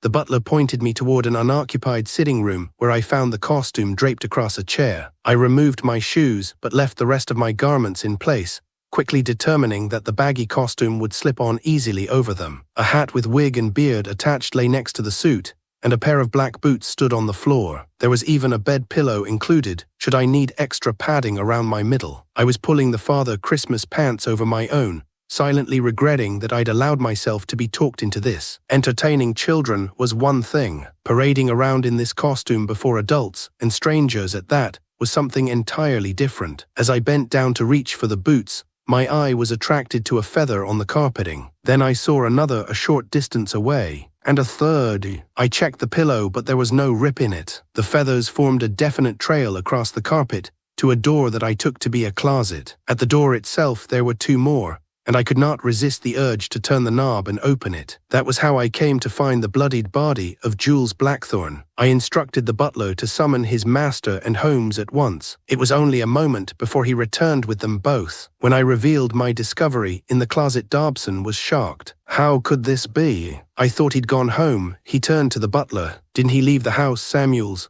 "I escorted him to the door myself, sir. Blackthorne had been stabbed twice in the back." The trail of feathers was quickly explained when Holmes lifted the body slightly to reveal a slashed pillow beneath the dead man's stomach. It might have been the twin of the one that had been left out for my costume. "I believe you should notify the local police at once," said Holmes. "They might wish to contact Scotland Yard as well, but who could have done this terrible thing?" Edgar Dobson wondered. "Did Blackthorne surprise a thief?" "This was no thief's act," Holmes pointed out. "If the man really left the house as your butler says, someone must have let him in again. I believe we can reasonably assume that person is the one who killed him." While we awaited the arrival of the local constable, Dobson made the announcement to his assembled guests. "I'm sorry to report, ladies and gentlemen, that there has been a serious accident to Mr. Jules Blackthorne, one of this evening's guests. The local constable has been summoned, and I suggest that we await his arrival. I'll try to make you as comfortable as possible in the meantime. The waiters will pass among you with after-dinner libations, while Miss Selfridge entertains us with some additional carols." A murmur ran through the 3 dozen guests, and several insisted they had to be starting home. However, the arrival of brandy and cigars soon lured the male guests into the library, while the women stayed to be entertained by the music. As for Holmes and myself, we quickly found ourselves in our host's study along with Elvira Escart. "Please understand, Mrs. Escart," Dobson told her, that Blackthorn's death makes it more imperative than ever that we complete our transaction." Holmes merely smiled at this. "Would you explain yourself, Mr. Dobson? It seems to me that Blackthorn was nothing more than a cohort of yours, sent to persuade Mrs. Ascot to adhere to your wishes regarding the sale of her land. Blackthorn was a principal in the sale. He was putting up a portion of the money for it. I know nothing of his motives. I do know that I am willing to take a worthless parcel of tidal land off your hands for a fair sum of money." It was night now, and all we could see against the windows was our own reflection in the darkened glass. For a full minute no one spoke, and then Elvira Ascot herself broke the silence. "I will sell you the land, Mr. Dobson, just to be rid of it and put an end to this business." "Not so fast," Holmes cautioned, holding up a hand. "I am acting in your best interests, Mrs. Ascot, when I beg you to delay your decision." He slipped something, a small notebook, from his pocket and held it out to her. "Tell me, have you ever seen this before?" She took the notebook and opened the cover. On the first page was the notation boot, underlined. It was followed by a column of numbers, each having 3 digits. Elvira Ascot shook her head. "I know nothing about this. What is it? To whom does it belong? I found it under Blackthorn's body when I lifted it. I believe it slipped out of his pocket. I studied the notations. They seem to be a list of boot sizes." "My dear friend," said Holmes, "have you ever seen boot sizes expressed in just 3 numbers like that? What else could it mean? I have a suspicion." He turned to our host. "Come now, Mr. Dobson, isn't it time you told us what you know about all this?" "I know nothing," the man insisted. Just then we were interrupted by a knock at the study door. It opened just a crack, allowing Samuels the butler to announce the arrival of Constable Wallace. As the door was closing again, Holmes called out, "Samuels, could you come in for a moment?" The tall butler entered the room with some reluctance, his eyes downcast. "Yes, sir, I'd like to ask you about the pillow that went with the Father Christmas costume. I assume it was used if the wearer of the costume needed more girth up front." "That's correct. And the pillow came from one of the upstairs bedrooms. What has this got to do with Blackthorn's murder?" Edgar Dobson wanted to know. "Of course, the pillow came from a bedroom, probably one of the guest bedrooms." "Why do you ask?" "Because when the killer stabbed Blackthorn and ripped the pillow, he had to replace it. He had to go up to the 2nd floor of this house and procure another pillow, so the original slashed one could be hidden. That is not something a guest would do, nor one of the servants hired for the party. Certainly your cooks were far too busy in the kitchen at mealtime." "Are you accusing me? You seem to be very involved with your guests during the crucial period. There's also the question of your size. If we assume the 2 men tussled before Blackthorn was fatally stabbed, it seems unlikely you could have overpowered him, Mr. Dobson, whereas we have seen Samuels here do exactly that this very evening." The butler's face had gone white at those words. He uttered an oath and turned toward the door, but Holmes was already upon him. "What is this?" he demanded. "It was you who killed him, you who then replaced the torn pillow. But the police are here now and your conspiracy is at an end." I was astounded by this turn of events. "Holmes, are you telling us the butler did it?" Holmes ripped away the flesh-colored skullcap and fake hair, revealing the head of a much younger man. "Only in a sense, Watson. You see, Samuels the butler is really William Ascot, engaged not in fighting the Boers, but in swindling his wife out of her land. It was not until later, when he was explaining it all to a devastated Elvira Ascot, that I learned the full story from Holmes. Edgar Dobson had been arrested along with Ascot, and we were at the station awaiting the last train back to London, when Holmes repeated what he'd told the police. "My first clue to your husband's involvement was your meeting with Jules Blackthorn at the ballet on the very day that Dobson had made his offer for your land. You insisted you'd not told Dobson of your plans, yet this bogus solicitor was there to accost you. It seemed to me that only your husband, who'd planned to accompany you, knew in advance that you'd be at the ballet. When you said his group of volunteers had only recently departed, and after Erskine Childers indicated he believed he was in the first group, leaving just after New Year's, I began to wonder, was it possible that your husband was still secretly in London, and his New Year's departure was the reason Ascot wanted the land deal completed before that date? I can't believe that was the case. What did William hope to accomplish? He and Edgar Dobson had entered into a conspiracy with Blackthorn to get that land from you, one way or another. I regret to say this, Mrs. Ascot, but the conspiracy may have existed more than a year ago, even before your marriage." A sob caught in her throat at his words. "You mean he married me to gain control of that piece of worthless property?" "It was not worthless to him. Blackthorn was offering a good deal of money for the land, but William learned to his sorrow that even in the case of your death the land would pass to your sister's children in America. Do you believe he would have killed me for it?" Thankfully, we never had to face that question. But how did you know the butler was really my husband? There were a number of things. Chief among them was my observation that he frequently averted his face when in your presence. Even with the false hair and makeup he used in his days as an amateur actor, he feared recognition. Then there was the obvious fact that he was left-handed, demonstrated when he was cutting the meat, and when he grabbed Blackthorn with his left hand. In the photograph of your husband that you showed us, he was tall like Samuel's, and he was firing a pistol with his left hand. If Blackthorn was in league with them, why was he killed? I asked. Dobson said it was because they were taking too long to complete the transaction. Blackthorn had been patient for a year, and now his orders were to force you to sign the contract by any means possible. Your husband opposed that. This evening, when he forcibly removed Blackthorn from our presence, instead of showing him to the door, he took him to that sitting room and stabbed him, using the pillow to protect himself from bloodstains. Then, of course, he had to replace the pillow for the Father Christmas costume.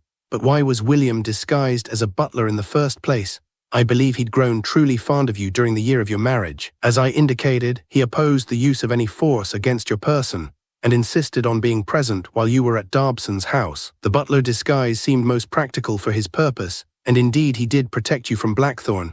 Why were they so anxious to buy that worthless land from me? Elvira Escott wanted to know. It wasn't worthless to Dobson. It provided him with a connecting link to the sea. Any boats bringing men to Dobson's estate needed that strip of land to deliver the men without raising a premature alarm.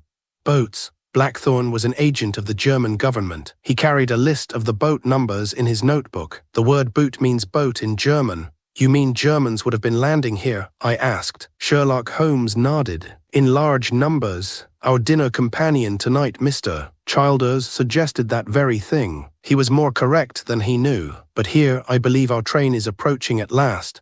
Escott and Dobson were convicted of murder and conspiracy, and the German angle to the investigation was never made public. It was not until 3 years later that our dinner companion Erskine Childers wrote a fictionized version of his suspicions involving a German invasion, titled The Riddle of the Sands. It became his most successful novel.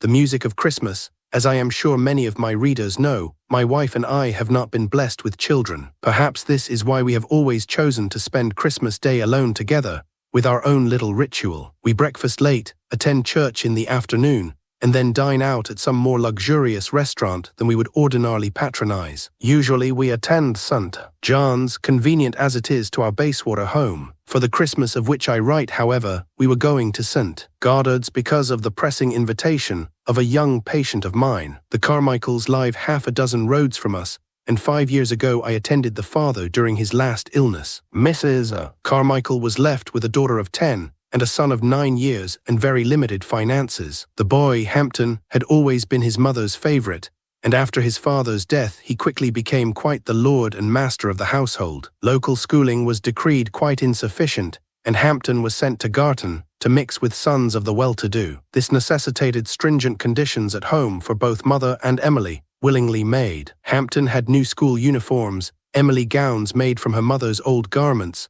Both children had excellent voices, but I never heard of Emily's having lessons. So matters stood in the spring of the year of which I write, when Emily contracted typhoid fever. She had inherited her father's weak chest, and for a month I was seriously concerned. Her recovery was slow, her body frail, her spirit weary. Accordingly, when at Michaelmas, she asked my wife and me to attend St. Goddard's for evensong on Christmas, I couldn't refuse. The girl's thin cheeks were glowing with excitement, for Hampton was coming home. Not because of his mother and sister. He would have much preferred to spend his holidays with one of his numerous friends in the upper sixth, 2 forms above his own. He was coming home because the vicar himself had written to ask him to sing a solo in the special music that was being presented, with the collection to go toward a badly needed new organ. For this, the organist had searched out a nearly unknown cantata from the 16th century, God the Father, Christ the Son. Very moving, I was told by Mrs. Carmichael, yet simple, well within the capabilities of St. Goddard's choir, except for the concluding solo by a boy soprano. None of the regular 8 boys could sustain this part, for this only Hampton would do. So on this Christmas afternoon, Mary and I were attending evensong at St. Goddard's in order to hear Hampton sing. St. Goddard's is a structure of a kind common in London, of grey stone in a modified Gothic style, not large and without a single outstanding feature. St. Goddard's has been left behind by history, and now serves a congregation that ordinarily does little more than half fill it. Today, however, was quite evidently to be different. Though Mary and I arrived early, we yet had to look for places near the front. "Good afternoon, Dr. Mrs. Watson." There was Holmes, sitting near the left of the two pillars, 3 pews from the altar. We exchanged seasonal greetings as Mary and I took seats next to him. "I didn't expect to see you here," I remarked. "I have never heard this cantata performed before," Holmes explained. "In fact, I am sure few have, for it is one of the neglected treasures of the church. Do you think this young Hampton Carmichael is capable of the demands of the solo? It is considerably more intricate than the choral section." "His mother and sister assure me that he is," I said, a trifle sourly. "I haven't myself heard him for over a year. Certainly the spoilt young coxcomb had a glorious voice then." While we were speaking, all the seats around us had been claimed by a well-dressed and expectant throng. Obviously, Holmes was not the only one attracted by the special music. The organ began a processional. The instrument was indeed in poor condition. The vicar entered from the door to the left of the altar, and the black-gowned choir from the door to the right. 12 men and 9 boys mounted the 3 steps to the dais, young Carmichael's sleek, fair head gleaming briefly as he passed under the flaring lamp on the organ. "Let us pray," the vicar began, and proceeded to lead us through the traditional celebration of the holy day. The Gospel according to St. Luke was read, "God rest ye Mary," and "It came upon a midnight clear" was sung, and the collection taken up. I was pleased to see that both plates carefully carried by the verger into the music room were well heaped, with coins peeking out from a large number of notes. The vicar gave a short address, inviting us to unite in the precious beauty of the day, and took his seat. The rest of the service was up to the choir. The basses began a solemn ode to the love of the Almighty, and the tenors added joyous praise of Christ's sacrifice. The 2 great themes were then woven together in a harmony that was not elaborate yet was strangely haunting. Briefly a hush fell, and then from the center of the front row young Carmichael's voice lifted in glorious praise. It filled the nave and rose to caress the vaulted beams above, sweet, clear and effortless. I could not help thinking that his mother and sister's darling knew little of either love or sacrifice, yet there was no doubt that he could sing. As the concluding note rang forth, I felt Holmes abruptly stiffen, felt too a tingle of surprise touch here and there among the audience. Even I could tell that that final sound, held perilously long and yet true, dying away under perfect control to the very end, was unexpectedly somber in resonance. It was at once sad, even tragic, frail as black crystal, and left behind a momentarily stunned audience. "Let us pray." The vicar had stepped back into the pulpit and gave the benediction. The organ renewed the processional, and we all stood and ceremoniously turned toward the aisle as the vicar made his way between us toward the main doors. Behind him, the choir marched back to the music room. By the clatter, the boys' decorum had begun to break down before they had even left the dais. Well, I thought tolerantly, after all it was Christmas, with supper and the evening's festivities ahead. "Here, you young varmints, what have you been up to?" This yell, strident, and after that music sacrilegious in its effect, had come from the music room. "Where have you hid the money? None of you is going anywhere until you cough it up." Now then, some of the congregation had already left the church. The rest were in a throng that had been jovial near the doors. A shocked silence fell on us all, and as my startled gaze turned back toward the music room, for the first time that afternoon I noticed Emily. She must have been sitting somewhere at the front, I thought, as of course she would be, as close as she could get to her beloved brother in his moment of triumph. She was now hesitating at the beginning of the main aisle, the dark red plush of her dress and bonnet draining all color from her thin face. The garments were worn and too small, the skirt hardly covering her ankles or the sleeves her gloved wrists, and the voluminous mantle was a houndstooth drapery that obviously belonged to her mother. "Vicar, that gentleman had already started back down the aisle." This renewed shout from the verger brought him to near running. As he hastened by us, Mary asked in bewilderment, "Whatever can have happened, John? What do you think, Mr. Holmes?" The last word instantly halted the vicar. "Mr. Holmes, how providential. We have never met, sir, but of course your reputation. If you could possibly be so good as to wait a moment. No doubt there is some simple mistake yet."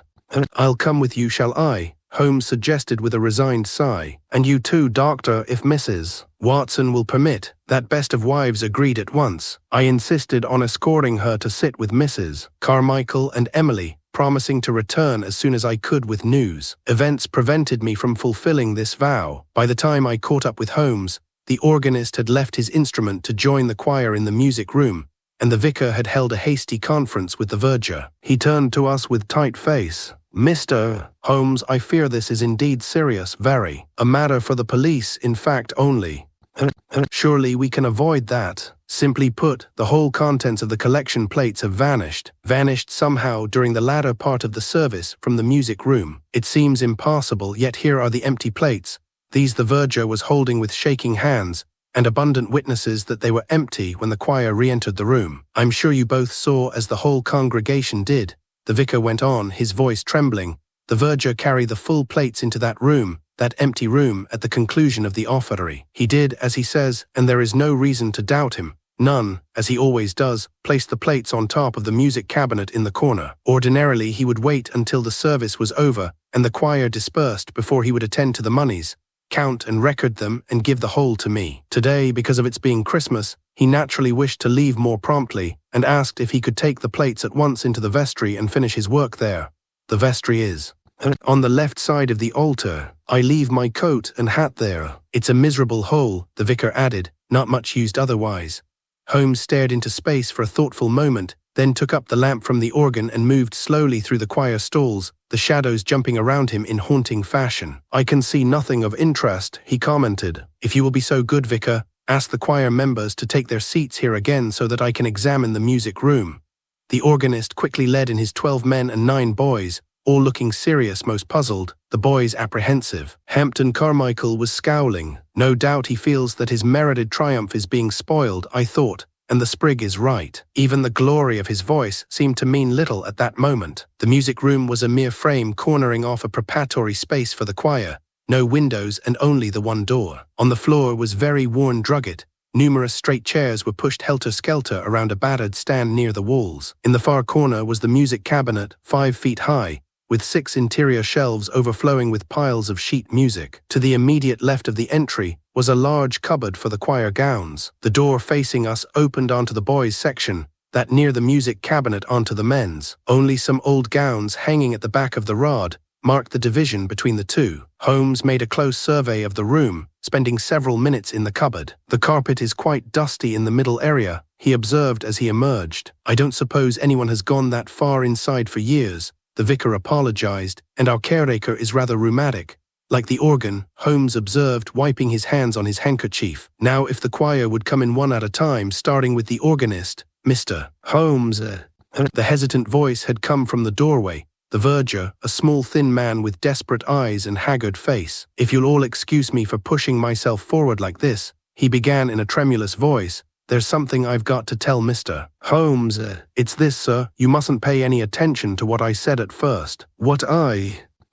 "Well shouted, sir. You mean here, you young varmints, what have you been up to? Where have you hid the money?" The verger gulped, though he answered promptly and stoutly. "Yes, sir, because I'd no right to have said any such thing. It was just I was that upset, sir. My head had been so high, you see, because those plates were full. Piled up, you might say. This is what you might call a sixpenny congregation ordinarily, sir, but they'd done their church proud today. And there was a lot of visitors of the better-off kind too. Come for the special music, no doubt, and they got their money's worth, for that boy sang a treat. How much money was there in total, do you think? I'd say £100 easy, sir. Why, there were fivers sticking out all over. Well worth stealing, in other words."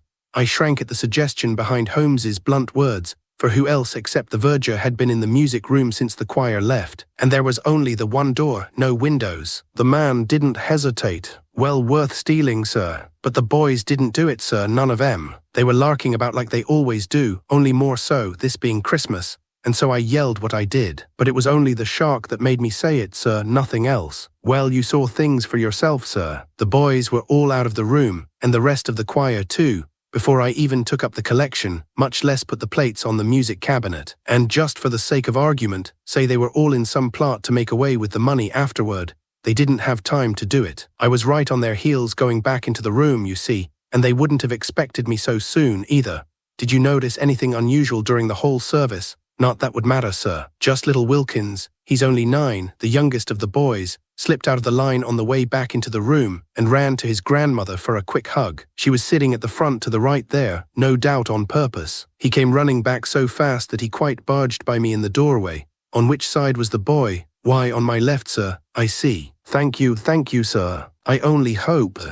We'll do our best, Holmes replied. Was that assurance or threat? After the little man had gone, Holmes turned a questioning look on the vicar. Your verger, what kind of man is he? An unfortunate one, Mr. Holmes. A sick wife, a son injured in an accident, a daughter who is not living as she should. And I won't deny that the man had the opportunity to have stuffed the collection money into his coat while he was alone in the music room, and to have hidden it goodness knows where since. But for all that he is innocent, Mr. Holmes, I would stake more than the contents of the collection plate on that.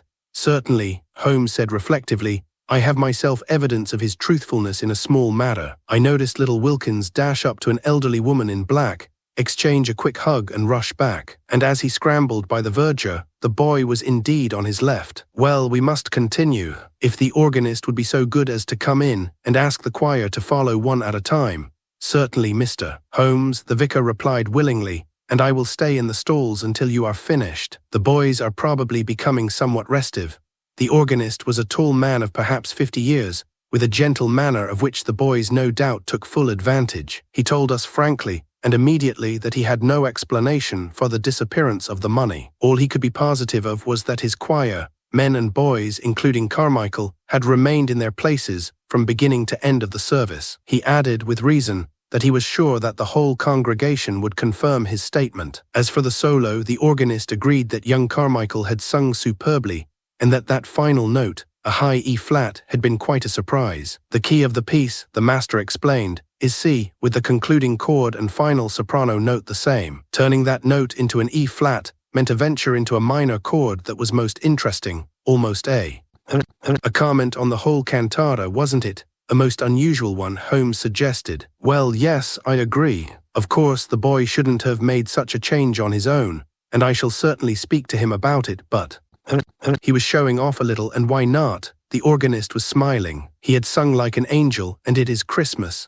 After him came a parade, one by one, of the choir, starting with the adult members. They only confirmed what we already knew. Several had seen little Wilkins slip out of line during the choir's return processional. The only other boy they had especially noticed was naturally Carmichael, whom they had congratulated in passing as they moved by the crowd of boys to the back of the room. He had kept his eyes down with a nervous little smile on his face.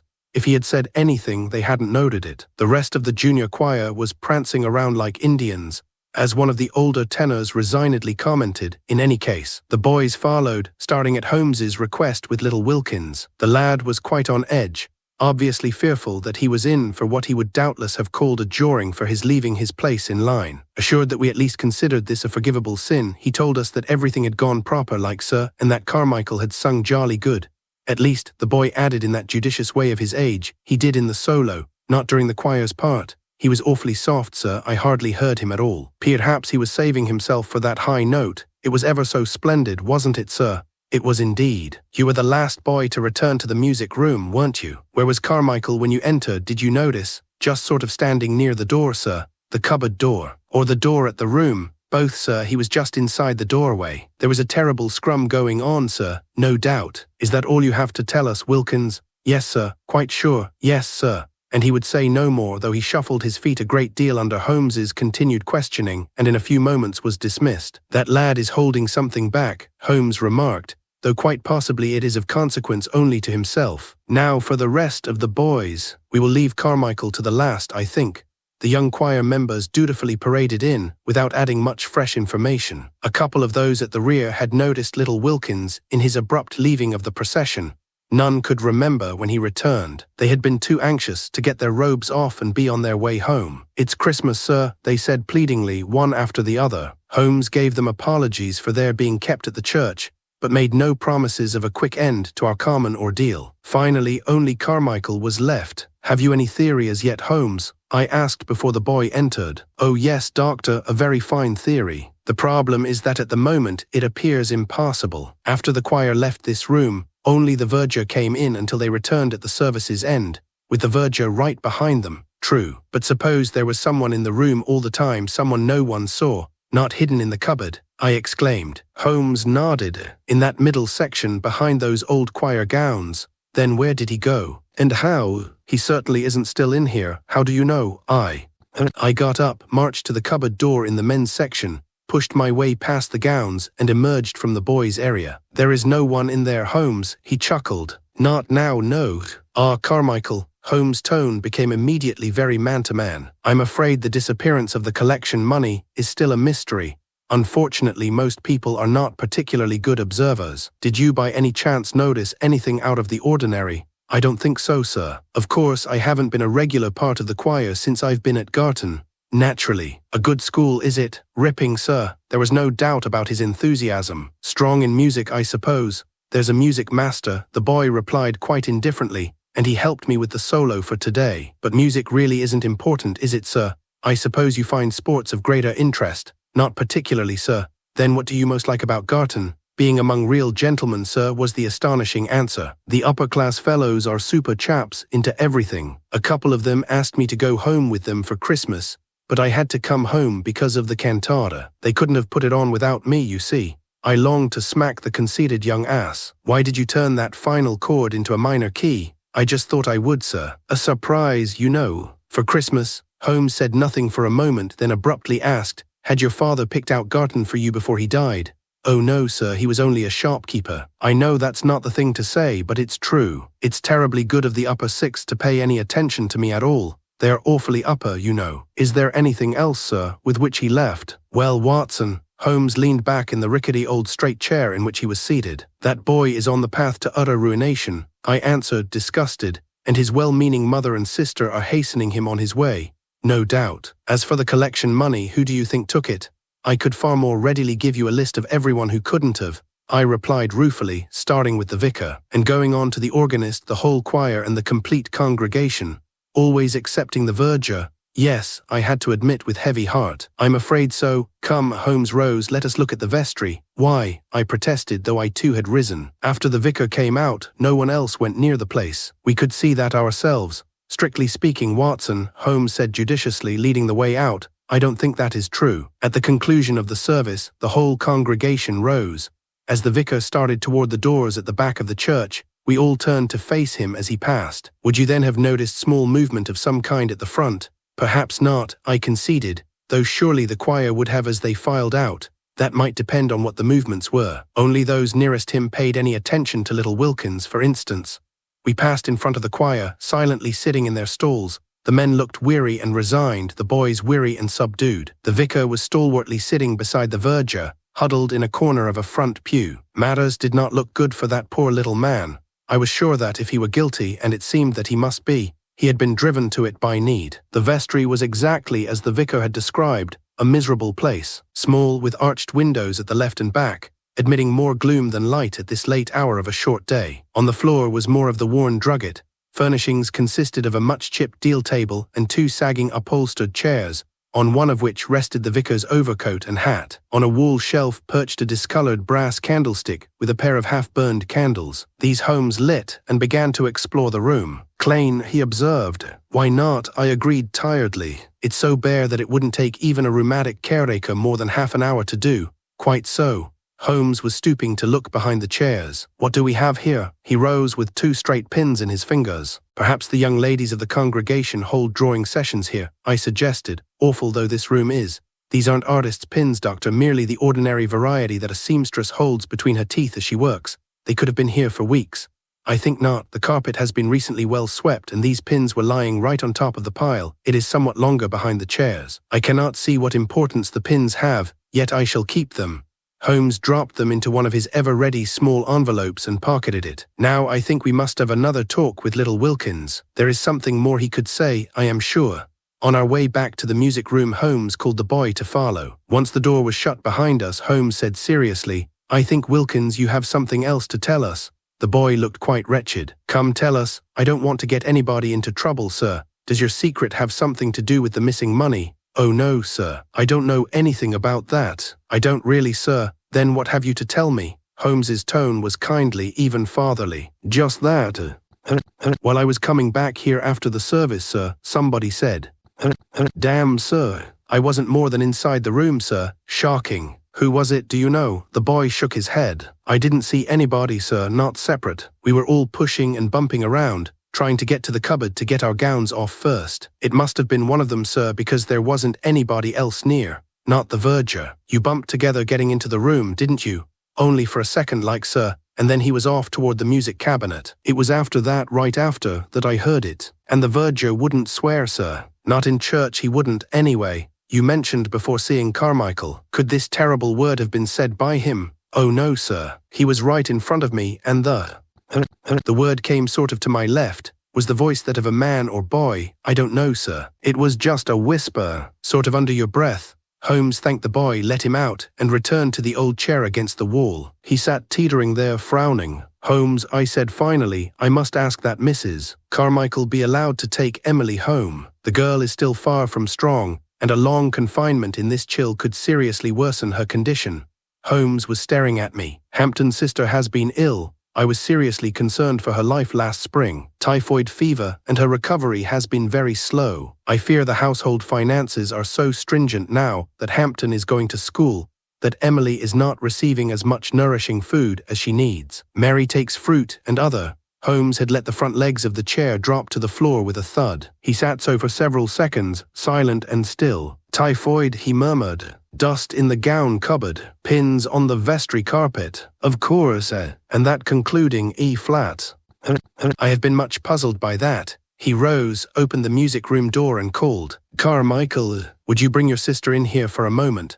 Poor Emily looked like a 10-year-old waif, so thin and pale was she, clutching around her the folds of that hideous houndstooth mantle. Hampton escorted her correctly enough and, at Holmes's gesture, took a chair at her side, but his eyes were wary and his mouth sullen. I hope we will not have to keep you long, Miss Carmichael, Holmes began courteously. Would you tell me if you came to church with your mother this afternoon? No, sir, she murmured. I came early. With Hampton, because of the choir. Was there anyone here then? Oh, when the rest of the choir came, where did you go? To sit with your mother? No, sir, she added, looking down. Mother was sitting with a lot of people and I haven't been out since I was ill last spring, you see, and I didn't want.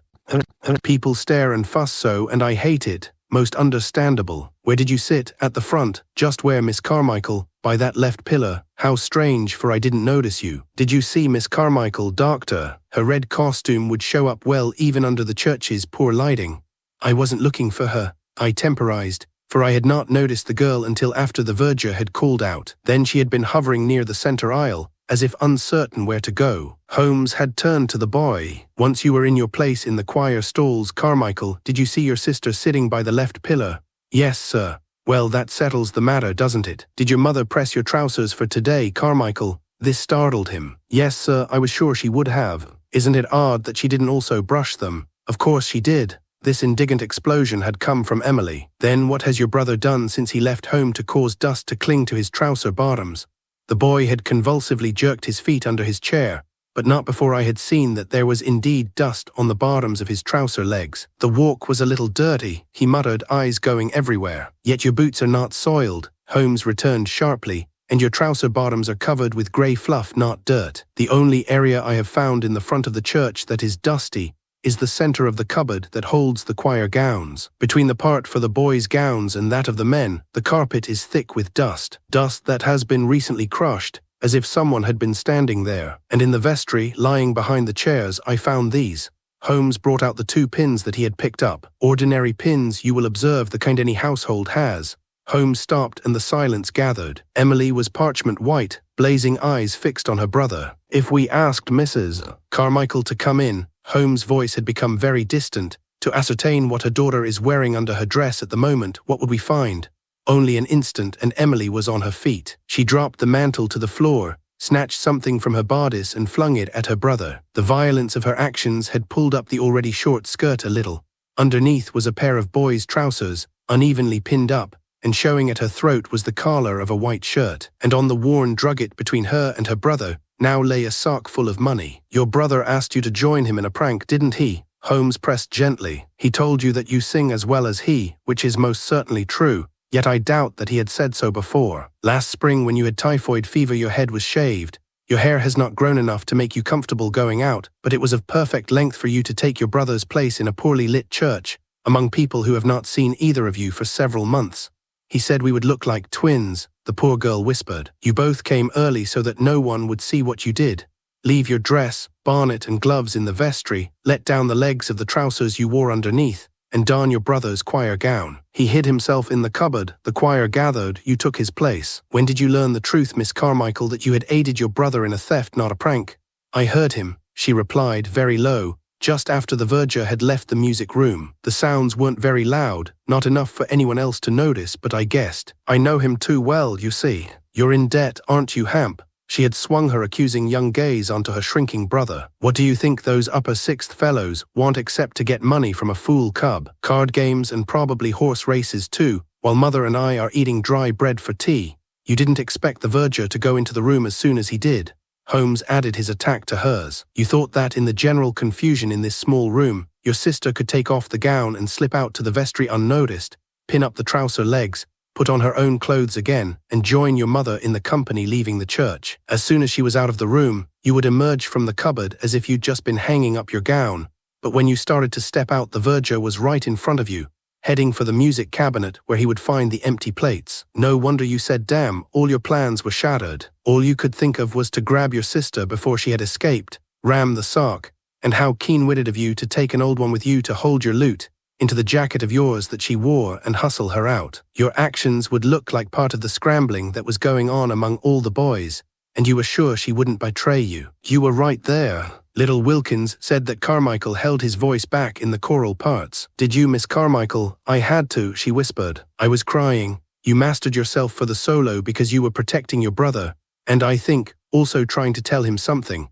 That E-flat turned the whole cantata into a comment on the human condition that was sad and full of pain. Is that what you meant, Miss Carmichael? She nodded. When I think of poor Mother, we can perhaps keep her from knowing. That made both white young faces turn to Holmes. Once the money has been returned, the vicar might agree to let everyone think that the whole sorry episode was only a prank gone wrong, and there is certainly much truth in that. If you wish, Miss Carmichael, I will try to arrange this. You aren't going back to that school, the girl told her brother, her voice cold and firm. All right, he whispered. Only, I do owe some of the fellows money, and a gentleman ought to pay his debts.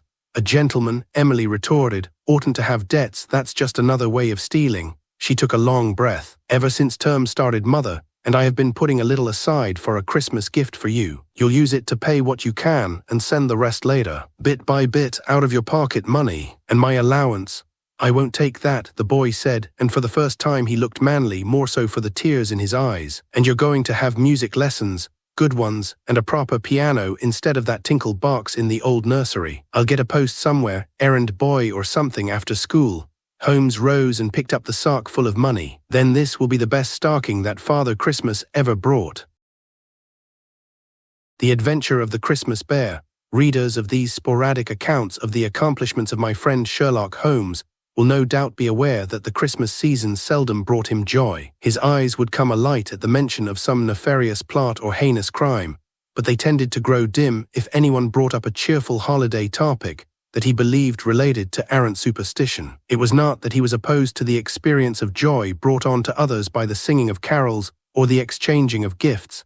It was rather that he achieved his joys, such as they were, from the exercise of his formidable intellect. Thus it was that one cold winter's evening some 2 days before Christmas, I found myself seated at one side of the fireplace, listening to Holmes, as he sawed away on his violin at what I am certain was a tune of his own composition. His intent was to drown out the song of a group of carolers, gathered beneath the windows of 221B Baker Street, while they sang of good King Wenceslaus and of snow that was crisp and white, and even quite unlike the snow that presently covered the streets outside.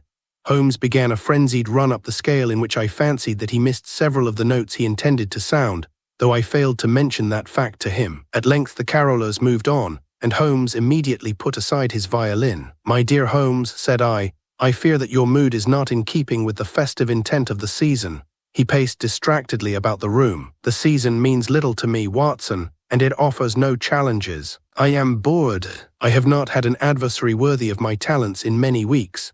He cast his eyes at the mantelpiece and at the bottle and hypodermic syringe that rested thereon. I closed the volume of sea stories that I had been reading and said, I hope that you are not considering some artificial stimulation of your mind, when at any moment someone with a problem needing your attention might come walking through our door. Holmes paused and turned to give me a speculative look. I suppose that you are now going to declare some recent acquisition of the powers of clairvoyance and tell me that you can predict to the instant when such a person will appear. I make no claims to precognition, I said. I merely suppose that even at this happy time of year there are those who have their troubles and who might seek the aid of the great Sherlock Holmes. Even as I spoke, I heard the sound of hoofbeats outside, hoofbeats that came to a stop beneath our window. And I presume that is our client now, Holmes said. Possibly, I responded. If so, it is merely a coincidence. Or it could be nothing more than a lost traveler who is seeking directions. Of course it would be a coincidence, Holmes said. It could be nothing more. He walked over to the frost-rimed bow window where I joined him in looking out into the dark street. A carriage had stopped in front of 221B, and a rather large gentleman emerged. Without a word to the driver, he entered our building. Shortly there was the sound of a heavy step in the hall, followed almost at once by a knock on our door. I answered the knock and welcomed our visitor inside. He was even larger than he had appeared from the window, and the room seemed almost to shrink when he entered. He wore a decrepit wide-awake hat on his rather too long hair, and a heavy bottle green overcoat with a wide fur collar and cuffs. His hands were soft and white, his boots were clean, and his eyes were clear and wide. He doffed his hat and stood for a moment as he looked around our room. Although Holmes was one of the neatest of men in many ways, and certainly had quite tidy habits of mind, neither he nor I made any great pretense to fastidiousness when it came to our lodgings. Several unanswered letters from Holmes's correspondence were nailed to the center of the mantel by a jackknife, and there was the strong smell of chemicals and tobacco in the room, which, I confess, could have used a good airing. Books and papers, most of them belonging to Holmes, who had a positive horror of disposing of any kind of document, were strewn about the hardwood floor, while others had been tossed into boxes. 2 of the cushions from the faded green couch were also on the floor along with the papers, and Holmes's violin lay upon the couch itself. Our bookcase was crammed with maps, charts, and reference books of all kinds, along with Holmes's commonplace books, though the latter at least were neatly aligned. Our desks were no less cluttered, and the sideboard was jumbled with cigar boxes, the remains of our cold dinner, and several tumblers, not all of them clean. Our floral wallpaper was marred somewhat on one wall by the pattern of a patriotic V. R. done in bullet parks. It was this last that seemed to draw our visitor's attention. "Ah," said he upon seeing it, "someone has created an interesting variation in the decor." "It was I," said Holmes, "but I am sure you did not come here to discuss my house beautiful." At one time early in my acquaintance with Sherlock Holmes, he had informed me that he wished to possess no knowledge that would not be useful to him. I had deduced from his statement that his knowledge of certain fields was nil, and I had even jotted down a list of those fields for my own amusement. One thing of which I supposed him to know nothing was literature, but afterwards he had more than once surprised me by introducing into our conversation a passing reference to Shakespeare or Pope, to Flaubert or George Sand. On this occasion he surprised me once again, and because of his use of a certain phrase, I was fairly certain that he had already discerned the identity of our visitor, as had I, and I decided to put him to the test. "Holmes," said I, "can you tell me the name of our esteemed guest, or should I reveal it to you?" "There is no need for you to tell me. I believe that we have the honor of hosting Mr. Oscar Wilde, the lecturer and poet." "You are correct," Wilde said. He was not surprised at all. It was as if he felt that anyone in London would know him on sight. "Are you familiar with my work?" "As for me," I responded, "I have seen your picture more than once, and I have attended one of your lectures. It was the one in which you spoke of the house beautiful." He glanced around our room once more, not exactly with approval. "Had I saved £1 for every time I have delivered that lecture, I should be surrounded by luxuries." He smiled. "The necessaries could then take care of themselves." "And you, Holmes," I said, "how did you know our visitor's identity?" I was quite certain that he had never attended one of Wilder's lectures nor read any of Wilder's works, and I was proved correct by his reply. "I am not a literary man," said Holmes, "but I have read quite widely in the annals of crime. I believe that Mr. Wilder was involved during his American tour some years ago with a series of quite horrible murders."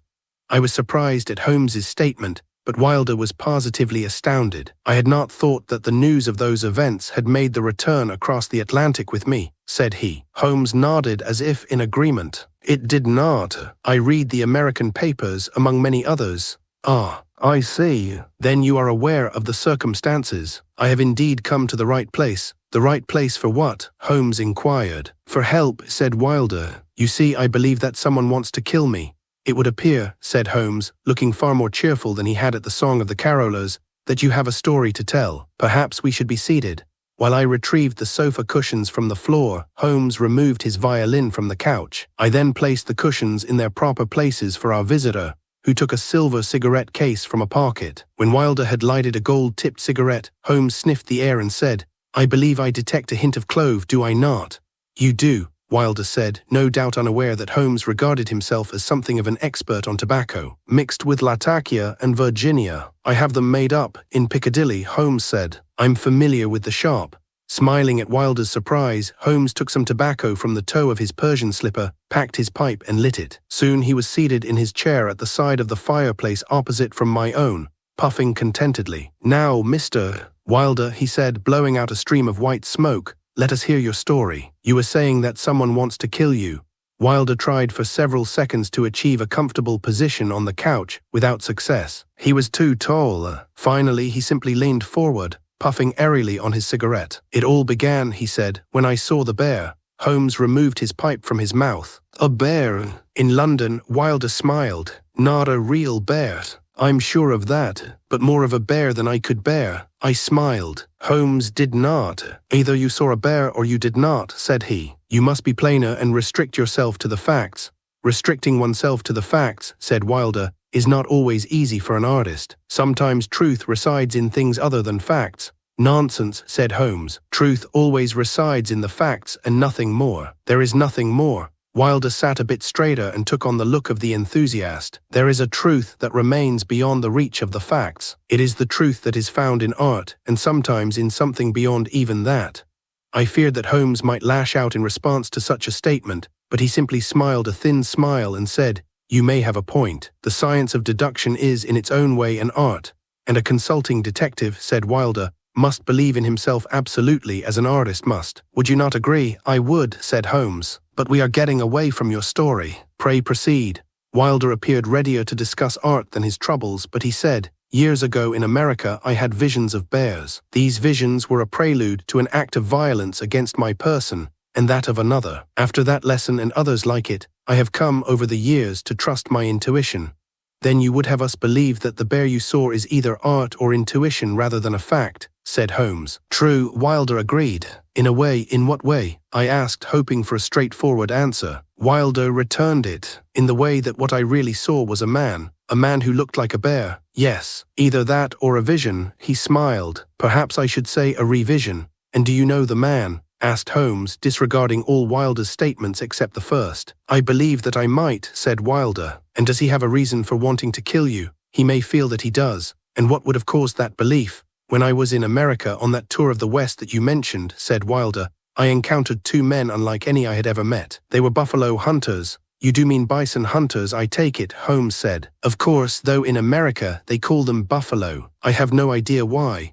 "Americans are peculiar that way," said I, and Wilder nodded. "These particular Americans were very unsavory characters," he said. His nose wrinkled as if he could still smell them. "They did not take a liking to me, as they sometimes say in those parts. In fact, one of them intended to kill me, as well as another person. Instead, the one who wanted to kill me died himself, and his friend fled the scene. I fear that somehow the one who fled has found his way to London, seeking revenge after all these years for the death of his companion."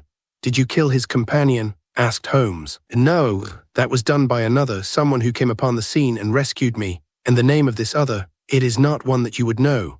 Wilder paused to reflect, puffing his cigarette. "Or perhaps you might, but it has no bearing on the present matter." Holmes nodded. "And has anyone here in London recently made an attempt on your life?" "I believe so," said Wilder. Holmes puffed on his pipe, then said, "But is your belief based on fact?" Wilder smiled. "I cannot be certain," said he, "but as I was walking this morning near my house, a carriage rounded the corner at high speed, careening along as if the devil himself were at the reins. I am a great admirer of recklessness, especially in others, but I drew back so that I would not be in any danger. At that moment someone gave me a powerful shove forward, and I stumbled into the street, directly into the path of the careening carriage." "And yet you sit here before us, calmly telling your story," Holmes observed. "Not so calmly as it might appear to you," Wilder said. "Although the public might think otherwise, I am generally in control of my emotions, and despite my appearance, I am remarkably nimble, which is why I am sitting here now. I was able to spring aside, and the horses missed me by the narrowest of margins. As I turned back to see who had given me the near-fatal push, I saw the bear turning a corner down the street." "The man who looked like a bear, you mean," said Holmes. "Indeed," Wilder responded. "But he wasn't a bear," said Holmes. "He was a man wearing a winter coat made from the hide of a bison." Again, Wilder was amazed. I, being more accustomed to the workings of Holmes's mind, was merely mildly surprised. "Such would have to be the case," said Holmes. "There was no vision and there was no bear. But a man wearing a buffalo robe might pass for a bear in London." "You must be right," Wilder said. "I'm sure you are. The buffalo hunter is here as I thought." "He must be quite conspicuous," said I, though a glance at my visitor's bottle green coat assured me that one might go about in a London winter in almost any garb and not be thought too outlandish. "But where can he be spending his time?" asked Wilder. "And how did he come here?" "It has been several years since your tour of America," Holmes said. "Perhaps he came here out of mere opportunity, without a thought of you in his mind." "But a man like that," Wilder said, "what opportunity could he have?" "There is a clue in this very room," said Holmes. "One that you have already remarked upon." Wilder was puzzled. "I'm afraid I do not understand." "It is," said Holmes, "simply a matter of reaching a conclusion based on the facts of the matter. Art, I regret to say, does not enter the picture. Why, I suspect that Watson there has already thought the thing through." It was not often that Holmes expressed any degree of confidence in my abilities, but in this instance he was right to give me the credit, for I had indeed arrived at what I believed to be the correct answer. "Well, Watson," said Holmes. I nodded and he said, "First the clue. It is the patriotic V." "R," I responded. Holmes applauded silently. "Absolutely correct. Now do you see, Mr. Wilder, I regret to say that I do not. Although the light in your quarters is certainly adequate, I remain entirely in the dark." Holmes put aside his pipe. "Come now. The Queen and an American buffalo. What could the connection possibly be? I have no idea." Wait a moment. "Of course, the Golden Jubilee, right you are," said Holmes. He reached into a box of papers on the floor beside his chair and withdrew something that he held up for Wilder to see. It was the program that we had brought with us, after attending perhaps the most popular attraction of the Queen's Golden Jubilee, Buffalo Bill's Wild West Show. The program was quite thick, and Holmes had to thumb through it for several seconds before he found what he was seeking. When he had located it, he read it aloud, emphasizing certain of the words. "You will see a buffalo hunt in all its realistic details. Do you remember it, Watson?" "Indeed I do. It was quite thrilling, actually, if not quite realistic," Holmes added. "And do you recall what Colonel Cody told us about his amazing cast of characters?" "That too, I recalled quite clearly, perhaps because I had considered it such a privilege to meet the great showman himself, bedecked in fringed buckskins and wearing an enormous 10-gallon hat. He was a true Democrat. He said that he hired anyone who would work for him. Cowboys, Red Indians, women, children, come one, come all. As indeed he would have to do to perform such set pieces as the buffalo hunt. And I am certain that he would not inquire too closely into the background of those he added to his cast. A man such as you have described, Mr. Wilder, might find employment in Colonel Cody's show quite appealing, especially if, since his encounter with you, he had committed other crimes in the United States. But why would he still be in England?" asked Wilder. "It has been months since the last performance of the Wild West Show." Holmes nodded agreement. "Let us assume that your enemy was dismissed from the cast for some reason. For indulging in drink, perhaps, or petty theft. Colonel Cody has the reputation of a stern taskmaster and would not tolerate such conduct. Without employment, your friend might not have been able to return to America. He might have been forced to find menial jobs here to support himself. And ask yourself this question, why has he not attempted your life before now? Do you have the answer?" asked Wilder. Holmes did not hesitate. "If he is such a person as you describe, the likelihood is that he had not thought of you at all until he tried to kill you. He simply happened to see you on the street, recalled your role in his unhappy life, and took advantage of a sudden opportunity." Wilder lit another of his cigarettes. "But now he will be thinking of me often. He might very well try again to kill me unless something is done." "True," Holmes agreed. "And we shall do something tonight. But what? We will find this man and put a stop to things immediately. Watson, do you have your revolver?" "I did not, but I told him that I could get it at once." "Do so, and then we will be on our way." "But where will we go?" asked Wilder. "We have no idea where to find this person." "Think about it while we make ourselves ready," answered Holmes. "You may discover that we do indeed have an excellent possibility." I was as mystified as Wilder, but once we were in the carriage, Holmes directed the driver to the fairgrounds where the Wild West Show had been held. "Where else would a man with little money and few prospects seek refuge?" he asked. "Some structures doubtless remain on the ground, and they would provide a modicum of shelter. He may well be there.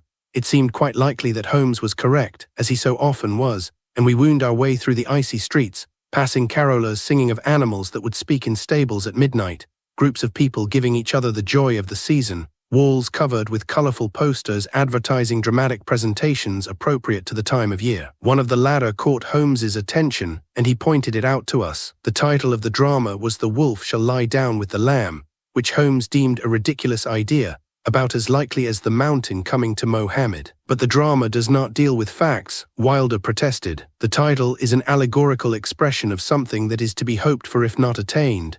And why hope for something unattainable? Holmes asked. Because it is the nature of man to do so, said Wilder. And it is in the nature of the Christmas season. Holmes gave him a thin smile. Explain that to the man who is trying to kill you, he said. The fairgrounds were dark and apparently deserted. Where once the stagecoach had rumbled and the bison ranged, where the vaqueros had roped, where the Indian village had stood, there was now nothing at all. Not even a trace remained. Nor was there a trace of Wilder's supposed enemy or of anyone else. All was loneliness and desolation, covered with a blanket of dirty snow. The icy wind cut through my clothing, and my right hand clutched my revolver. Sherlock Holmes looked over the scene with chagrin. He rarely makes a mistake, although it has happened before, as even he will admit. It never pleases him, however. It appears that I have followed a wrong path in my reasoning, he said. I was certain that we would find the man here. Wilder, rather than showing distress, seemed lost in thought. Then he said, "Art. The answer lies in art and in the science of deduction." What do you mean? I asked. That placard we saw, said Wilder, about the lion and the lambs. Are you familiar with the scriptures? I was far from an expert in such matters, and Holmes was equally at a loss. I told Wilder that I failed to see his point. The title of the drama is from the book of Isaiah. I do not claim to be a biblical scholar by any means, but I do have some acquaintance with Holy Writ. I cannot recall the passage perfectly, but it says something about the wolf dwelling with the lamb, the leopard lying down with the kid, and they shall be led by a little child. I can easily see how the sentiment relates to Christmas, said I, but not to the current difficulty. Wilder was happy to elucidate. The scripture goes on to say that the cow and the bear shall feed together, and the lion shall eat straw like the ox. Ah, I exclaimed. Bears again, more than bears, said Holmes. I congratulate you on your deduction, Mr. Wilder. We know that your enemy has an inclination toward the theatrical, and that he can appear to be a bear in his buffalo robe, and he needs work if he is not to earn his living by the admittedly dangerous alternative of theft. Clearly, the scripture has broader applications than I had accorded it. But let us waste no more time. It is growing late.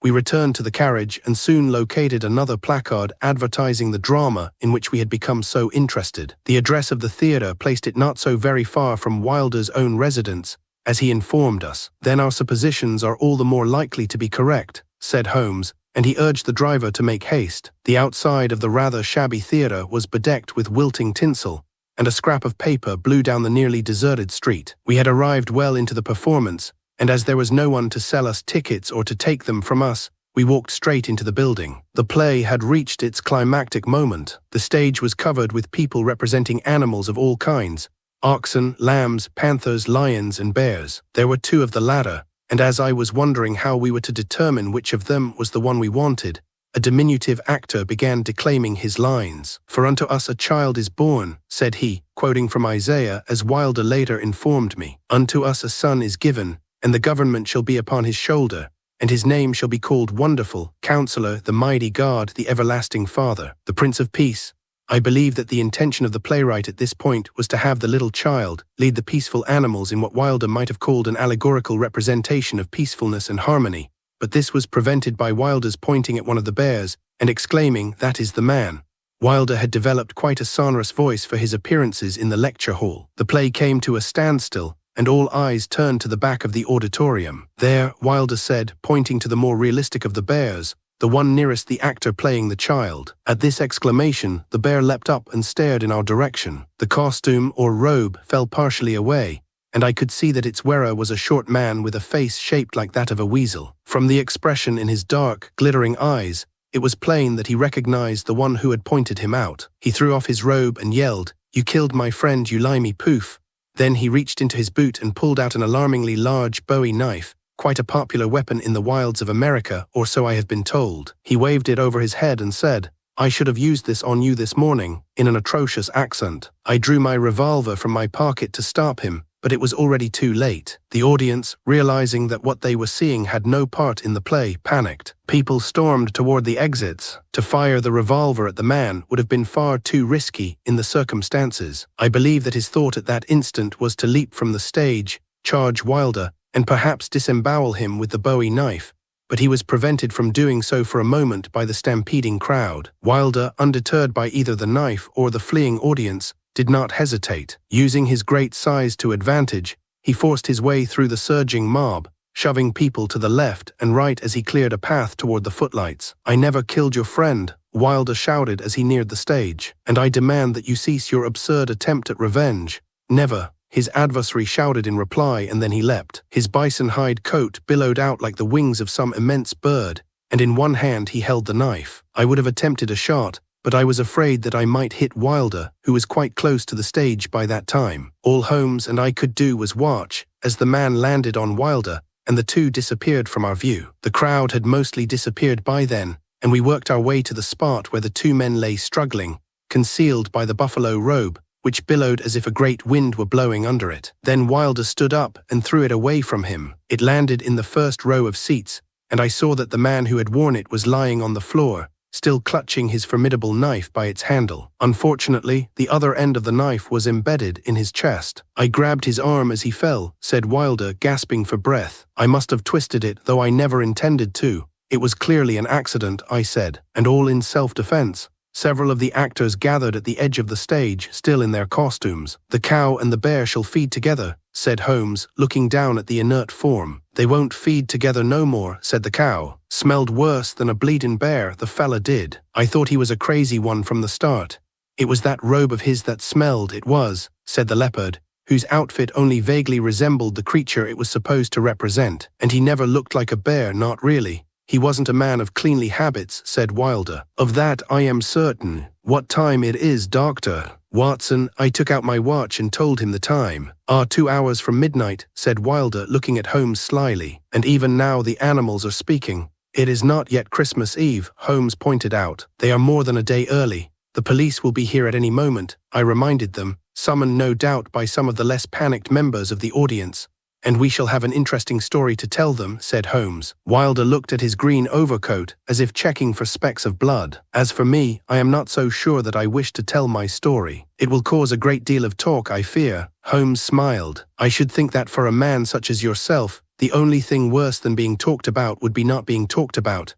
"Very good," exclaimed Wilder. "In fact, I almost wish I had said that myself." He paused and smiled, then said, "And I will." Then his smile faded. He looked at the dead man on the floor and said, "I am very sorry that things should have ended this way. Life should be about beauty and peace, and death should not be so ugly." Holmes looked at him sharply. "I hope that your life is indeed filled with nothing but beauty and peace, but you must know that few lives are." "Each of us is his own devil," said Wilder. "If we choose to be, then do not choose that way," said Holmes. "I will not," Wilder responded. I had the impression that he was going to say more, but at that moment the police arrived, and we had to spend the remainder of the evening explaining about men who looked like bears. And though we heard much of Wilder in latter days, we never encountered him again. The adventure of the naturalist Stark Pin. During a recent tour of the Galapagos Islands, one of the Ecuadorian guides on our ship took me aside one evening in the passengers' lounge. After politely chatting about the day's sightings of iguanas, sea lions, frigate birds, and Sally Lightfoot crabs, he asked me if I would like to read an old manuscript one of his colleagues had received from a naturalist in England. "Your opinion of its authenticity," he said, "would be much valued." "But I'm not a naturalist," I said. "I can barely tell a blue-footed booby from a red-footed booby. Maybe my wife." "Many naturalists have read this manuscript already and given their opinions, but one of your fellow passengers tells me you are a devotee of Sherlock Holmes, and no Holmes scholar has yet given us an opinion." Though calling me a Holmes scholar is a bit of a stretch, I eagerly agreed to read the document. Never having seen an original Sherlock Holmes manuscript, I didn't recognize Dr. Watson's handwriting, but I could at least make some comments based on the historical background and the literary style. Early in my association with Sherlock Holmes, only a few days before Christmas in 1881, I was about to leave the Baker Street rooms for some long-forgotten errand when my friend suggested I might wish to stay. I am to be visited by a Mr. Beagle Watson. He promises to present a case of singular interest. Some diversion might be welcome in this excessively cheery season, don't you agree? I agreed only partially. While the Yuletide could be an agent of melancholy in bachelors like ourselves, I was invariably affected with its attendant joy, whatever my current circumstances. Still, I had known Holmes long enough to know that cases of interest to him would also be stimulating to me, and I also welcomed an excuse not to venture out in the chill and blustery weather, so I remained. From our window, we saw Mr. Beagle arrive at Baker Street at the appointed hour. He alighted from a hansom, furtively looking left and right, and moved slowly but purposefully to the door of 221B, with his coat-tails flapping in the breeze. He appeared to be an elderly man, and sported an impressive white beard. His hat concealed what facial features the beard did not. When Mrs. Hudson announced Mr. Beagle moments later, Holmes welcomed him in, showed him to a chair before the fire, and offered him a glass of port, which he declined. "Mr. Holmes, I am grateful you would see me at such short notice," our agitated guest said, after taking a few moments to catch his breath. "I am in a dreadful state. I have become so fearful, so suspicious.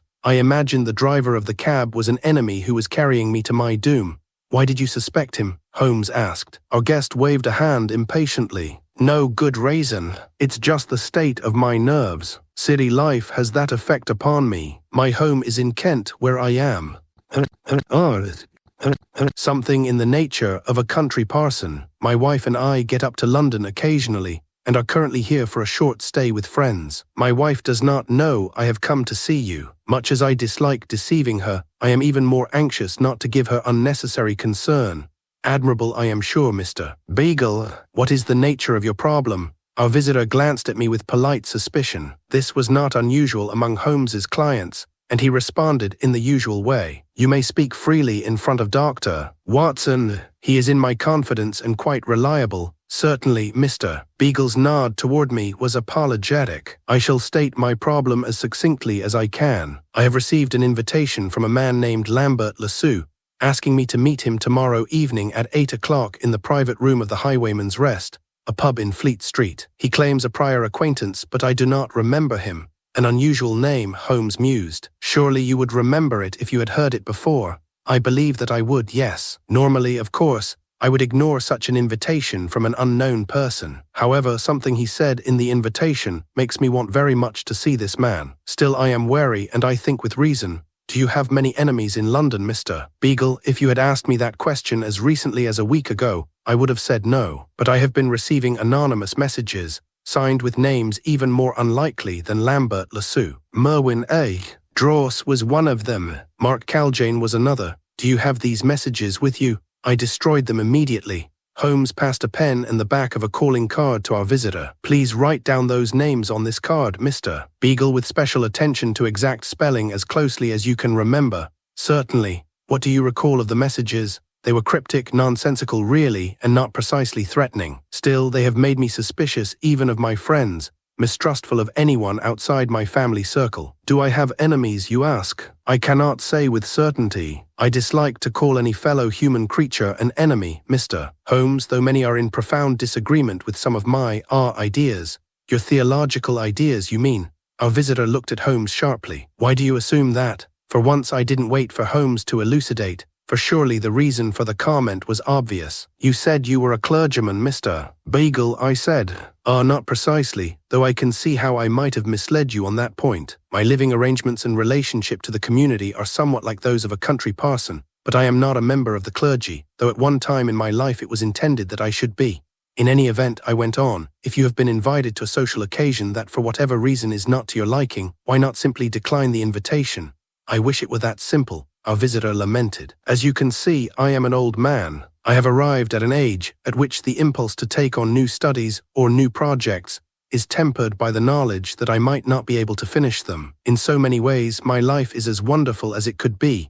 I have all the joys brought by family, financial comfort, and intellectual stimulation. Even my health, worrisome my whole life, has enjoyed an unlikely improvement. But still, the accumulation of years weighs upon me. Death, if not quite a friend, is a frequently encountered acquaintance, nodded to on a city street, seen from the corner of my eye on public conveyances, glancing over my shoulder even as I take a daily walk on the grounds of my own home. Sometimes I feel that I would welcome death, but I don't relish having life taken from me prematurely by the hand of another. And it may well be that Lambert Lassou, whoever he is, would like to end my life prematurely, that I am being lured there only to be killed.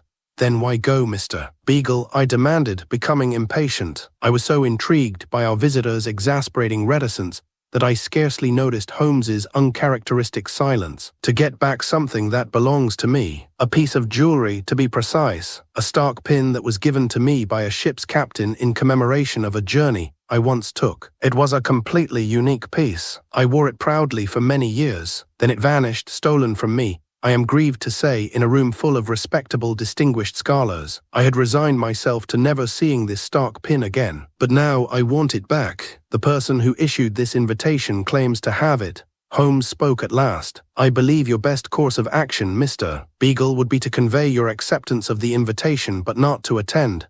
If I don't attend, Mr. Holmes, how can I retrieve the property that is mine? Leave that to me. Send word to your host that you will be there, and hie yourself back to Kent with your good wife to enjoy Christmas with your rather large family.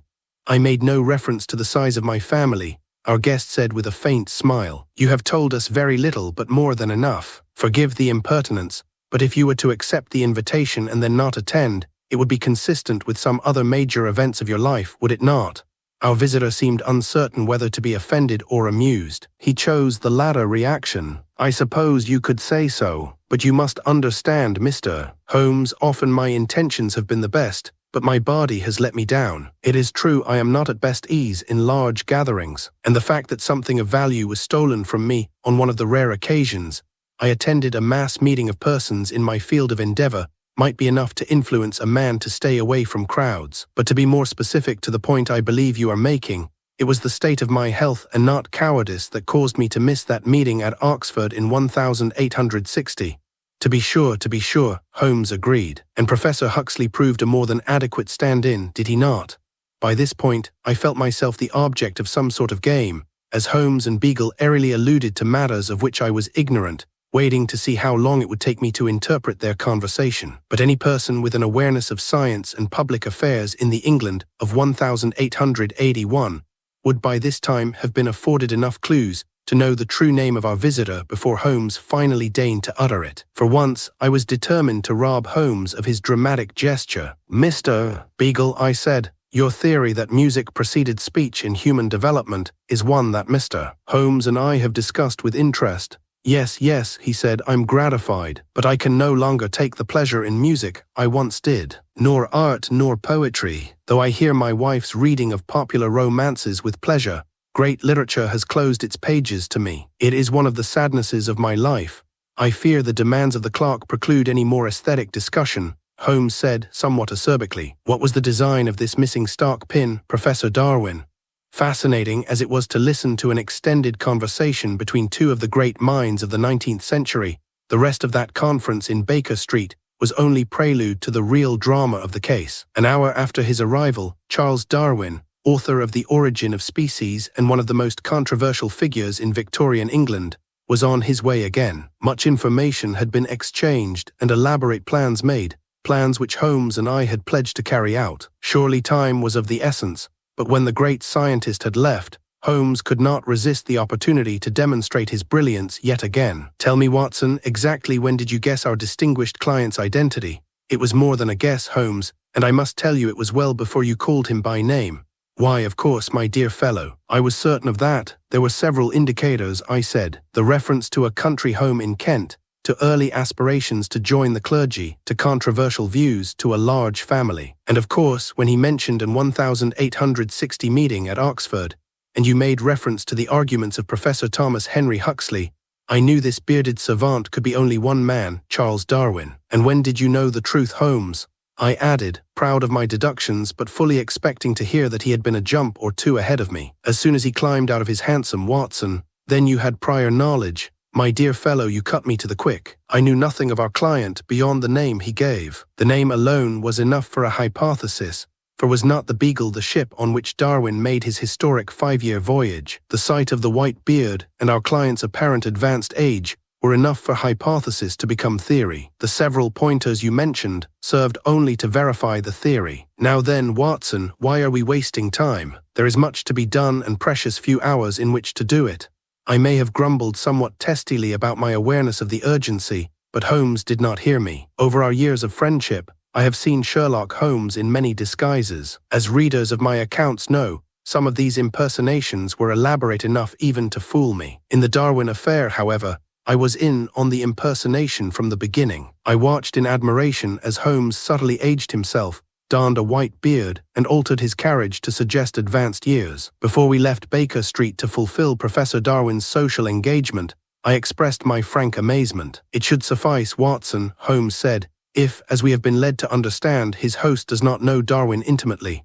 Clearly, Darwin was expected to come alone to the scheduled meeting, but shortly before the appointed time, I visited the Highwayman's Rest pub. It was another bitterly cold evening. The pub's sign, depicting the figure of a masked highwayman on horseback under crossed pistols, swayed in the wind. After peering through the round bottle-glass windows at the distorted figures within for a moment, I entered the welcome warmth of the main room, where the glow of the fire glittered off the brass fittings. Holmes had assured me the Highwayman's Rest was an establishment where any service or favor could be had for the right price. He had also provided the name of an employee who would help me if I mentioned the name Sherlock Holmes, and showed a palm full of coin. While the establishment had a wealth of small, low-ceilinged rooms that afforded privacy for the various activities of its customers, the phrase, the private room, apparently referred to one in particular. I was shown there and advised where I could conceal myself, firearm at the ready, to listen to the conversation between the ersatz Darwin and the mysterious Lambert Lascaux. When Holmes, in his Darwinian disguise, arrived at the pub,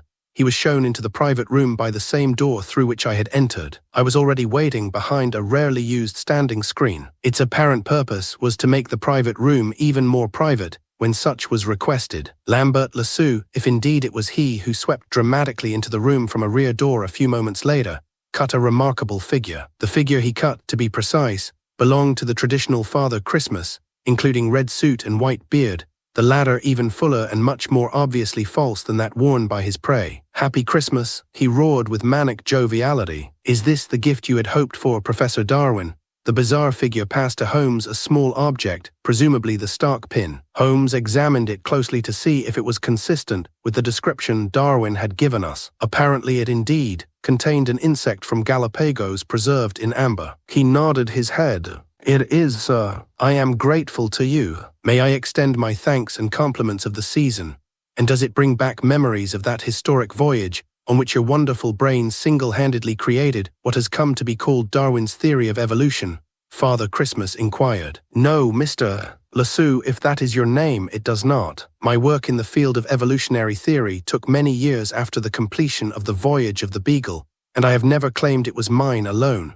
Have you not?" "My mistake. Might I ask how this pin came into your possession, Mr. Lascaux?" "I did not steal it, if that is what you are wondering. In fact, it was given to me by the man who stole it from you, Professor Isaiah Corcoran. You remember him, I am sure." "I do indeed," Holmes said. "But as a great scientist, not as a thief." Father Christmas snorted. "Our experience differs. I know him as a thief. I know him only as a thief. I was his student, you see, his assistant for a time, and a discovery I made while working for him, the identification of a rare specimen that would have made my scientific reputation, he published under his own name. The senior researcher's prerogative, I was told. Odd the excuses we make to justify outright thievery. He showed me your stark pin one day, and I knew it could not have come into his hands by legitimate means. He made me a gift of it, an uncharacteristic burst of generosity, designed, I suppose, to make me happier with my lack of credit on a great discovery. I at first determined to give it back to you, which you have done, sir, and I have offered my thanks. Now, if you will excuse me, Mrs. Darwin is waiting, and no, I may not leave. No. As I thought it over, I came to realize how much you, Professor Darwin, symbolized the kind of scientific dishonesty of which I had been the victim, and I realized that my fortuitous possession of the stark pin gave me an opportunity to do a much greater service to mankind than simply to return stolen property. For you see, some kinds of stolen property cannot be returned. A man's good name, a scientist's reputation, these cannot be returned. And what exactly is your name, Father Christmas? Not, I dare to venture, Lambert Lascaux. You are correct. and it seems doubtful to me you are known as the even more unlikely cognomens Merwin A. Drawse or Mark Caljane. There's a tidy puzzle for you in those names, but you aren't going to have time to solve it. I've solved it already. They are anagrams. What else could they be? How astute of you. But now I shall at last have my revenge on you, Professor Darwin. What, might I ask, have I done to you? What have you done to me? Better to ask, what have you done to science? And what you do to science, you do to every scientist. If you've solved my anagrams, you should know what I mean. I fear I do not. Oh, never fear, Professor Darwin, I shall tell you in detail. This pub is noted for its thick walls, discretion, and other services not on the menu. No one will interrupt us. No one will hear us. There is no need to hurry. I can play with you as a cat plays with a mouse. If the cat plays too long, the mouse sometimes escapes. Rarely, very rarely, and not in this case. Father Christmas laughed nastily. A friend once asked me, does Darwin keep Christmas, do you think? And I said after a few moments thought I should think so, even if he is an atheist. I am no atheist, Holmes insisted, a statement consistent with Darwin's public posture. Whatever his beliefs, I said to my friend, he has a large family and he grew to manhood in a religious tradition, was even intended for the ministry at one time, thinks of his house as a country parsonage. I expect he keeps Christmas, for the children's sake at least. Then I thought, when I have my revenge on Darwin, when I strike my great blow for truth and reason, why not choose the Yuletide season when I may give a gift to the community of science, on behalf of all honest researchers, all who believe in giving and taking credit only where it is due. I come before you in the name of Erasmus Darwin, your grandfather and namesake to whose ideas about evolution you added nothing. I come to you in the name of Jean Lamarck, another whose researches you plundered and claimed for your own. I come to you in the name of Alfred Russel Wallace, poor deluded man, who did the real original thinking, who had the real new theory, but who through the sleight of hand of you and your cronies Lyell and Hooker was denied it. That's not so. Holmes could scarcely have sounded more indignant if his own character had been sullied. Wallace received full credit. Our papers on species were read together before the Linnean Society. Read together, oh yes, read together, as if a collaboration. But the real original theory was his, not yours. It was Wallace who solved the problem of divergence, Wallace who determined how it is that many different species could have sprung from the same original source, but he could not be allowed to receive his proper credit. You had to be first. So Lyell and Hooker conspired with you to assure that Wallace would be relegated to the backwater of scientific annals. We were in constant communication with Wallace. He was consulted at every point. Consulted. He was off on his travels, gathering samples, doing the real work of the naturalist, and had no one in England to watch out for his interests. So it is in the name of Wallace more than any that I take my revenge today.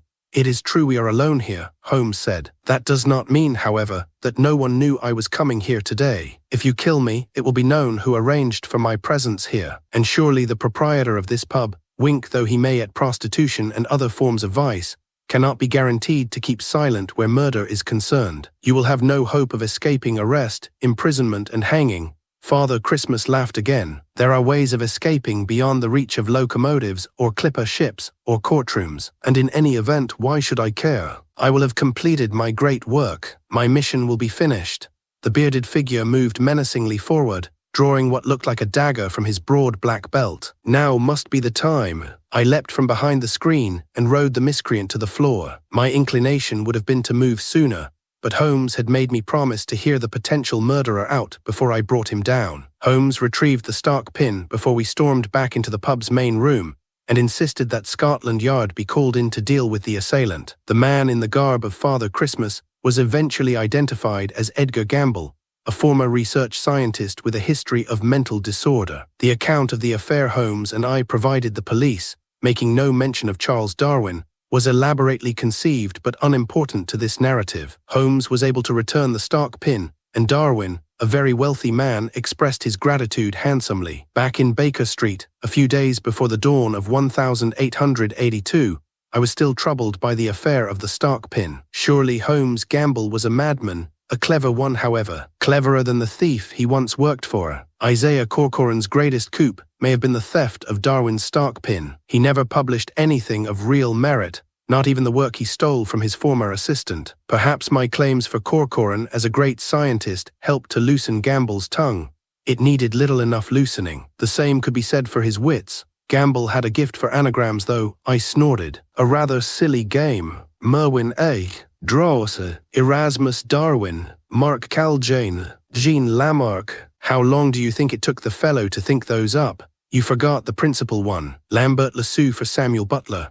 Butler, the novelist and journalist best known for the novel Iruhen, had virtually accused Darwin of plagiarizing his own grandfather and been pointedly ignored by Darwin and his family and friends. Butler had apparently been one of the main inspirations in Gamble's plan of revenge. But he was a madman, Holmes. The magnitude of conspiracy he envisioned leaves us no other conclusion. To imply that scientists of the stature of Sir Joseph Dalton Hooker and Sir Charles Lyell should conspire to rob a fellow scientist of his due credit is nothing short of unthinkable.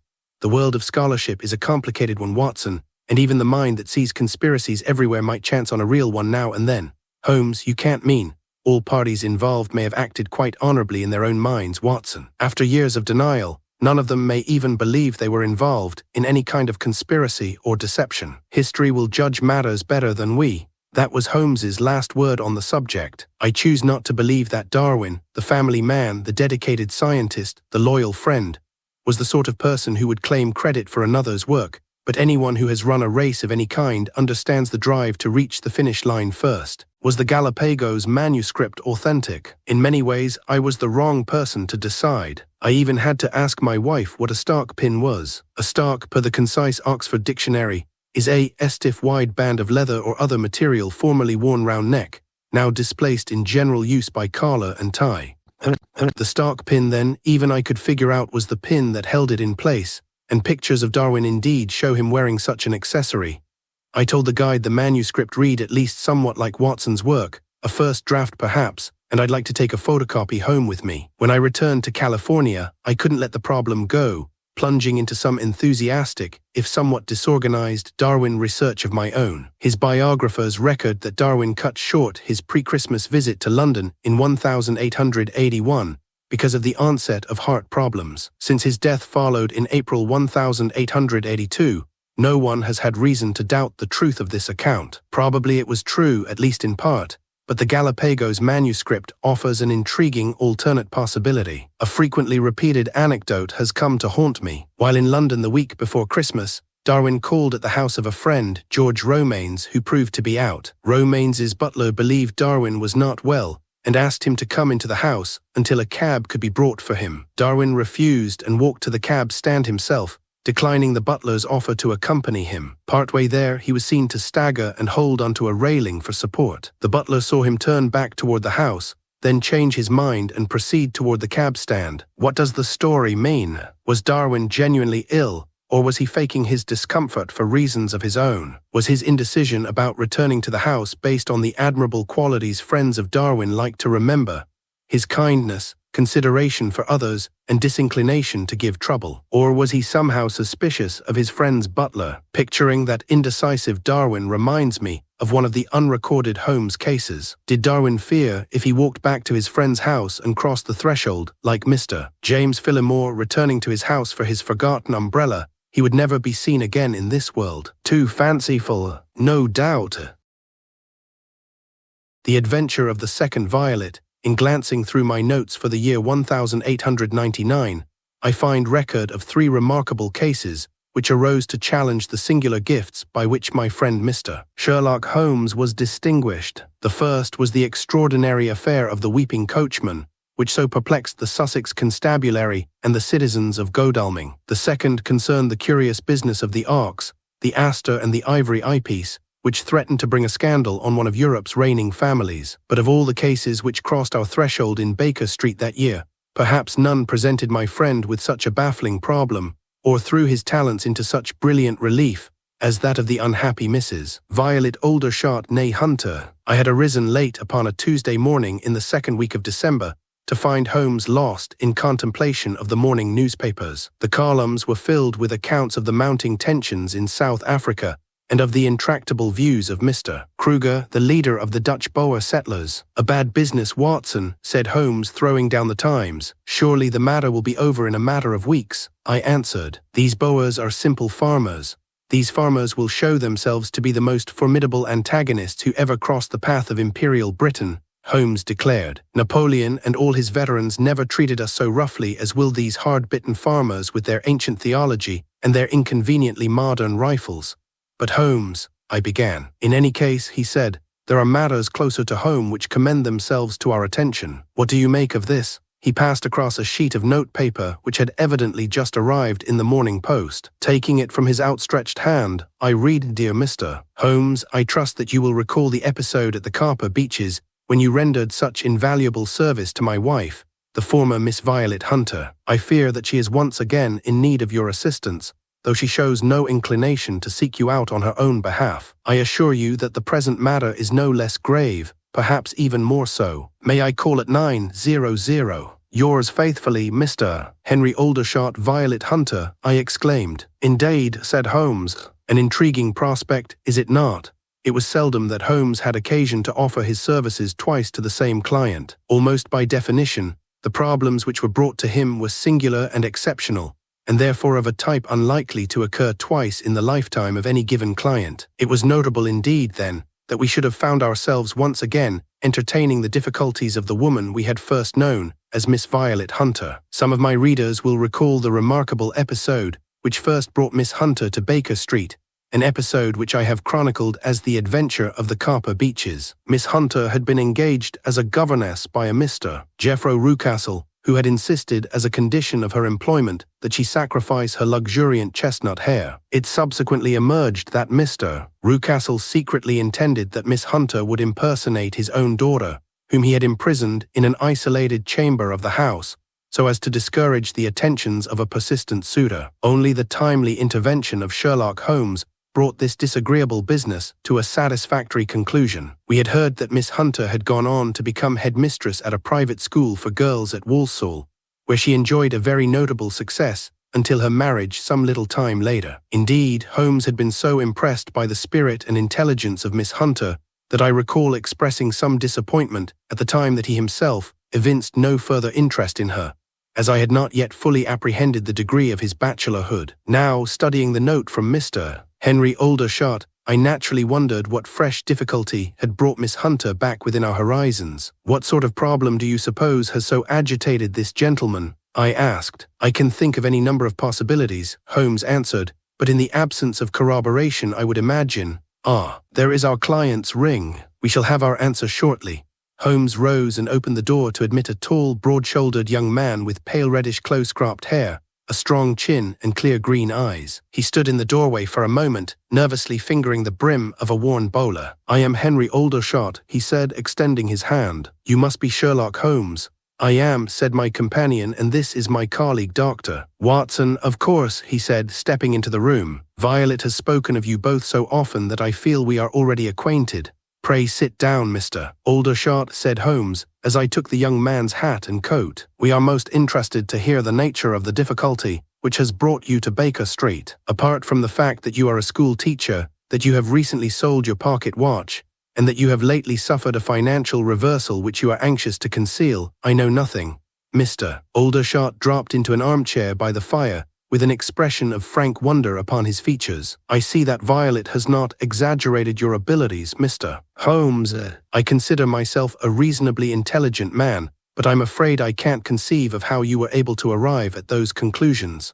Holmes raised his eyebrows at me. Watson, I studied our visitor and attempted to apply my friend's methods. The ink stain, I asked. Excellent, Watson, cried he. You are coming along nicely. He turned to Mr. Aldershot to explain. Your marriage to Miss Hunter naturally suggested some connection to the school at Walsall. The stain of pressman's blue ink on your left shirt cuff, a variety commonly found in school inkwells, indicates that you are employed in the classroom rather than the headmaster's office. The dusting of chalk along the inner sleeve of your coat confirms the notion. But the watch, asked our visitor, and the financial difficulties. Holmes glanced at me. I shook my head to indicate that I had not followed his reasoning that far. Simplicity itself, said Holmes, turning back toward our client. You are a schoolmaster, a profession which requires a certain degree of punctuality, and yet you arrived here at our lodgings 17 minutes past the appointed hour, a fact you confirmed by glancing at our mantel clock rather than at your own pocket watch. The inevitable conclusion is that you have either sold your watch or sent it out for repair. The fact that you still wear a leather watch strap on your waistcoat suggests the former alternative, that your watch has been sold, and that you do not wish to call attention to this fact. It naturally follows, therefore, that you have endured a financial blow which you are eager to conceal." Our visitor's stunned expression confirmed the accuracy of all that Holmes had said. "I must confess, Mr. Aldershot said at length, that your words have amazed me. All that you say is quite true, though it brings me no pleasure to admit it. In fact, my recent embarrassments lie at the root of the problem which brings me here today." "I imagined as much," said Holmes. "Pray let us have the details." He settled back in his armchair and closed his eyes. "Very well," said Mr. Aldershot. "I am not a wealthy man, as you have surmised, Mr. Holmes. My schoolmaster's salary has been enough to provide a comfortable existence for the two of us, and my wife is not of a disposition to complain. In the 2 years since our marriage, I have had everything to make a man's happiness complete: an interesting and challenging profession, a devoted partner, and my good health. You will recall that my wife is a most remarkable woman, and no man has ever been graced with a more gentle or amiable companion. Indeed, many are the nights when I find myself sitting beside her at the fire, and thinking myself the most favoured man in the whole of Britain, or perhaps even the entire. I'm sure that is most gratifying," said Holmes, without opening his eyes. "Please state the nature of your difficulty." "Of course," said Mr. Aldershot with a start. "I will not waste any more of your time than necessary. I should explain, however, that at the time of our marriage I enjoyed the income of a small bequest from my late uncle. I chose to invest these funds in a small publishing concern, as I have some modest ambitions in that arena. Unfortunately, my efforts to launch a literary journal have not met with any great success. We have now been thrown back on my salary alone, which should have been sufficient but for the outstanding business debts which I am now forced to honor. I had sought to ensure our future, but instead I have placed a severe strain on what little remains of our resources."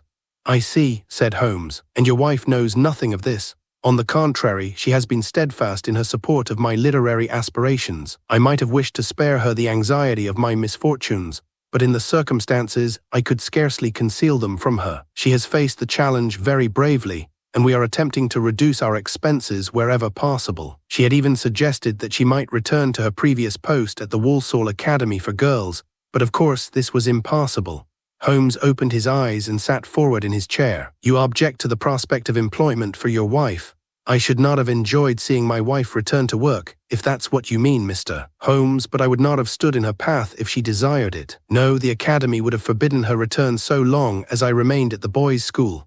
"I see," said Holmes, reaching across toward his pipe rack. "We soon resolved to manage as best we could, until our circumstances improved. If we no longer ate quite as well or as often, or enjoyed entertainments in the evening, we still had enough to be content. Or so I thought until last Sunday evening." Holmes snatched up his oily black clay and began filling it with tobacco. "And what happened on Sunday evening?" "I had just finished correcting some exam papers when Violet suggested that we take a walk along the high street. The shop windows had all been dressed for the holidays, and we were admiring the displays when a strange man hurried toward us from the opposite direction. He was a small man and rather fat, with a strange trick of hopping from foot to foot as he walked. Although I had never seen him before, he appeared to recognize my wife. Lifting his hat, he said, "Good evening, miss. Have you had a chance to reconsider my offer? Did your wife acknowledge this greeting?" Holmes asked. "She did not. She simply gripped my arm and urged me forward, without giving a response of any kind. But as we walked on, I heard his voice calling after us. 'That's all right, my dear,' he said. 'I shall hold the offer open until tomorrow.'" Mr. Aldershot winced at the memory. "How did your wife explain this encounter?" "She insisted that the fellow must have mistaken her for someone else. But when I looked back as we crossed the next street, he stood looking after us with the most unpleasant expression one could imagine, like a fox gloating over a plump hen." Holmes stood up and walked to the mantelpiece. "Can you tell us anything else of this gentleman's appearance?" "That's just it, Mr. Holmes. He looked for all the world like Mr. Jeffro Rucastle, the villain who employed my wife at the Copper Beeches." "Surely not," I ejaculated. "Of course I cannot be certain, having never laid eyes on the fellow, but he strongly resembled your own description of him, Dr. Watson, from the account you published at the time. A prodigiously stout man with a very smiling face. Was that not how Violet described him to you?" "Those words would have fit this man perfectly." Holmes picked up a glowing ember with the fireplace tongs and used it to light his pipe. "Forgive me, Mr. Aldershot, but I could easily walk to our front window and point out some half-dozen other men who match that vague description." "I am aware of that, Mr. Holmes, although you would not be so quick to dismiss my fears, Had you seen the look of absolute revulsion on Violet's face? I assure you, however, that I would not have travelled all the way down to London to consult you simply because my wife brushed up against a stranger in the street. Ah, said Holmes, drawing at his pipe, there was a second encounter. There was. Yesterday afternoon, an unexpected thunderstorm cancelled the scheduled cricket match at the school. I took advantage of my sudden liberty to do a bit of holiday shopping in the town. I had just completed my purchases when I happened to glance across the road. To my utter astonishment, there stood my wife in earnest conversation with this very same man, the man she had so vehemently denied knowing. Holmes folded his hands. Did you confront her? I was too astonished to do so. Instead, I turned and walked through the village for some little while, wondering how best to deal with the situation. I had all but convinced myself that I had entirely exaggerated the matter, but when I returned to our flat, my darkest fears were confirmed. It is now clear to me, Mr. Holmes, that the man in the street was indeed Mr. Geoffrey Rucastle, and that my wife has once again fallen under his malign influence. Our young client looked earnestly into Holmes's face, gathering his resolve before he continued. Mr. Holmes, when I returned home that evening, I found that my wife had cut off all of her hair. Again, I cried. Just so. As you know, my wife's hair is of a particularly captivating chestnut shade. It is her greatest vanity, and if I may say so, her strongest feature. You are familiar with the extraordinary circumstances which led her to sacrifice it the first time, when Mr. Rucastle intended that she should serve as an unwitting substitute for his own daughter. Those events, you will grant, were most exceptional. In her ignorance of Mr. Rucastle's true intentions, one can understand how my wife might have been influenced to wear her hair in a certain way. But would she do so a second time? I have cudgelled my brains, and I cannot imagine how or why she would agree to such a thing. Is it possible that Mr. Rucastle, if indeed it is he, has persuaded her to resume the impersonation of his daughter for some purpose?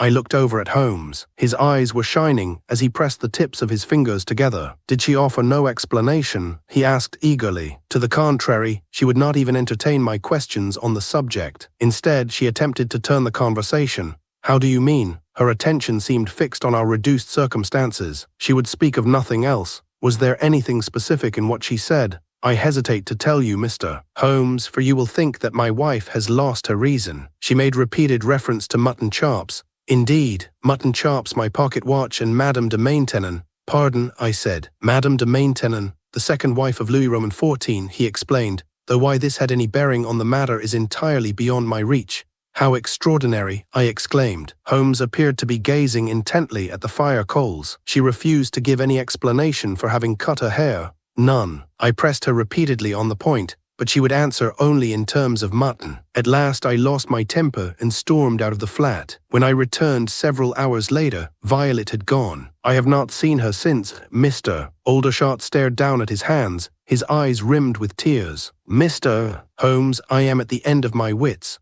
Holmes had been leaning against the mantelpiece as our client finished this remarkable narrative. Now he began pacing a short line before the hearth, his hands clasped behind his back. His expression had changed little, but I, who knew his moods and habits so well, could see that his interest had been keenly aroused. Mutton chops, you say? Yes, Mr. Holmes. He sent a cloud of pipe smoke toward the ceiling and looked after it for several moments. Your case is not without features of interest, he said at last. Will you help, Mr. Holmes?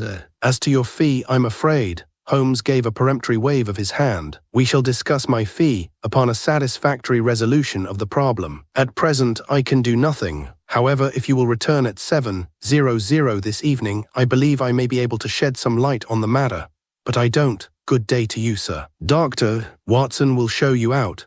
Holmes turned abruptly and stretched out both hands to lean against the mantelpiece, his eyes fixed on a point at the center of the fire. I rose to conduct our visitor to the door. One last thing, Mr. Aldershot, Holmes called over his shoulder. Yes, the young man halted in the doorway. Are you especially fond of mutton? Why, yes, I am, sir. But very well then. I shall have an answer for you this evening. Holmes returned his attention to the fire. I closed the door behind our visitor and turned to question Holmes further about the case. He refused to be drawn out, but launched instead into a lengthy discourse on the merits of body armor for frontline soldiers in South Africa. Of course, one objects to the added weight under trying conditions, he informed me, but this difficulty is easily surmounted. It is largely a question of Holmes, I cried with some asperity, will you tell me nothing of Mr. Aldershot's dilemma? He disappeared behind the Chinese screens which shaded his chemical deal table from the rest of the room. Only the vital body centers need be covered,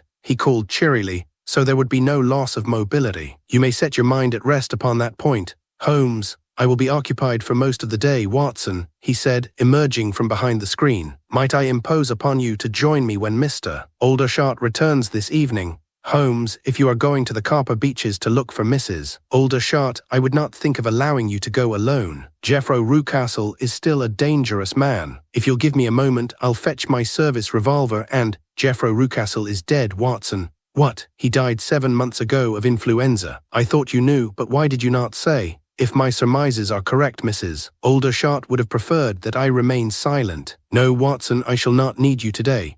But then where? After all, he said, there have been innumerable cases where a Bible, a cigarette case, or some other chance article has saved a man's life by stopping a bullet. Why has this not set us scheming so as to do systematically what has so often been the result of a happy chance?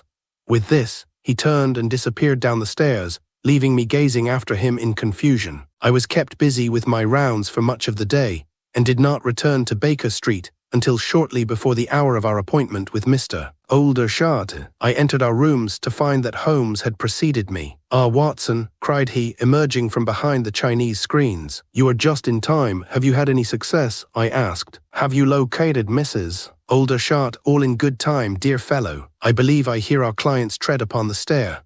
He opened the door to admit our young client, who appeared even more downcast than he had been that morning. Good evening, Mr. Aldershot, cried Holmes with hearty good cheer. Take a seat by the fire. There is a chill in the air this evening. Will you join me in a cigar? That's very kind of you, Mr. Holmes, but I won't impose any further upon your hospitality. If you would please tell me, a glass of sherry perhaps? Thank you, no. I apologize if I seem curt, Mr. Holmes, but I am on fire to know the results of your inquiries. Have you any news of my wife? I have spoken with her at some length. You have. Where is she? I shall be pleased to tell you, of course, Holmes said, cutting the end of a black lunker. But first I must ask you a question. Anything. He lit a taper in the fire and used it to warm the end of his cigar. I'm afraid the question is a rather intimate one. If it will assist you in clearing this matter, I will answer as fully as I am able. Very well. Tell me, Mr. Aldershot, do you love your wife? Our visitor sprang from his chair, his pale cheeks flashing an angry red. Mr. Holmes,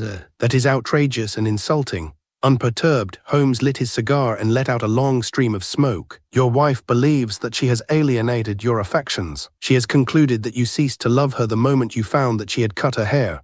Ridiculous. Then why did you react with such violence at the sight of her shorn hair? I've told you, I feared for her safety. I took it as an indication that she had entered into a renewed arrangement with her former employer. Why did you not explain this to her last night? I tried to do so. She would not hear me. Are you certain that you made yourself understood? Violet, what have you done? It is ruined, ruined. Were those not the words you used? Ruined. I did not mean. I was not referring to her appearance. She cannot have thought, Mr. Aldershot sank back into his chair. Mr. Holmes, I believe I will take a glass of sherry, if you don't mind. Thank you, Dr. Watson. He took a sip from the glass I passed him as he struggled to collect his thoughts. Mr. Holmes, if I did say such a thing, I am deeply ashamed. It was only the shock of the thing, you see. I did not mean that Violet had ruined her hair. I meant only that she had ruined the surprise I had planned for her. You see, when I happened across my wife talking to Mr. Rucastle, or the man I thought was Mr. Rucastle, I had just been shopping for her Christmas gift. She has long admired a particular set of tortoise shell combs in the window of a shop in the square, as they were just of a shade to flatter her particular coloring. Of course, she never dreamed of owning them, but I could not resist,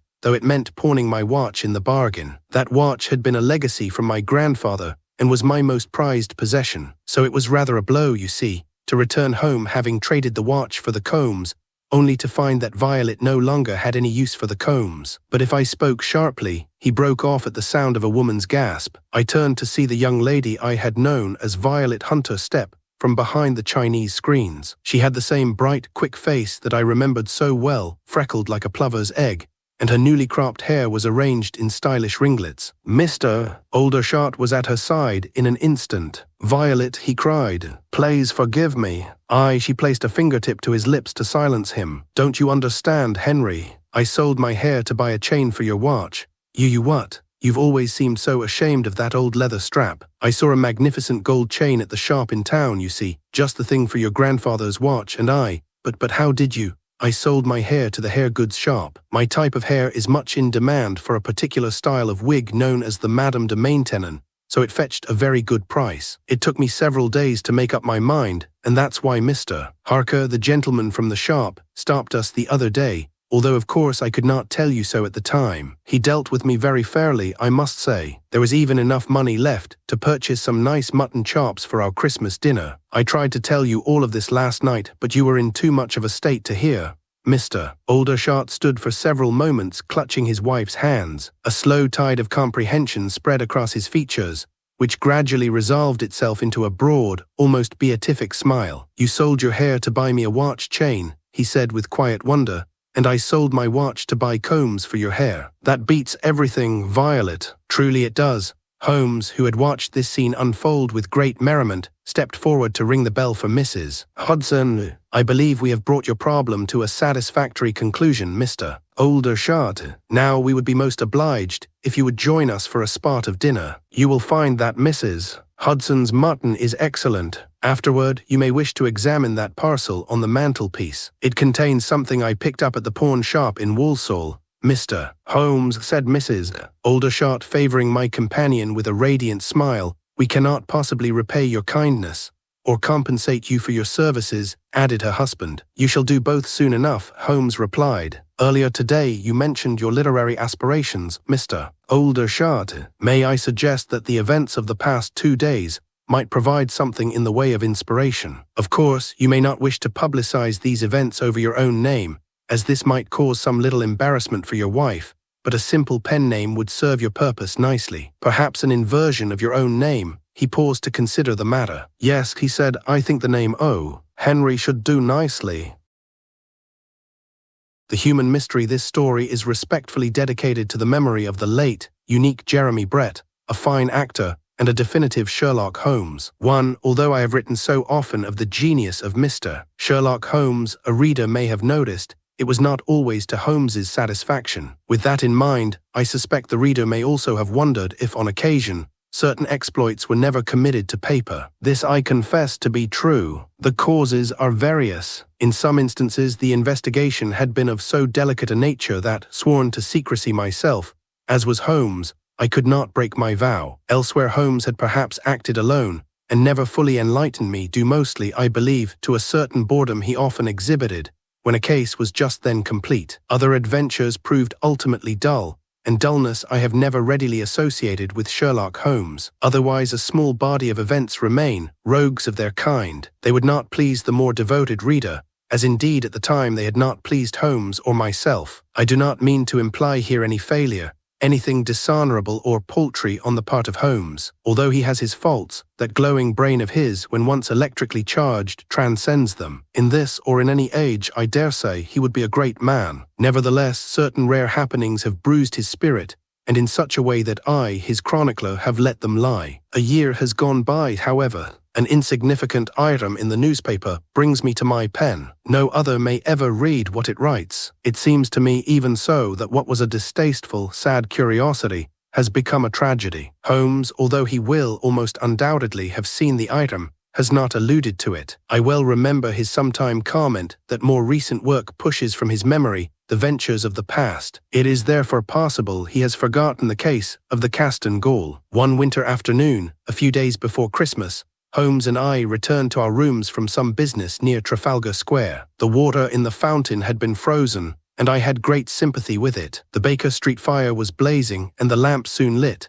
for the afternoon was already spent and very dark, with a light snow now falling. Holmes regarded the snow from the window a moment, then turning, held out to me a letter. I wonder if the weather will deter our visitor. Which visitor is that? This arrived earlier. I saved it to show you on our return. Dear Mr. Holmes, I should like to call upon you this afternoon at 3 o'clock. Hopefully this will be of no inconvenience to you. Should it prove otherwise, I will return at some more favorable hour. I looked up.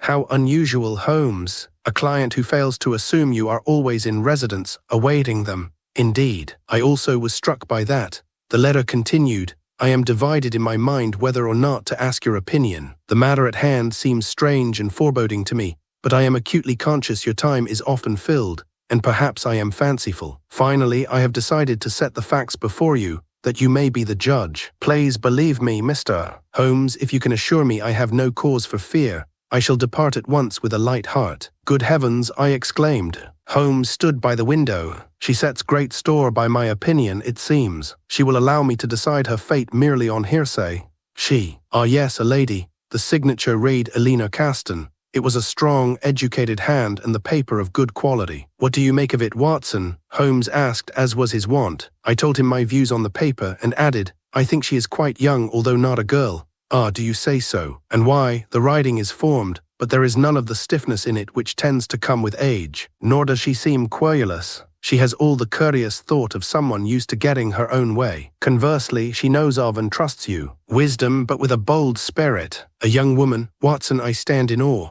I suppose, I added, not quite liking his tone, an elderly lady will now enter the room. Probably not. Mrs. Hudson caught sight of her earlier. But do go on, I can think of nothing else, except I have used this writing paper myself. It is good but hardly extravagant. Two other things are apparent, said Holmes, leaning to the letter. She wears a ring slightly too large for her on her right hand. It has slipped and caught in the ink, here and here, do you see? And she does not, as most of her sex do, favor scent. I sniffed the paper. No, it seems not. For that reason, I think, Watson, you at first deduced the letter had been penned by a man. A faint floweriness is often present in these cases. Besides, her writing is well formed but a trifle masculine. Below, I heard the bell ring, and here she is. Presently, Elena Caston was admitted to the room. She was slim and quite tall, her movements extremely graceful. She wore a tawny costume, trimmed with marten fur, and a hat of the same material. Her complexion was white and clear, and she had fine eyes of a dark grey. Her hair was decidedly the crowning glory, luxuriant, elegantly dressed,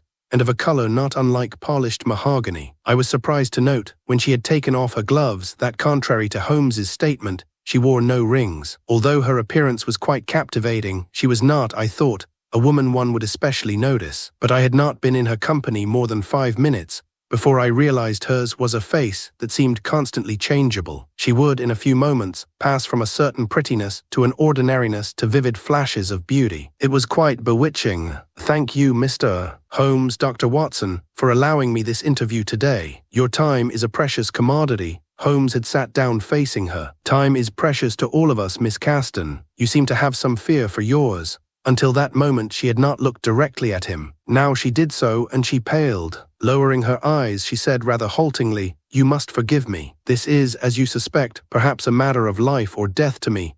Without taking his eyes from her, Holmes signaled to me. I rose at once and poured for her a glass of water. She thanked me, sipped it, and set it aside. She said, I have followed many of your cases, Mr. Holmes, in the literature of Dr. Watson. Literature, ah yes, Holmes remarked. The curiosity of it is, therefore, that I seem almost to be acquainted with you, which enables me to speak freely. Then by all means, Miss Caston, speak. Until this summer I have lived an uneventful life. My work has been in the libraries of others, interesting enough, if not highly remunerative. Then I was suddenly informed I had come into a house, and an amount of money which, to me, represents a fortune. The idea I need no longer labor for others, but might indulge in study, books and music on my own account, was a boon beyond price. You see, a very distant relative, a sort of aunt I had never known I had, died last Christmas and left all her property to me as her only relation. You will note I am not in mourning. As I say, I did not know her, and I dislike hypocrisy. I soon removed to the large house near Chisleyhurst, with its grounds and view of fields and woodland. Perhaps you can envisage my happiness. She paused. Holmes said, and then, autumn came, and with it a change. The servants, who until then had been efficient and cheerful, altered. My maid Lucy left my service. She was in tears and said she had liked her position very well, but then gave some pretext of a sick mother. And how could you be sure it was a pretext, Miss Caston? I could not, Mr. Holmes, and so I had to let her go. But it had been my understanding that she, as I, was without family or any close friends. At this instant she raised her head fiercely, and her eyes burned, and I saw she was indeed a very beautiful woman, and conceivably a courageous one. Despite her self-possession, It was obvious to me that Holmes made her shy and uneasy. She turned more often to me in speech. This phenomenon was not quite uncommon, I must admit. She had admitted after all to reading my histories, and so might have some awareness of Holmes's opinion of women. Presently, she went on, I had recourse to my aunt's papers. I should have explained, a box of them had been left for me, with instructions from my aunt to read them. That is, the instruction was not directed solely at me, but at any woman bearing the Caston name and living alone in the house. Until then, I had put the task off. I thought I should be bored, but you were not, said Holmes. At first, I found only legal documents, but then I came to these. I have them here. She produced and held out to him 2 sheets of paper. He read the first. Then, having got up and handed both papers to me, Holmes walked about the room. Reaching the window, he stayed to look out into the soft flurry of the falling snow and the darkness of impending night. And she had died at Christmas. Yes, Mr. Holmes, she had. So had they all. The first paper was a letter from Miss Caston's aunt. It bore out my earlier amateur theory, for the writing was crotchety and crabbed. The aunt was a woman in her late 60s, it seemed, her hand tired by much riding. To any female of the Caston family, living in this house a single life, unwed, or lacking the presence of a father or a brother, be aware now that there is a curse put on the solitary spinsters of our line. You may live well in this house at any time of year save the 5 days which forerun and culminate in Christmas Eve. If you would know more, you must read the following page, which I have copied from Derwent's Legends of Ancient Houses. You will find the very book in the library here. Take heed of it, and all will be well. It is a dogged curse, and easy to outwit if inconvenient. Should you disregard my warning at Christmas, you will die here. I turned to the second paper. Holmes all this while stood silent, his back to us both. The young woman kept silent too, her eyes fixed on him now as if she had pinned them there with her hopes. Watson, said Holmes, kindly read Derwent's commentary aloud to me. I did so. In the year 1407, the knight Hugh de Castone is said to have left his bane on the old manor farm at Croby, near Chisleyhurst. A notorious woman-hater, Sir Hugh decreed that if any Castone woman lived on the property without husband, father or brother to command her obedience, she would die there a sudden death at Yuletide. It must be noted that this was the season at which de Castone's own wife and sister had conspired to poison him, failed, and been mercilessly hanged by his own hands. However, the curse is heard of no more until the late 17th century, when Mistress Hannah Castone, her husband 3 months dead, held a modest festival in the house. She accordingly died from choking on the bone of a fowl on Christmas Eve. One curiosity which was noted at the time, and which caused perplexity, was that a white fox had been spotted in the neighborhood, which after Mistress Castone's burial vanished. A white fox, it seems, had been the blazon of Sir Hugh de Castone, as depicted on his coat of arms. I stopped here and glanced at Miss Caston. She had turned from us both and was gazing in the fire. She appeared calm as marble, but it occurred to me that might be a brave woman's mask for agitation. Watson, why have you stopped? Came from the window. I went on.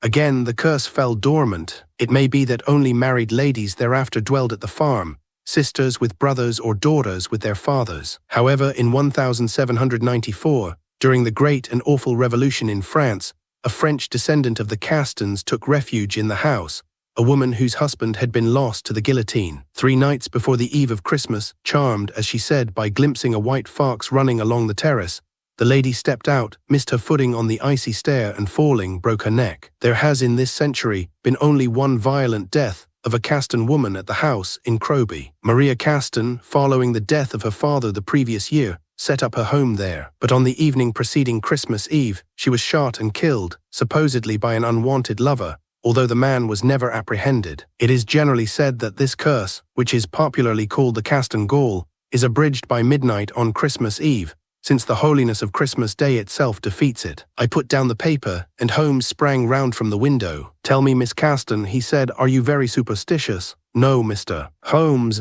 not at all. I have never credited anything which could not be proved. Left to myself, I would say all this was nonsense. However, the lady I call my aunt died on Christmas Eve, about 11 o'clock at night. She had had to break her own custom. Normally she would leave the house 10 days before Christmas, staying with friends in London, and returning 3 days after St. Stephen's, but this year she fell ill on the very day she was to leave. She was too unwell to travel and remained so. I heard all this, you understand, from the servants, when once I had read the papers in the box and questioned my staff firmly. How did she die? She was asleep in her bed and rallying, the doctor believed. The maid slipped out for a moment, and coming back found my aunt had risen as if much frightened, and was now lying by the fireplace. Her face was congested and full of horror. She was rigid, they told me, as a stone. The cause, it was determined as a seizure of the heart. Could it not have been? Of course her heart may have been the culprit. Holmes glanced at me. His face was haughty and remote, but his eyes had in them that dry mercurial glitter I connect with his interest. "Mr. Holmes," said Eleanor Caston, standing up as if to confront him, "when I had questioned my servants, I put the story away with the papers. I engaged a new maid to replace Lucy. I went on with my improved life. But the months passed, and late in November, Lucy wrote to me. It was she who found my aunt lying dead. And now the girl told me she herself had also that day seen a white fox in the fields. It would be, of course, an albino, and our local hunt, I know, would think it unsporting to destroy such a creature. No, no, you must not think for a moment any of this daunted me. What has? 3 days ago another letter came, from your maid, possibly. I can hardly say. On the table near the fire she now let fall a thin pinkish paper. Holmes bent over it. He read aloud slowly, "Go you out and live or stay to die." He added, "Watson, come and look at this." The paper was cheap, of a type that might be found in 1,000 stationers who catered to the poor. Upon it every word had been pasted. These words were not cut from a book or newspaper, however. Each seemed to have been taken from a specimen of handwriting, and no two were alike. I remarked on this. "Yes, Watson, even the paper on which each word is written is of a different sort. The inks are different. Even the implement used to cut them out, unless I am much mistaken, is different." He raised the letter and held it close to his face, and next against the light of a lamp. "A scissors here, for example, and there a small knife. And see this edge, a larger, blunter blade. And there the trace of a watermark. And this one is very old. Observe the grain and how the ink has faded. A wonder it withstood the paste. Hallo, this word is oddly spelled." I peered more closely and saw that what had been read as out was in fact our. "Some error," said Holmes, "or else they could not find the proper word and substituted this. Miss Caston, I trust you have kept the envelope. Here it is. What a pity. The postmark is smudged and unreadable from light snow or rain, perhaps. There had been sleet, but a cheap envelope to coincide with the note paper. The writing on the envelope is unfamiliar to you, or you would have drawn some conclusion from it. No doubt it is disguised. It looks malformed." He tossed the envelope down and rounded on her like an uncoiling snake. "Mr. Holmes, I assure you, I was no more than mildly upset by this. People can be meddlesome and malicious. Do you think that you have enemies, Miss Caston? None I could name. But then I have been struck by fortune. It is sometimes possible to form a strong passion concerning another, only by reading of them, say, in a newspaper. I gained my good luck suddenly, and without any merit on my part. Someone may be envious of me without ever having met me. I see your studies include the human mystery, Miss Caston." Her colour rose. One was not always certain with Holmes, if he complimented or scorned. She said rather low, "Other things have occurred since this letter. Please list them." She had gained all his attention, and now she did not falter. "After the sleet, there was snow in our part of the country for some days. In this snow, letters were written under the terrace yesterday. An E, an N, and an R, and a V. No footsteps showed near them. This morning I found, on coming into my study, the number 5 written large, and in red on the wall. I sleep in an adjoining room, and had heard nothing. Conversely, the servants say the house is full of rustlings and scratchings, and the white fox. Shall I assume it has been seen? Oh, not by me, Mr. Holmes, but by my cook, yes, and my footman, a sensible lad. He has seen it twice, I gather, in the last week. I do not say any of this must be uncanny, but it comes very near to me. Indeed, it seems to. I might live, but why should I? I have gone long years with little or nothing, without a decent home, and now I have things I value. It would appall me to live as did my aunt, in flight each Christmas, and at length dying in such distress. Meanwhile, the day after tomorrow will be Christmas Eve. 2. After Miss Caston had departed, Holmes sat a while in meditation. It seemed our visitor wished to collect some rare books, as now and then she did, from Lightlaw's in Great Orme Street. We were to meet her at Charing Cross Station, and board the Kentish train together at 6 o'clock. "Well, Watson," said Holmes at length, "let me have your thoughts. It appears but too simple. Someone has taken against her luck, as she guesses. They have discovered the Caston legend, and are attempting to frighten her away. Someone. But who is that someone? As she speculated, it might be anyone. Come, Watson. It might, but probably things are not so vague. This would seem a most definite grudge. Some person then who reckons the inheritance should be theirs. Perhaps. It has an eerie cast nonetheless. The letters in the snow, Enev. That has a medieval sound which fits Sir Hugh. The number 5 on the study wall. The Farks, pray do not omit the rustlings and scratchings. I left him to cogitate. Below, Mrs.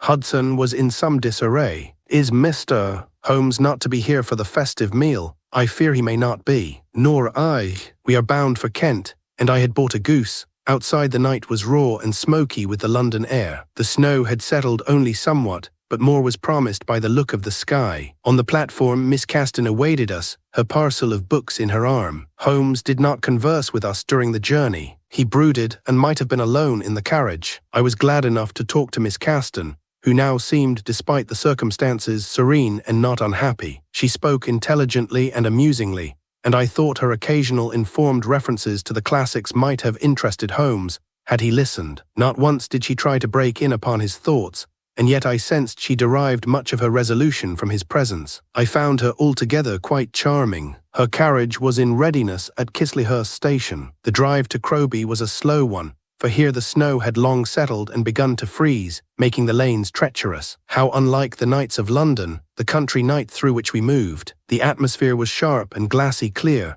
and the stars blazed cold and white. Presently we passed through an open gateway, decorated with an ancient crest. Beyond, a short drive ran between bare lime trees to the house. It was evident the manor farm had lost, over the years, the greater part of its grounds, although ample gardens remained and a small area of grazing. Old powerful oaks, their bareness outlined in white, skirted the building. This too had lost much of its original character to a later restoration, and festoons of ivy. Lights burned in tall windows at the front. Miss Caston's small staff had done well. Fires and lamps were lit. Upstairs, Holmes and I were conducted to adjacent rooms, supplied with every comfort. The modern wallpaper and gas lighting in the corridors did not dispel the feeling of antiquity, for hilly floors and low ceilings inclined one to remember the 15th century. We descended to the dining room. Here seemed to be the heart of the house. It was a broad, high chamber with beams of carved oak, russet walls and curtains of heavy plush. Here and there hung something from another age,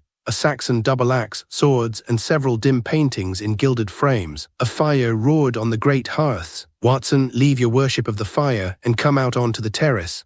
Somewhat reluctantly I followed Holmes, who now flung open the terrace doors and stalked forth into the winter night. We were at the back of the house, defined by snow, the gardens spread away to fields and pasture, darkly blotted by woods. Not there, Watson. Look down. Do you see, under the steps leading from the terrace, those very steps on which the French Madame Caston had met her death? The snow lay thick and scarcely disturbed. The light of the room fell full there, upon 4 deeply incised letters, Enev. As I gazed, Holmes was off down the stair, kneeling by the letters and examining them closely. The snow has frozen hard and locked them in, I said, but other marks caught my eye. Look, there are footsteps, a woman's shoe. They will be Miss Caston's, said Holmes. She too, it seems, did as I do now, of course. But that was brave of her. She is a forthright woman, Watson, and highly acute, I believe. Other than the scatter of woman's steps, the letters themselves, nothing was to be seen. They might have dropped from the sky. Holmes stood up. Despite her valor, it was a pity she walked about here. Some clue may have been defaced. He looked out over the gardens, with their shrubs and small trees, towards the wider landscape. Watson, your silent shivering disturbs me. Go back indoors. Affronted, I returned to the dining room and found Miss Caston there in a wine-red gown. They will serve dinner directly, she said. Does Mr. Holmes join us, or shall something be kept hot for him? You must excuse Holmes, Miss Caston. The problem always comes first. He is a creature of the mind. I know it, Doctor. Your excellent stories have described him exactly. He is the high priest of logic and all pure rational things. But also, she added, smiling, dangerous, partly unhuman, a leopard with the brain almost of a guard. I was taken aback. Yet in the extreme colourfulness of what she had said, I did seem to make out Sherlock Holmes, both as I had portrayed him and as I had seen him to be. A being unique. However, at that moment Holmes returned into the room, and Miss Caston moved away, casting at him only one sidelong glance. The dinner was excellent, ably served by one of Miss Caston's 2 maids, and less well by the footman, Vine, a surly boy of 18 or so. Miss Caston had told us she had dispensed with all the servants but these, a gardener and the cook. I noticed Holmes observed the maid and the boy carefully. When they had left the room, he expressed the wish to interview each of the servants in turn. Miss Caston assured him all, save the gardener, who it seemed had gone elsewhere for Christmas, should make themselves available. The lady then left us, graciously, to our cigars. She is a fine and a most attractive woman, I said. Ah, Watson, said Holmes. He shook his head, half smiling. At least grant her this. She has, from what she has said, known a life less than perfect, yet she has a breeding far beyond her former station. Her talk betrays intellect and many accomplishments, but she is also womanly. She deserves her good fortune. It suits her, perhaps, but our mysterious grudge-bearer does not agree with you. Then he held up his hand for silence. From a nearby room, the crystal notes of a piano had begun to issue. It seemed very much in keeping with the lady that she should play so modestly a part, yet so beautifully, and with such delicate expression. The piece seemed transcribed from the works of Purcell, or Handel, perhaps, at his most melancholy. Yes, I said, indeed, she plays delightfully. Watson, Holmes hissed at me. Not the piano. Listen, then I heard another sound, a dry, sharp scratching like claws. It came, I thought, from the far side of the large room, but then, startling me, it seemed to rise up into the air itself. After that, there was a sort of soft, quick rushing, like a fall of snow, but inside the house. We waited. All was quiet. Even the piano had fallen still. What can it have been, Holmes? He got up and crossed to the fireplace. He began to walk about there, now and then tapping absently on the marble mantel and the wall. The chimney, I asked. A bird, perhaps. Well, it has stopped. I too went to the fireplace. On the hearth's marble lintel, upheld by two pillars, was the escutcheon I had glimpsed at the gate. There it is, Holmes, on the shield. De Castone's fox. 3, to my mind, Holmes had seemed almost leisurely so far in his examination. He had not, for example, gone upstairs at once to view the study wall. Now, however, he took his seat by the fire of the side parlour, and one by one, the remaining servants entered. First came the cook, a Mrs. Castle. She was a large woman, neat and tidy, with a sad face which, I hazarded, had once been merry. Now, Mrs. Castle, we must thank you for your splendid dinner. Oh, Mr. Holmes, she said, I am so glad that it was enjoyed. I seldom have a chance to cook for more than Miss Caston, who has only a little appetite.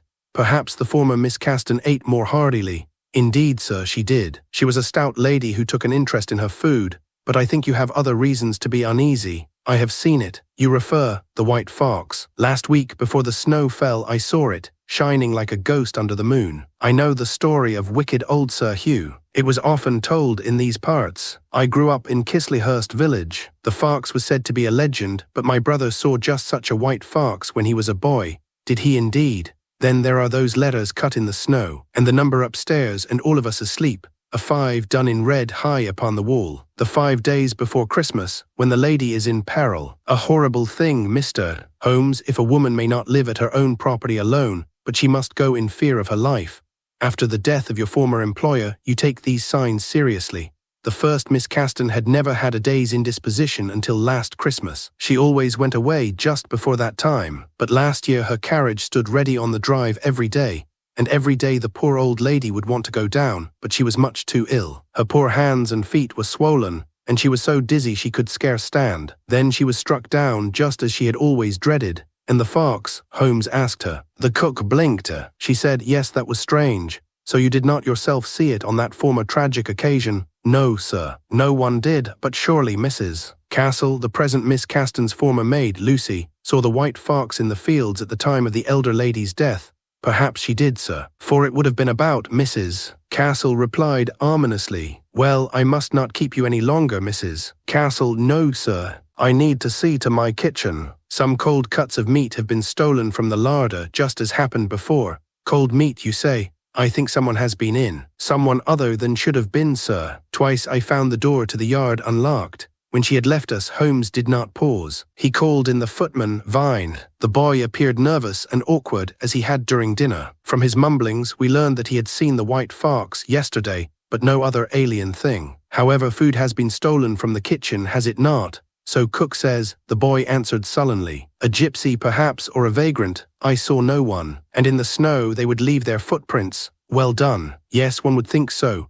I saw the letters dug out there, blurted the boy, and Miss Caston standing over them with her hand to her mouth. Look here, she says to me, who has written this, and who had. The boy stared hard at Holmes. You are a famous gentleman, sir. And I am nothing. Do you suspect me, should I? Vine cried out, I never did anything I should not have. Not I. I wish I never had stayed here. I should have left when Lucy did. Miss Caston was a hard mistress. I frowned, but Holmes said amiably, Lucy. She was obliged to care for her ailing mother, I believe.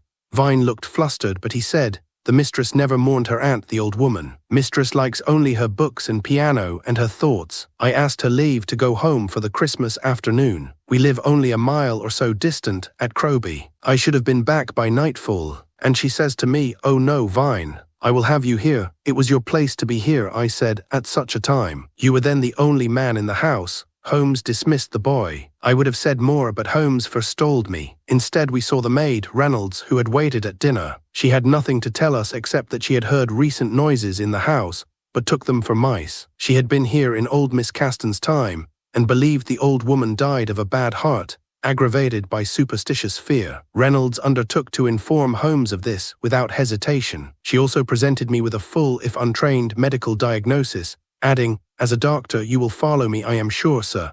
Lastly, Neddy Prince came in, the successor to Lucy, and now Miss Caston's personal maid. She had been at the house only a few months. Neddy was decorous and at ease, treating Holmes, I thought to his surprise, as some kind of elevated policeman. Is your mistress fair to you? Holmes asked her at once. Yes, sir. Perfectly fair. You have no cause for complaint. None, sir. In my last employment, the mistress had a temper, but Miss Caston stays cool. You are not fond of her, then? Neddy Prince raised her eyes. I do not ask to love her, sir, only to please her as best I can. She is appreciative of what I do in her own way. Do you believe the tales of a curse on the Caston women? I have heard stranger things. Have you? Miss Caston is not afraid of it, sir. I think besides she would be the match for any man, thief or murderer, even a ghost. Old Sir Hugh de Castone himself would have had to be wary of her. Why do you say that? She talks very little of her past, but she made her way in the world with only her wits. She will not suffer a fool, and she knows a great deal, yet she has sent for me. Yes, sir. Neddy Prince looked down. She spoke of you, sir, and I understand you are a very important and clever gentleman.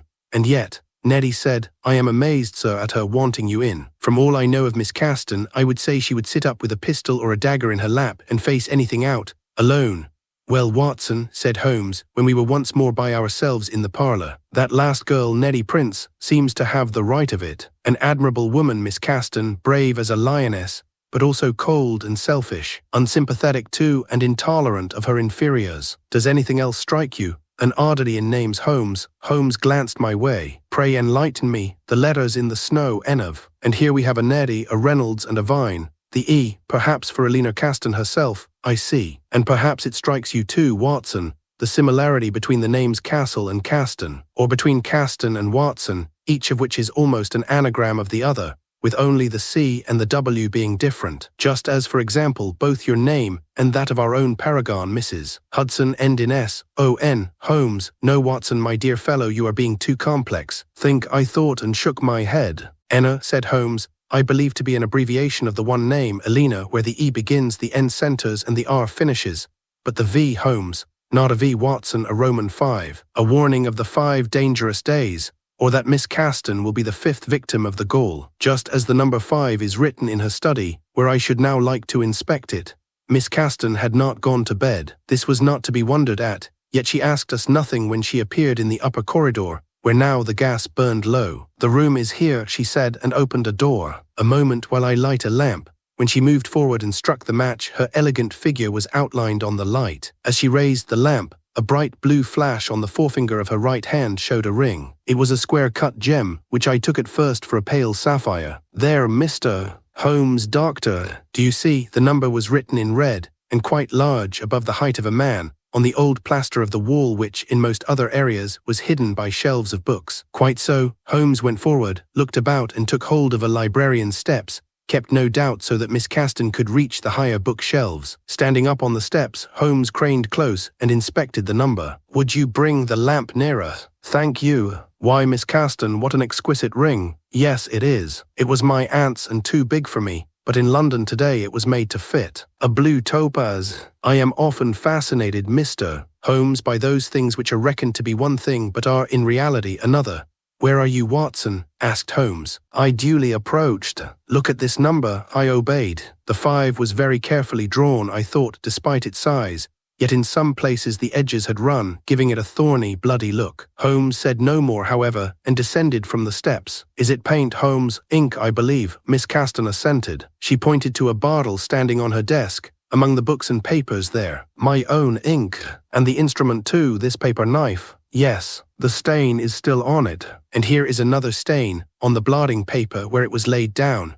Holmes crossed the room and pulled aside one of the velvet curtains. Outside, the night had again given way to snow. Opening the window, he leaned forth into the fluttering darkness. "The ivy is torn somewhat on the wall." He leaned out yet further. Snow fell past him and dappled the floor, but curiously not further down. He now craned upwards and the lamplight caught his face, hard as ivory, the eyes gleaming. "It is possible the intruder came down from the roof, rather than up from the garden below. The bough of a tree almost touches the lades just there, but it is very thin. The man must be an acrobat," I exclaimed. Holmes drew back into the room. He said, "Or admirably bold." Miss Caston seemed pale. She stared at the window until the curtain was closed again. The room was very silent, so that the ticking of a clock on the mantel seemed loud. Holmes spoke abruptly. "And now to bed. Tomorrow, Miss Caston, there will be much to do." Her face to me seemed suddenly desolate. As Holmes walked from the room, I said to her, "Rest as well as you can, Miss Caston. You are in the best of hands." "I know it, Doctor." "Tomorrow, then." For the next morning, directly after breakfast, Holmes dispatched me to investigate the hamlet of Croby. I had not seen Miss Caston. It seemed she was a late riser. Holmes, abroad unusually early, meanwhile wished to look at the bedchamber of the deceased elder Miss Caston. He later reported this was ornate but ordinary, equipped with swagged curtains and a bell rope by the fire. As I set out, not, I admit, in the best of humours, I noted that the sinister letters and the Roman number 5 had been obliterated from the ground below the terrace by a night's snow. Elsewhere the heavy fall had settled but not frozen, and in fact I had a pleasing and bracing walk. Among the beech coppices I spied pheasant, and on the harley red berries gleamed. Croby was a sleepy spot, comprising 2 or 3 scattered clusters of houses, some quite fine, a lane or two, and an old ruin of a tower where birds were nesting. There was neither a church nor an inn, the only public facility being a stone trough for the convenience of horses. Vine's people lived in a small place nearby, but since Holmes had not suggested I look for it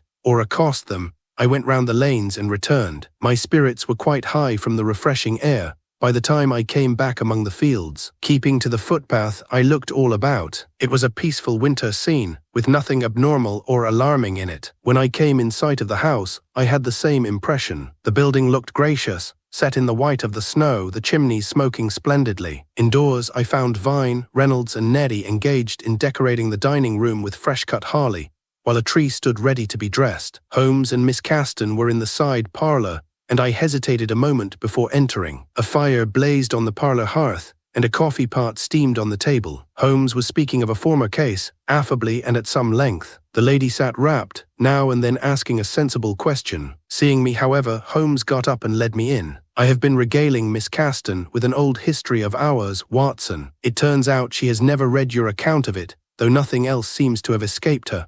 We passed an enjoyable couple of hours before luncheon. I thought I had seldom seen Holmes so unlike himself in company, so relaxed and amenable. Miss Caston cast a powerful spell, if even he was subject to it. But presently, when he and I were alone, he changed his face at once, like a mask. "Watson, I believe this interesting house is no less than a rat trap, and we are all the rats in it." "For God's sake, Holmes, what do you mean?" "A plot is afoot," he said, "we must on no account show full knowledge of." "Then she is in great danger?" I asked. He glanced at me and said coldly, "Oh yes, my dear Watson, I do believe she is. We are dealing with high villainy here. Be on guard.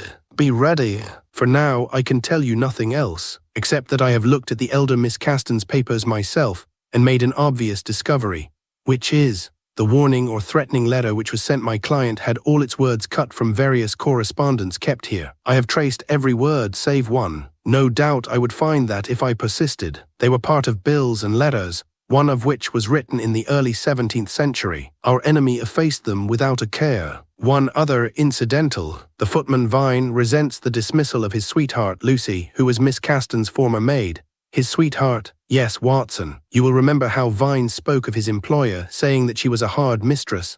But surely that was because she would not let him go off for Christmas. That too, no doubt. But when he mentioned her hardness, it was in the past tense, and in the same breath as Lucy's dismissal. He declared he should have left when Lucy did. She was not dismissed, Holmes. She went of her own accord. No. During our morning's friendly conversation, I put it to Miss Caston that she had perhaps sent Lucy away due to some misconduct with Vine. Our client did not attempt to deceive me on this. She said at once there had been trouble of that sort. That then furnishes Vine and Lucy with a strong reason for malice. Perhaps it does. Did she say why she had not told you this before? Miss Caston said she herself did not think either Lucy or Vine had the wit for a game of this sort. Besides, she had not wanted to blacken the girl's character. Indeed, I understand she gave Lucy an excellent reference. Miss Caston expressed to me the opinion that Lucy had only been foolish and too ardent in love. She would be perfectly useful in another household. This is all very like her. She is a generous and intelligent woman. Reynolds alone attended to us at lunch. The hall was by now nicely decked with boughs of holly. Miss Caston announced she would dress the tree herself in the afternoon. This she did, assisted by myself. Holmes moodily went off about his investigations. My conversation with her was light. I felt I should do my part and try to cheer her,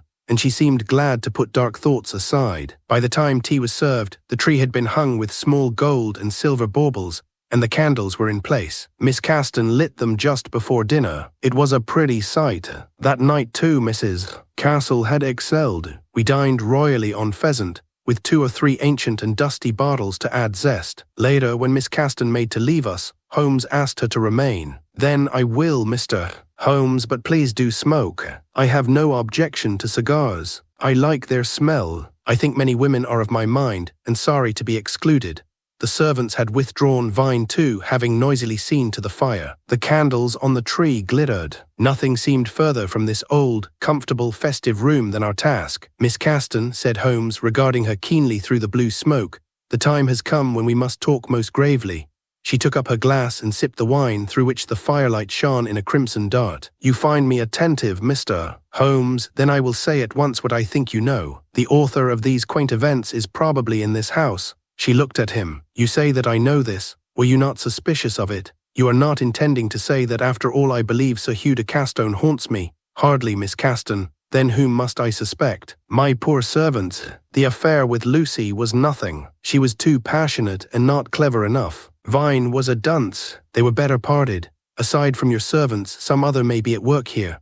Just at that moment, the most astonishing and unearthly screech burst through the chamber. It was loud and close, and seemed to rock the very table. Holmes started violently, and I sprang to my feet. Miss Caston gave a cry, and the glass almost dropped from her hand. The shriek then came again, yet louder and more terribly. The hair rose on my head. I looked wildly about, and even as I did so, a scratching and scrabbling, incorporeal yet insistent, rushed as it seemed through thin air itself, ascending until high above our heads in the beamed ceiling where it ended. I stood transfixed, until I heard Holmes's rare dry laughter. Well, Watson, and have you never heard such a noise? Miss Caston in her turn also suddenly began laughing, although she seemed quite shaken. A fox, Watson. It was a fox, but in God's name, Holmes, it seemed to go up through the air, through the wall, no doubt, and up into the roof.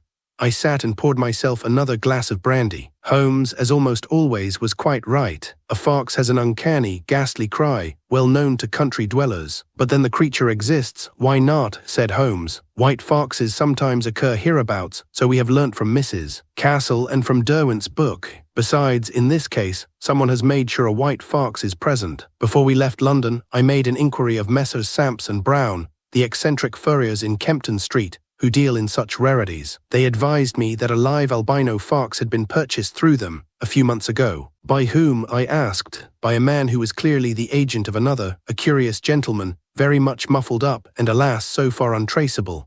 Holmes looked directly at Miss Caston. I think you can never have read all the papers which your aunt left you, or you would be aware of 3 secret passages which run through this house. None is very wide or high, but they were intended to conceal men at times of religious or political unrest, and are not impassable.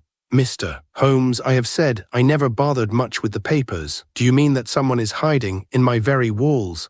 Certainly the white fox has made its earth there, no doubt encouraged to do so by a trail of meat stolen from the larder. What is this persecutor's aim? She demanded fiercely. To frighten me away. Rather more than that, I think, said Holmes laconically. And there is a man involved. It would seem so, Miss Caston, would you not say? She rose and moved slowly to the hearth. There she stood in graceful profile, gazing at the shield above the fireplace. Am I, she said at last, surrounded by enemies? "No, Miss Caston," I replied. "We are here, what should I do?" Holmes said, "Perhaps you should think very clearly, Miss Caston, delve into the library of your mind and see what can be found there." "Then I will," she faced him. She was not beseeching, more proud. "But you mean to save me, Mr. Holmes?" He showed no expression. His eyes had turned black as two jets in the lamplight. "I will save whomever I can, Miss Caston, that deserves it. But never rate me too highly. I am not infallible." She averted her head suddenly as if at a light blow. "But you are one of the greatest men living." So saying, and without bidding us good night, she gathered her skirts and left the room. Holmes got up and walked to the fire, into which he cast the butt of his cigar. "Watson, did you bring your revolver?" "Of course I did. That is just as well. Tomorrow is Christmas Eve," I said, "according to the story, the last day of the Gaul." He knocked lightly on the wall, producing a hollow note. "One of the passages runs behind this wall, Watson, and up into the attics, I am sure. The other two I have not yet been able to locate, since the plans are old and hardly to be deciphered. Just like the postmark on the letter sent to Miss Caston. Did you notice, by the by, Watson, that although the envelope had been wetted and so conveniently smudged, no moisture penetrated to the letter itself?" I too tossed my cigar butt into the flames. "Fires have the look of hell, do you think, Watson? Is hell cheerful after all for the malign ones cast down there? You seem depressed, and you spoke to her as if the case might be beyond you." "Did I, old man? Well, there must be one or two matches I lose. I am not, as I said, infallible." Leaving me amazed, he vacated the room, and soon after I followed him. In my well-appointed bedchamber, I fell into a restless sleep, and woke with first light, uneasy and perplexed. 5. I now acknowledged that Holmes was keeping back from me several elements of the puzzle he was grappling with. This was not the first occasion when he had done so, nor would it be the last. Though I felt the exclusion sharply, I knew he would have reasons for it, which seemed wise to him at least. However, I checked my revolver before breakfast. Going downstairs, I found I would eat my toast and drink my coffee alone. Miss Caston, as yesterday, was above, and Holmes had gone off. Vine grudgingly told me on his own errands. I amused myself as I could, examining the old swords and finding a distinct lack of newspapers, tried the books in the library. They proved too heavy for my present scope of concentration. About noon, Holmes returned, shaking the snow off his coat and hat. A blizzard was blowing up, the white flakes whirling, hiding the lawns, trees, and fields beyond the windows. We went into the dining room. "Read this," said Holmes, thrusting a telegram into my hands. I read it. It came from the firm of Sampson Brown, furriers to the discerning. A white fox had been purchased through their auspices on 15th October and delivered to the care of a Mr. Smith. But Holmes, this was the very information you relayed last night. Just so. It was the information I expected to get today. But the telegram was kept for me at Chisleyhurst village. Then why? I gambled for once on its being a fact. I dearly wanted to see how Miss Caston would take it. It frightened her, Holmes, I have no doubt. What else, oh, did it frighten her? She kept a cool head. She is brave and self-possessed. She is a schemer, he shocked me. I took a moment to find words. Why on earth do you say so? Watson, I despair of you. A lady's charms can disarm you utterly. And she well knows that, I think. She speaks more highly of you, I angrily asserted. I am sure that she does, which is also a way of disarming you, my dear fellow. Sit down and listen to me. No, not there, this chair I suggest, away from the fire. I obeyed him. You believe someone listens in the secret passage behind the wall there? I think it possible, but this is a peculiar business, and certainly its heroine has got me into a mode of distrust. We sat down, and Holmes began to talk. Miss Caston came to us, Watson, well versed in all your tales of my work, inaccurate and embellished as they are. She brought with her the legend of the Caston Gaul, which legend seems to be real enough, inasmuch as it exists in Derwent and elsewhere. 4 Caston women, widows or spinsters, have apparently died here on one of the 5 days before Christmas. But the causes of Miss Caston's recent alarm, the riding in the snow, the number on the wall, the warning letter, the white fox, all these things have been achieved, I now suppose, by the lady herself. You will tell me how. I will. She had easy access to the letters and documents of her aunt, and herself cut out the words, using different implements, and pasting them on a sheet of cheap paper which may be come on almost anywhere. She was impatient, it is true, and used the word "our where out" eluded her. In her impatience, too, she hired some low person of no imagination to procure the fox and bring it here, Mr. Smith, indeed.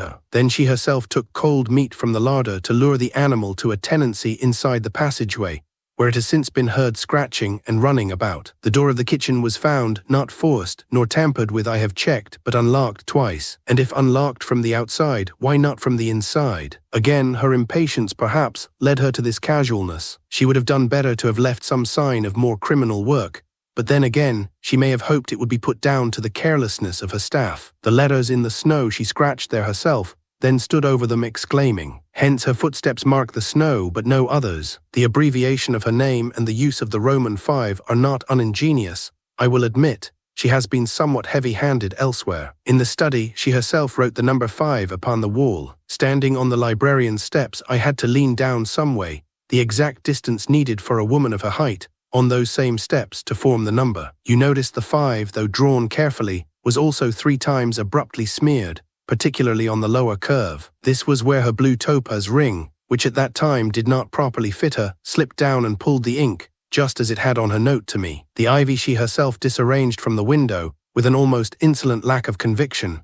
Holmes, it seems to me that this once you assume a great deal too much. At Baker Street I watched her in the window as she looked at me. My back was turned to her, and in her obvious unease, she forgot I might see her lamplit reflection on the night outside. Her face, Watson, was as predatory as that of any hawk. I fancied then she was not to be trusted, and there is too much that fits my notion. When the fox screamed, I thought she would faint. It is a frightful cry, and she had not anticipated it. That one moment was quite genuine. Vine, I said, and Lucy. I have not decided on their role in this, save that the boy is obviously disgruntled and the girl maybe was not sensible. As for the letter Lucy is said to have written to Miss Caston, that first warning which so unfortunately was thrown away, being thought at the time of no importance, it never existed. Why should Lucy, dismissed from her employment and her lover, desire to warn the inventor of her loss? Perhaps Lucy meant to frighten her. An interesting deduction, Watson, on which I congratulate you. However, you must look at the other side of the coin. If the inventor of Lucy's loss received a sinister warning from her, would she too not conclude it was an attempt to frighten? Very well. But the deaths, Holmes. I too have read Derwent. The elder Miss Caston undeniably died here. The other 3 women certainly seem to have done. There is such a thing as coincidence, Watson. Mistress Hannah Caston choked on a chicken bone. The French lady slipped on the icy stair. Maria Caston was shot by a spurned and vengeful suitor. The aunt was apoplectic and terrified out of her wits by having to remain in the house at Christmas. You as a doctor will easily see the possibility of death in such a situation. She had left her bed and lay by the fireplace. In her agony and finding herself alone, she struggled to reach the bell rope and so summon help, and the bell rope is by the fire. Phenomenal, Watson. By God, Holmes, for once I wish you might be in error. I seldom am in error. Think of our subject, Watson. She has come from a miserable life, which has toughened her almost into steel, to a great fortune. Now she thinks she may have anything she wants, and do as she wishes. She flies in the face of convention, as exemplified in her refusal to wear mourning for the old lady. She prefers, now she can afford better, an inferior writing paper she likes. A little thing, but how stubborn, how willful. And she has got us here by dint of her wiles and her lies. Then in God's name why? Of that I have no definite idea. But she is in the grip of someone, we may be sure of it. Some powerful man who bears me a grudge. He has a honed and evil cast of mind, and works her strings like a master of marionettes. Certain women, and often the more strong among their sex, are made slaves by the man who can subdue them. And now, old chap, I shall be delighted to see you later. I was so downcast and irascible after our talk, I went up to my room where I wrote out the facts of the case up to that point. These notes have assisted me now in putting the story together at last. When I went down to lunch, I found Holmes once more absent and Miss Caston also. She sent me her compliments by Neddy, who said her mistress was suffering from a cruel headache to which she was prone. Naturally, I asked if I could be of any help. I was rather relieved, things standing as now they did, when Nettie thanked me and declined. Vine waited on me at lunch in a slapdash manner. Afterwards I played patience in the side parlour, and was soundly beaten, as it were, nothing coming out. Beyond the long windows which ran to the floor, as they did in the dining room, the snow swirled on with a leaden feverishness. Finally, I went upstairs again to dress for dinner. I had on me, I remember, that sensation I experienced in my army days, when an action was delayed. Some great battle was imminent, but the facts of it obscured. I could only curb my fretfulness and wait, trusting to my commander, Sherlock Holmes. Outside, night had thickened, and the snow still fell. Dressed, I kept my revolver by me. Tonight was the 5th night of the Caston curse,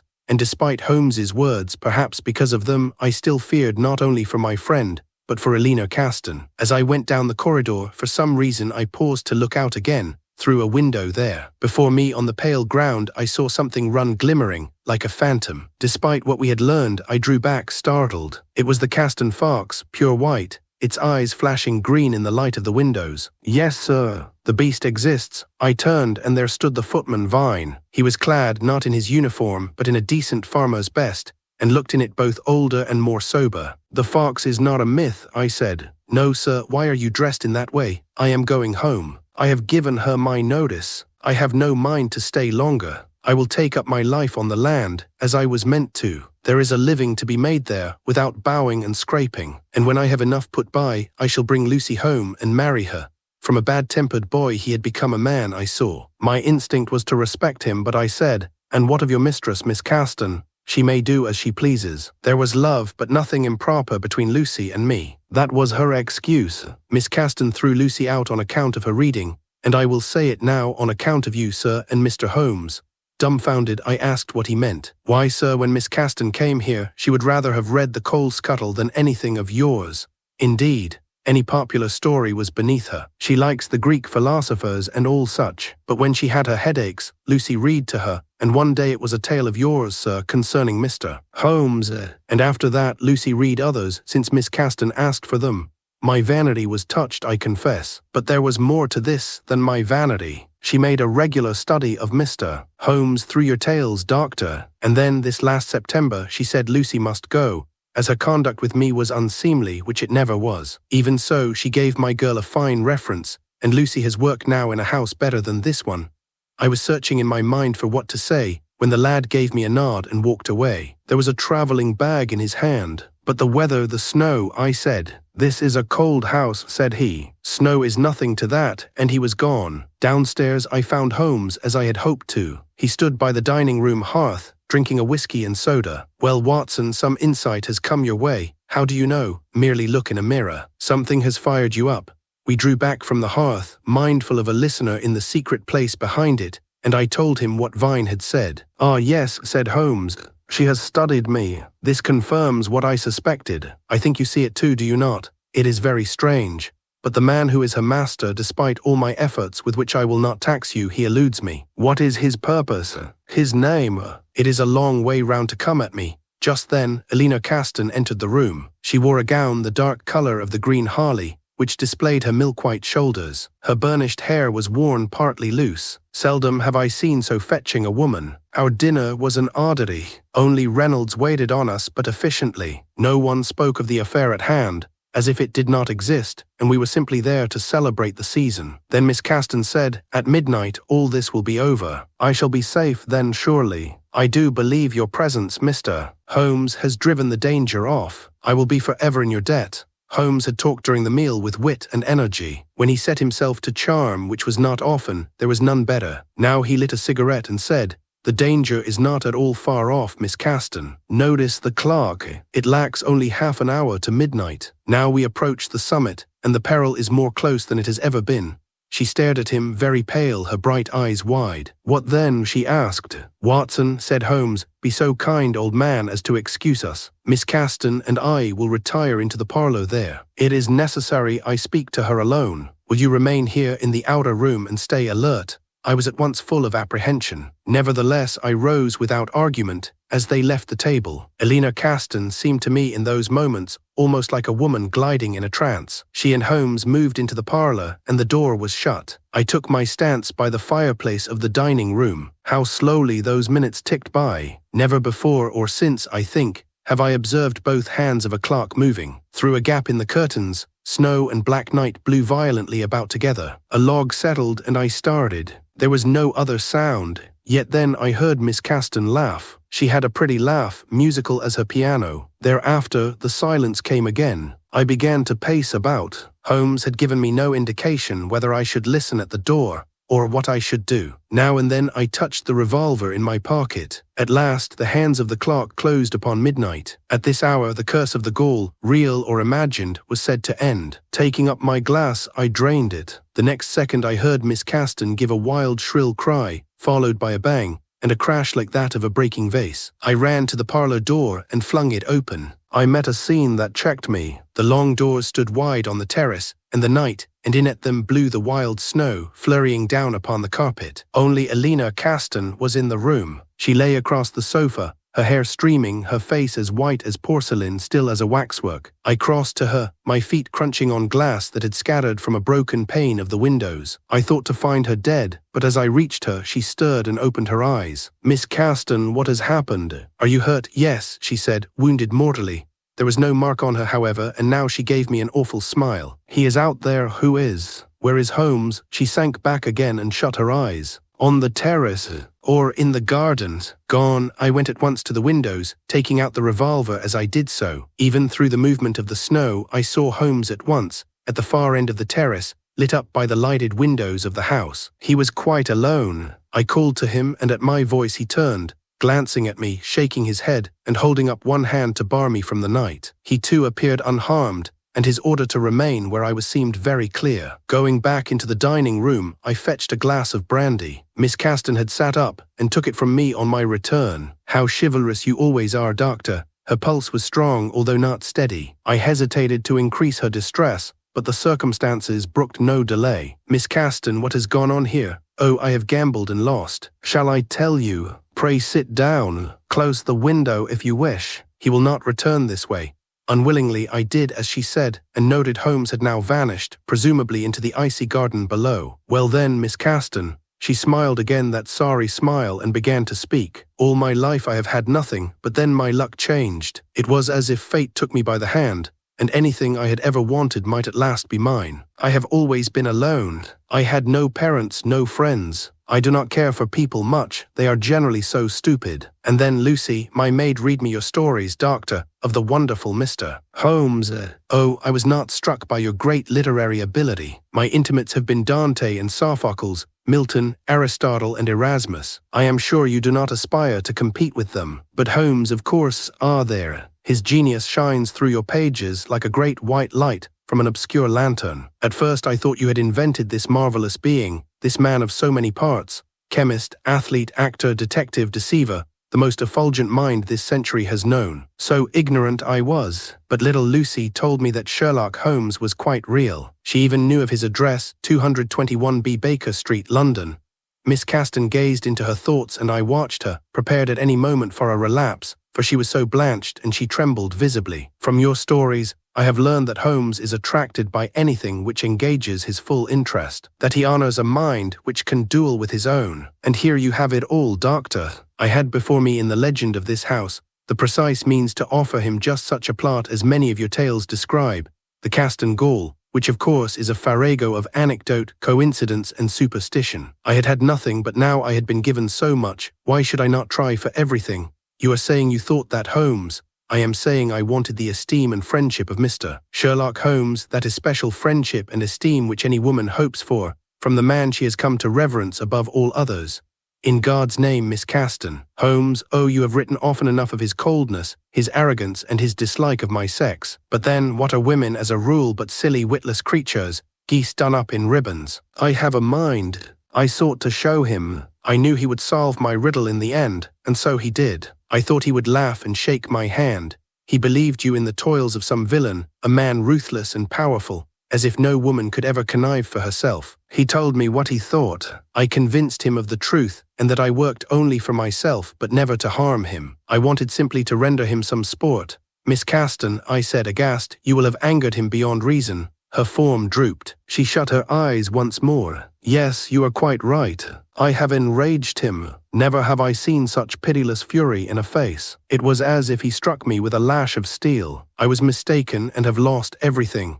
Agitated as I was, I tried to make her sip the brandy, but she only held it listlessly in one hand and stood up, leaning by the fireplace. I sent Lucy away because she began, I thought, to suspect my passion. There has been nothing but ill will round me since then. You see, I am becoming as superstitious as the rest. I should like to beg you to intercede for me, but I know it to be useless.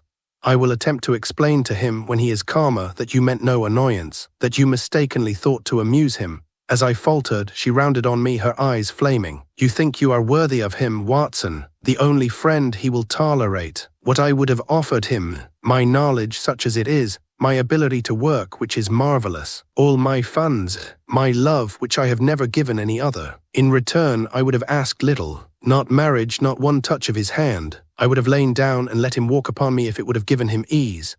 She raised her glass suddenly and threw it on the hearth. It broke in sparkling pieces. There is my heart, said she. Good night, doctor, and with no more than that she went from the room. I never saw her again. In the morning when we left that benighted house, she sent down no word. Her carriage took us to Chisleyhurst, from where we made a difficult Christmas journey back to London. Holmes's mood was beyond me, and I kept silent as we travelled. He was like one frozen, but to my relief his health seemed sound. On our return, I left him alone as much as I could, nor did I quiz him on what he did, or what means he used to allay his bitterness and inevitable rage. It was plain to me the episode had been infinitely horrible to him. He was so finely attuned. Another would not have felt it so. She had outraged his very spirit. Worse, she had trespassed. Not until the coming of a new year did he refer to the matter, and then only once. The Caston woman, Watson. I am grateful to you for your tact. It was unfortunate. You suppose her deranged and vulgar, and that I am affronted at having been duped. No, Holmes, I should never put it in that way. And she was but too plausible. There are serpents among the apples, Watson, was all he said, and turning from me, he struck out 2 or 3 discordant notes on his violin, then put it from him and strode into the other room. We have not discussed it since, the case of the Caston Gaul. A year later, this morning, which is once more the day of Christmas Eve, I noted a small item in the paper. A Miss Elena Rose Caston died yesterday at a house near Chisleyhurst. It is so far understood she had accidentally taken too much of an opiate prescribed to her for debilitating headaches. She passed in her sleep and left no family nor any heirs. She was 26 years of age. Whether Holmes, who takes an interest in all notices of death, has seen this sad little obituary, I do not know. He has said nothing. For myself, I feel a deep regret for her. If we were all to be punished for our foolishness, as I believe Hamlet says, who should escape whipping? Although crime is often solvable, there can be no greater mystery than that of the human heart.